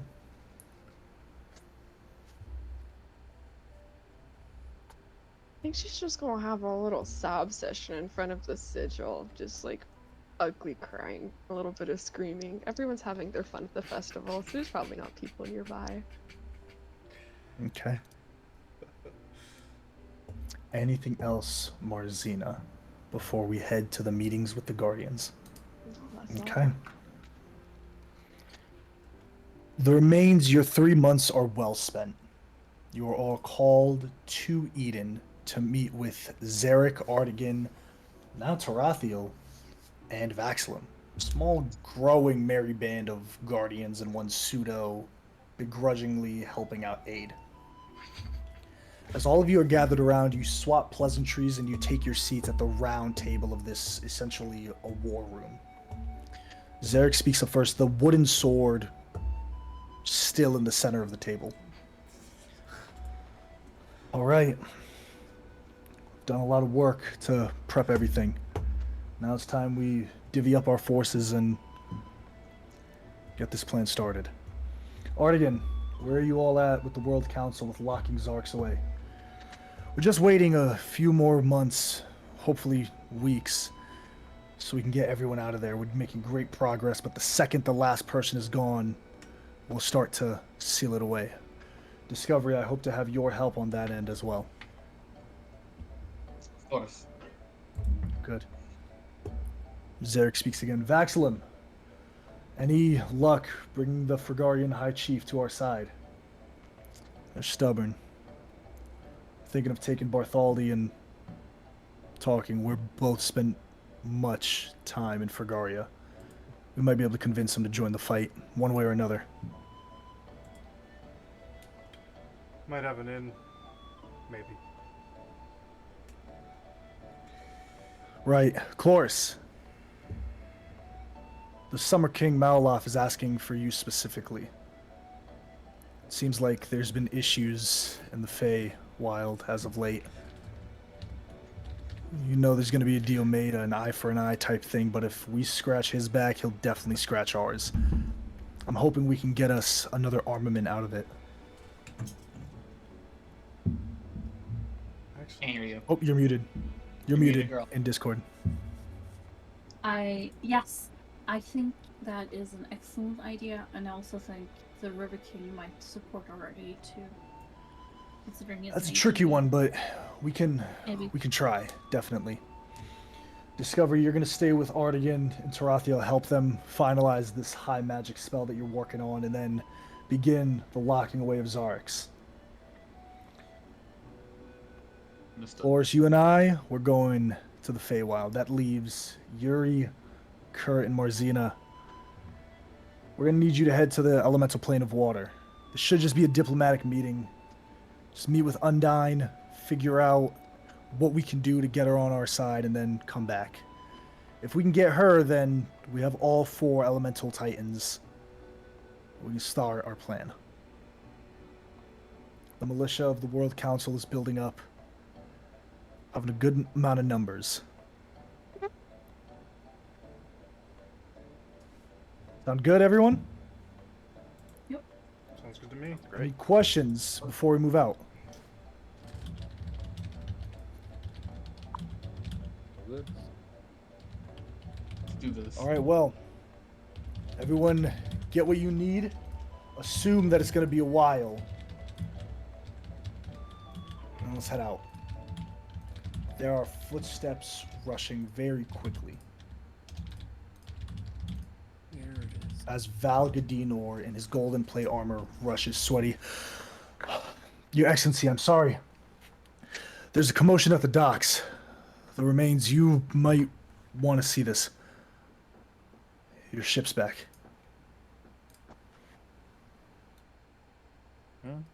What? Why would that We cause a go. commotion? All Let's of go. you head out, rushing down Eden, leaving the Empire Square, and heading towards the dock where you see what remains of the Eventide. No. It's not broken completely, but the hull is in deep repair. But more than that, it's stained. There are corals sticking to the side like it's been aged thousands of years. The sails are shredded and cut. You do see your crew, but they are in a haggard state. The ship barely creaks into dock as it boards down. What happened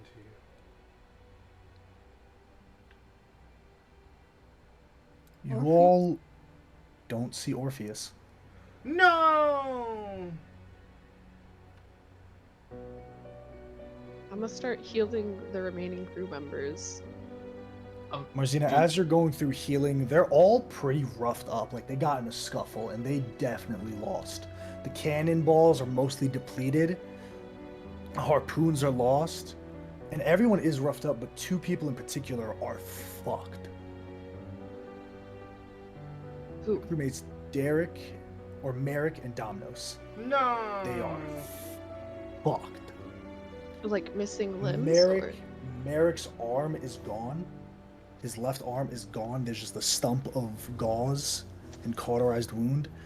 On his right forearm, just a small patch, skin has been flayed, exposing the muscle. Just on this one patch, and then there are cuts everywhere. Domino similarly is in a sorry state as well, but instead of having the arm flayed on the upper thigh, that skin is flayed as well. Yuri, this is where their marks of the jackals were on their bodies. Andromeda creaks out of the rudder, just fucking like maybe on like half a hit point. Captains. Hit her with that quick heal. Lay on hands. Can I cast regenerate on the two ship members with the flayed? Yeah. I Yeah, can hit one of them. yeah, smart. You regenerate, honestly, you regenerate all of Merrick's arm back. He screams it's painful as it cuts through the gauze. And he passes out from shock. Similarly, Merrick as well, it regenerates. They look like they've been medically treated for weeks, and they're like they were on the verge of dying. What happened here? We were attacked.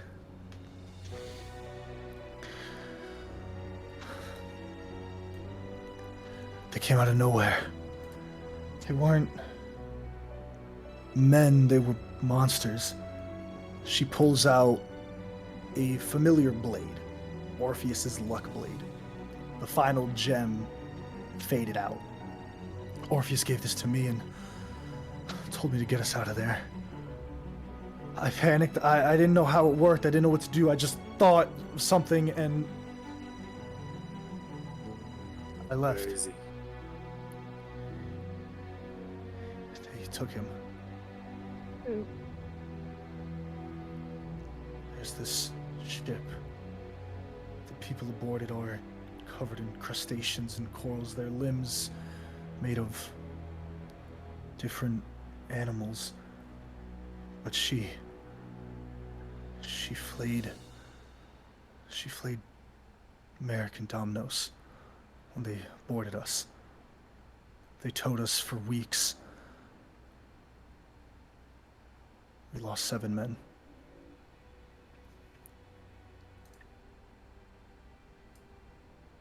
Who? It's this woman. Dark skin. You see Andromeda starts having a panic attack. Her chest starts heaving up and down. Easy, easy. All right.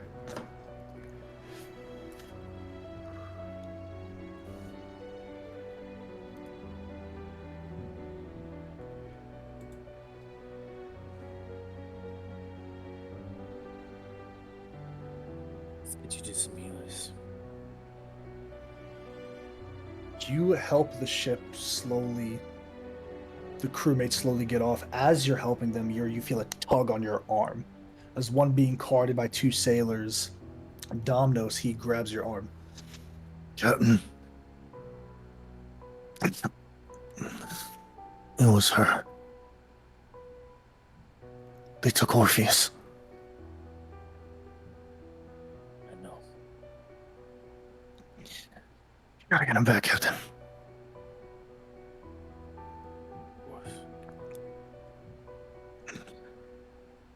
He slowly passes out.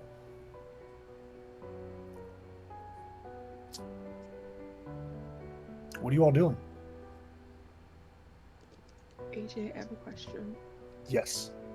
Was one of the crew members the 7 that passed away?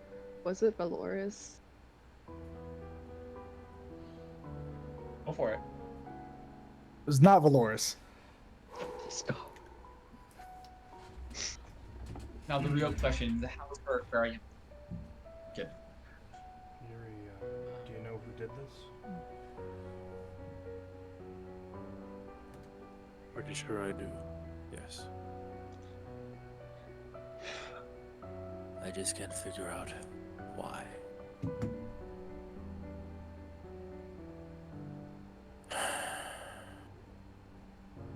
And I look at the ship. Can I get any gleam of like, is this some sort of like cursed magic or like how like? Yeah, what give me an did- Arcana check. Give me an Arcana check. While you're doing that, you do remember a tip that Orpheus put on you, saying, "Hey, we have an idea of where she's at. Should we look, or does we stay far away?" You're thinking that somehow they got made. Damn. That's fucking tentative.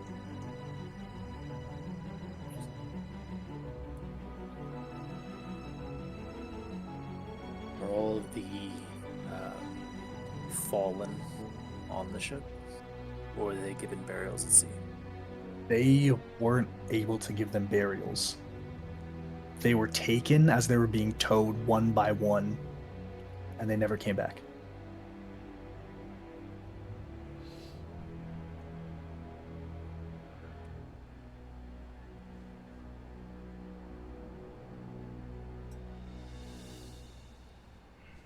I am gonna go to the mast of the ship, and I'm gonna take out one of my knives, and I'm just gonna put 7 long lines cut into the mast, so that if you're at the wheel, you can't not see it. Silently, you carve it in. Your brow furrows.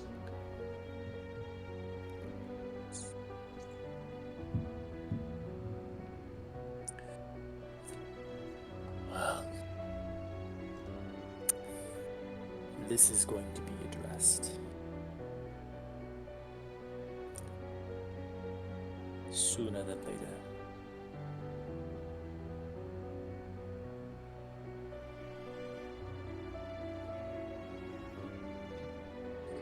Where do we go?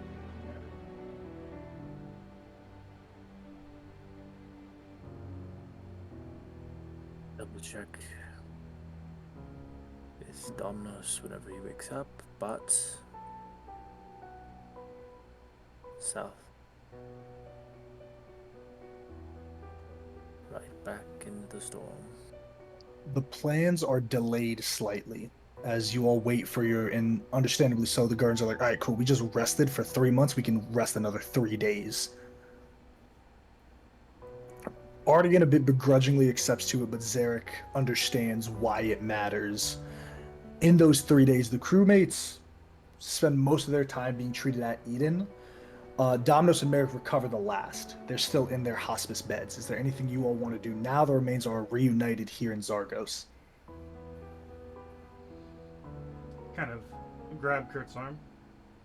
Training went well. Let's see if it pays off. Let's hope.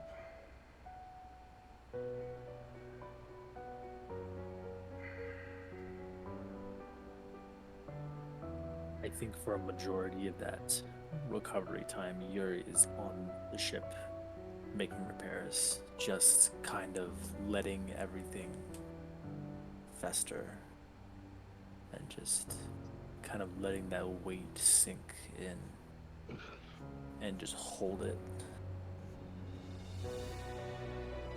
and just pack it away real tightly somewhere he can get to real quickly when he needs to. Okay.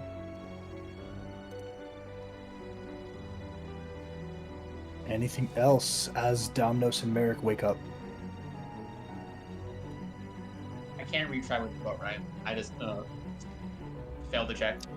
Yeah, 14 doesn't do it. You know there's something magical that was affecting it. It's probably gone by now. It's just the crustaceans do peel off.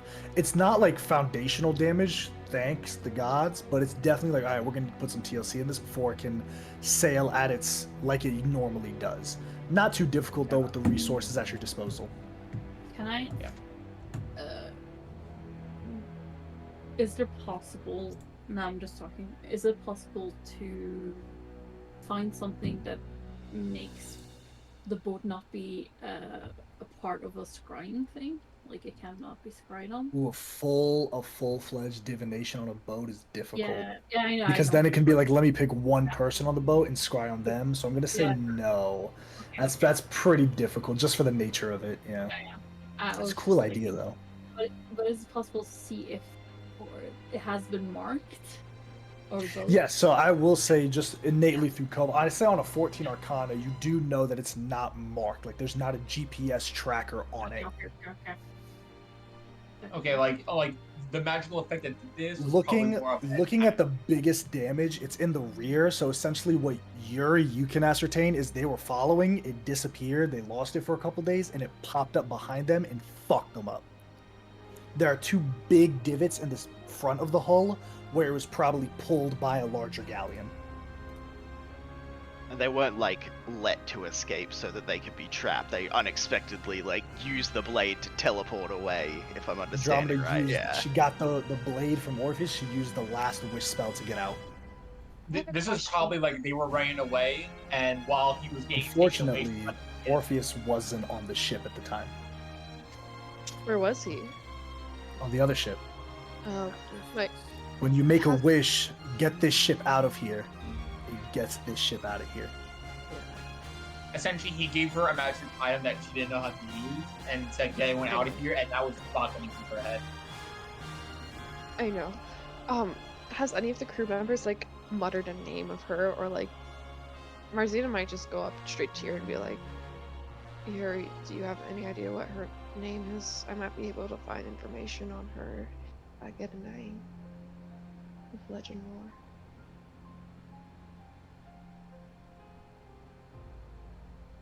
You won't need that spell. I know almost everything there is to know. Name's Alora.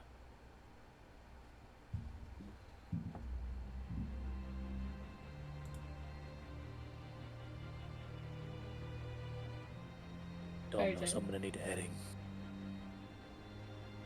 See, you're at the bed by Domino's. He. Devil's Cradle. Give me a history check or a navigational tools check. Should be a d20 plus wisdom plus dex. Or sorry, pick one and then add your proficiency to it if you're proficient in it. Oh, a what or a what?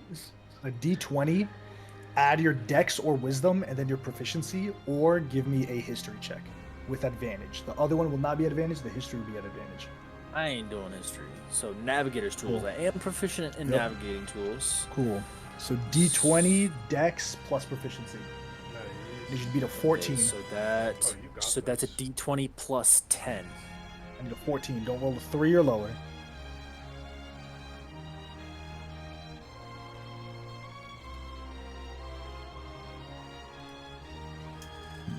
There it is. Wow. Orpheus is like a needle in the haystack. There are many places called Devil's Cradle. You know that they were by Sagrona. That's really all you got to go off of. Adrian, Yes, Cloris. I would like to scry on Orpheus. God. Yeah, you scry on Orpheus. You see him on the top deck, right behind the wheel. He's tied up with these shackles behind him. He's shirtless, just in his pants, and his skin looks whipped, like the skin is pulled in lines. His hair's disheveled, bleeding, dried blood, some fresh. His whole body isn't really covered. Or isn't really bare. It's all covered in either blood or muck or grime. Mm-hmm. He's there just laying there, and on his neck, right here, like right underneath where the collar of a shirt would be, is flayed skin.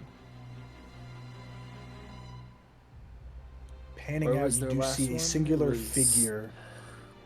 She's at the wheel, drow, long hair. On one of her arms, it's not even an arm. It's this massive tentacle that's roiled up, holding the wheel. There's a flintlock musket on her back, many pistols all across her body, and a rapier on her side, dressed in a long captain's coat with a tricorn hat and a feather sticking out of it. I go to Yuri and I tell him what I saw first before everyone else. I think your Alora is whipping Orpheus. He's a barely guy. Then we better find the pickle. Do you have any idea where they are? I don't. Did I see anything? Could do a nature check. Give me a perception check. It's gonna be difficult because it's through scrying. Yeah. Perception though. Perception, yep. I'm gonna set the DC at 17. I need a 17. This is pretty hard. My passive is 20. It's not a passive because you're scrying. No, yeah. Okay, come on, plus 10. Let's go. Just need 7 or higher. I needed a 3 or 27? higher. 27. 27? 97? There are in the distance smoke plumes that are hitting the sky. They're definitely not clouds. Not too far from Sagrono's waters. Not too far from. It's a toss-up though. It's either here, here, or here. It is a toss-up. One of those 3 spots. Are That any part of of those the map- 3 spots referred to as the Devil's Cradle? This whole area It's is the Devil's Cradle. It's a very craggy, rocky area. It has a reputation as a sailor's nightmare. It's a maze of jagged rocks, reefs, hidden shoals that stretch for miles. It's this place with vicious undertows and hidden shoals. It's definitely not a fun place to be sailing in. Most of the Entente uses this to avoid Imperial capture, because they know Imperial ships aren't going to risk killing 40 good men to capture 15 pirates. Based on what this sounds like, if we know at least an approximate location, chances are she might find us. Go southeast. That's a start.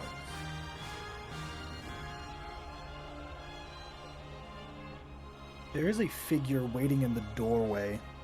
It's the Emperor. I need to speak to all of you all. Now. Yep. Pulls you into the war room, and it's just you all and Zarek. Listen. I understand there's a lot happening. I know your crewmates are hurt. I get that. I don't want to take anything away from that, and I'm sorry if I'm being insensitive. We have a job to do. Cloris, we need to go to the Feywild, you and I. At the very least. We do. I don't know how much longer we should be putting off Undyne. I'm gonna ask you all something that I regret saying.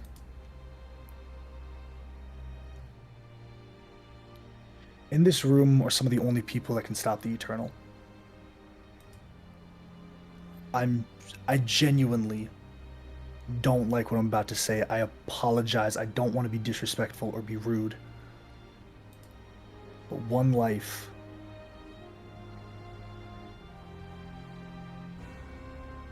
Is it worth it?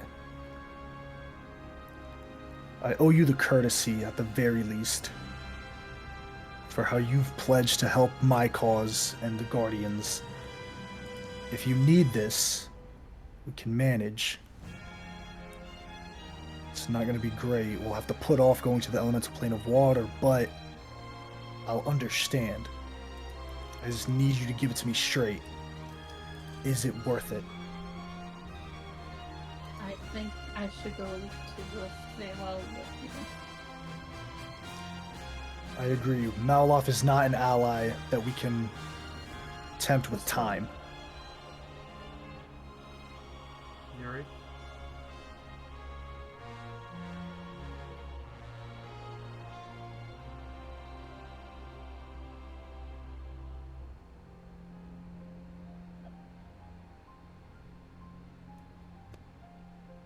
We had a talk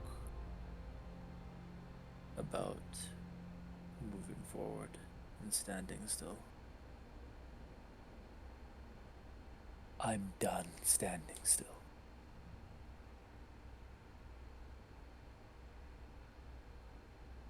I'm going after my people.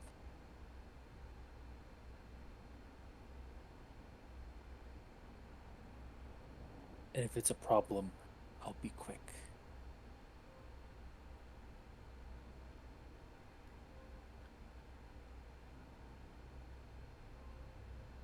It's not a problem.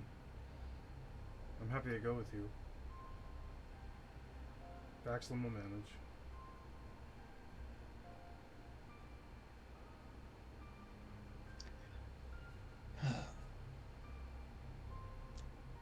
Things never go as planned.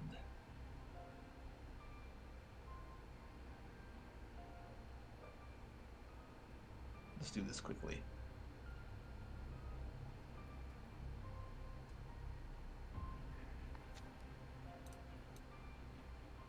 People have things to do them. This is personal on. This one's on me. I asked Orpheus to do this. That's on me. You weren't the only I'm one. gonna fix that. You got this? Be there. This He'll be bitch, fixed. this bitch has fucked me over one too many times. I'm not letting it happen again. Not whenever I just started rebuilding. Everything she ripped down the first time.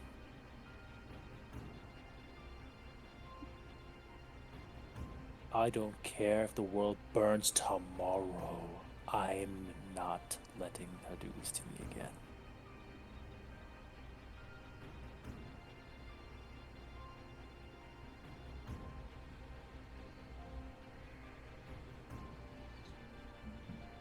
Let's Do do it. it then. Do it.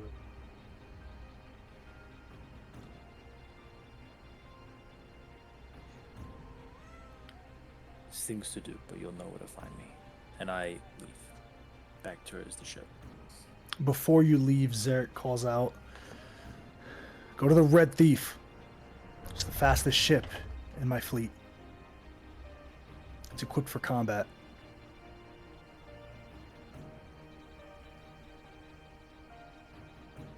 Won't say no to a loner. As Yuri heads out, Bart, Bert, Mayor, and Cove, what are you four doing? Following Yuri. Okay. Marzina heads out, follows Yuri quickly behind. Gotta grab Myra before she goes. If it doesn't go good, you better call me. And just pushes her. She's gonna like splash him with water in his face. Yeah, okay. So who's going with Yuri? No, we're all, Mary's currently following Yuri, but we're all going 2. Except me. The plan, everyone's No. going. Except for Flores. That's what I'm asking. Everyone's That's what I'm got asking. everyone's got Is missions. Oh, that the yeah. plan? That's what I'm asking because it is a good point. Zarek did give everyone a mission. Vaxlim and Bartholomew go to Fragaria's capital. Cove works with Artigan and Tarathiel to work on high magic, and Kurt, Yuri, and Marzino were meant to go to the water plane. So Zarek is essentially asking you all, listen, this fucking sucks. I get it. I understand that that's your boy. If I have to do it alone, I'm prepared to do it. I just need to know. I need to know where my resources are going. By all means, I'm more than happy to help you out. I get it. I understand. I need to know, though, because that's going to change my plans. Hear me out, you guys. Karina's Mir, not gonna be Kurt- here next week, so I'm going to. Kurt, Yuri, and Marzina are already supposed to go to the water plane together, and Yuri has like the tie to the third princess or whatever her name is, so like it's kind of hard to do that without him. So Mare and Kurt could go and be Yuri's backup. Everyone else could still do their mission though, just split up the party. That and most of us have a way to get to you pretty much immediately if you need us to. So Take a tree with you. take a tree with you. Shut up. Just a whole Plant a ass tree in the middle of the plant. All right, we I got have a a tree feeling on the that boat. spell has a limit if it's in a pot. I feel like That's that. not how that Look, works. it's a kelp forest. It needs a 5-foot trunk. Oh my gosh. It's just Anyways, a bush. um, Just need a bush. right, because So what's the plan? I'll go with Vaxilin because Yuri said people that have stuff to do go. I'll handle it. I trust him. It's a respect thing. But I also said what I said to Mare, so.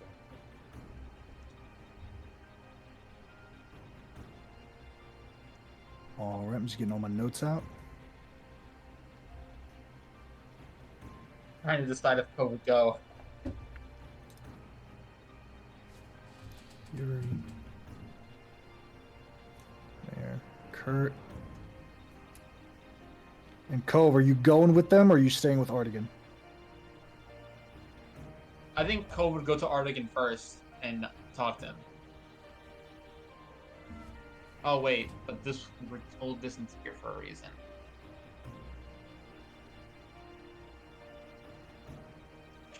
Yeah, Zarek essentially runs the Gardens. He's like, I don't give a fuck what nobody say. I'm giving you the okay. If you need to go, go. I get it. Right. Cove would go. Mostly for the reason just like we're done? Good. Where does that mean then? So what is Cove doing? Keep going.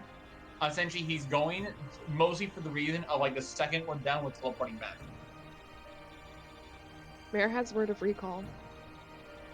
All right, so Cove, Wanna Yuri, give me Mare, and Kurt are going to with Yuri, and Bar and Vaxlim are going to Fragaria. All cool?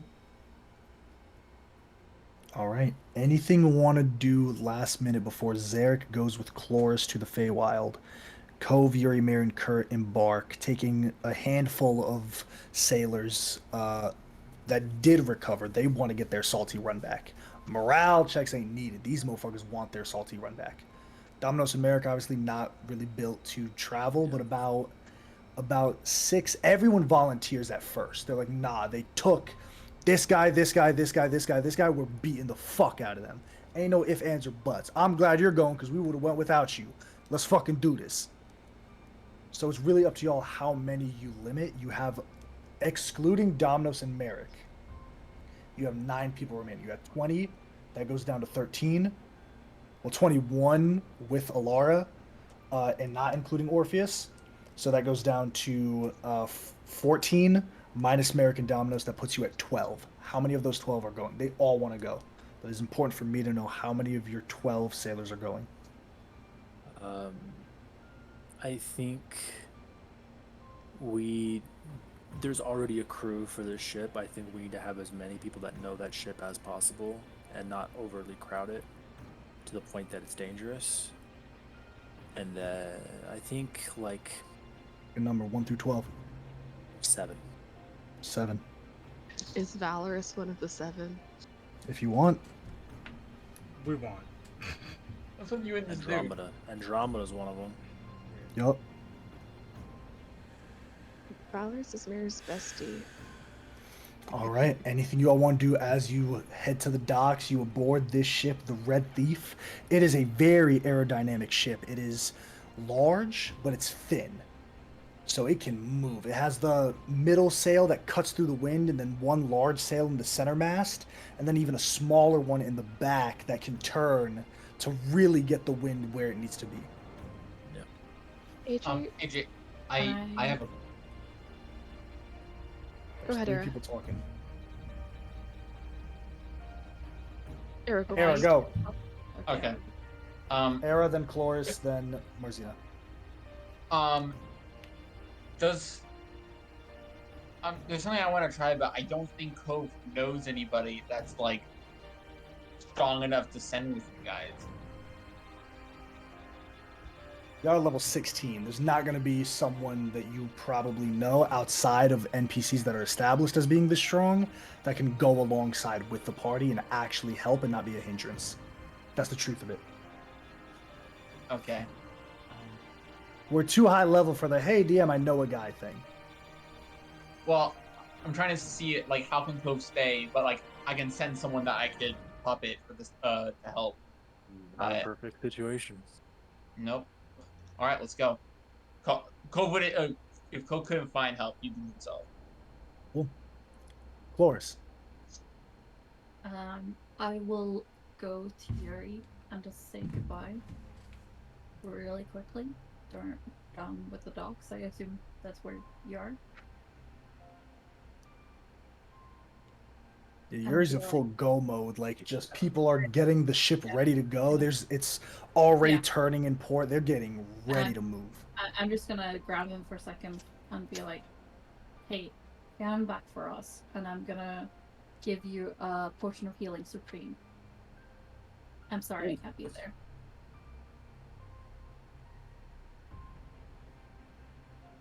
Bring him back. And All of take care.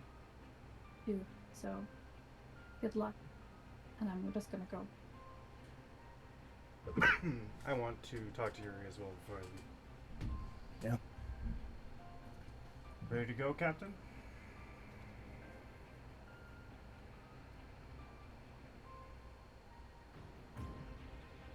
ready as we can be, I think. I told Mare to send me a sending if you need me.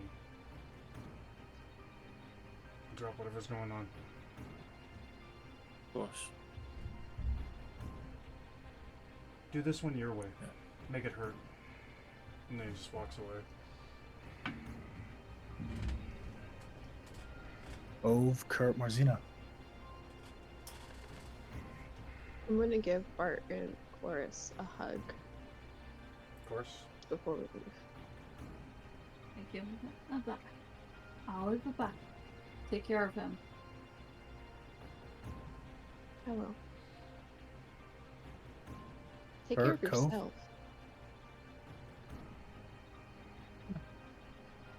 Pat doesn't have anything. He's ready to fucking go. Cove is like having his golem help load up and get ready. Let's do this. As you board the Red Thief, you see that some of the familiar faces of the Eventide's crew get on. They're at work. Like, they're still bandaged and bloodied. They don't care. They're moving. They're opening some slight wounds. They're just pushing through the pain. Everyone wants their salty run back. You see Andromeda gets up. She gets to the helm. She starts barking orders around. Some of the people immediately take to it, and they're like, all right, cool. We know her. Cool. We got it.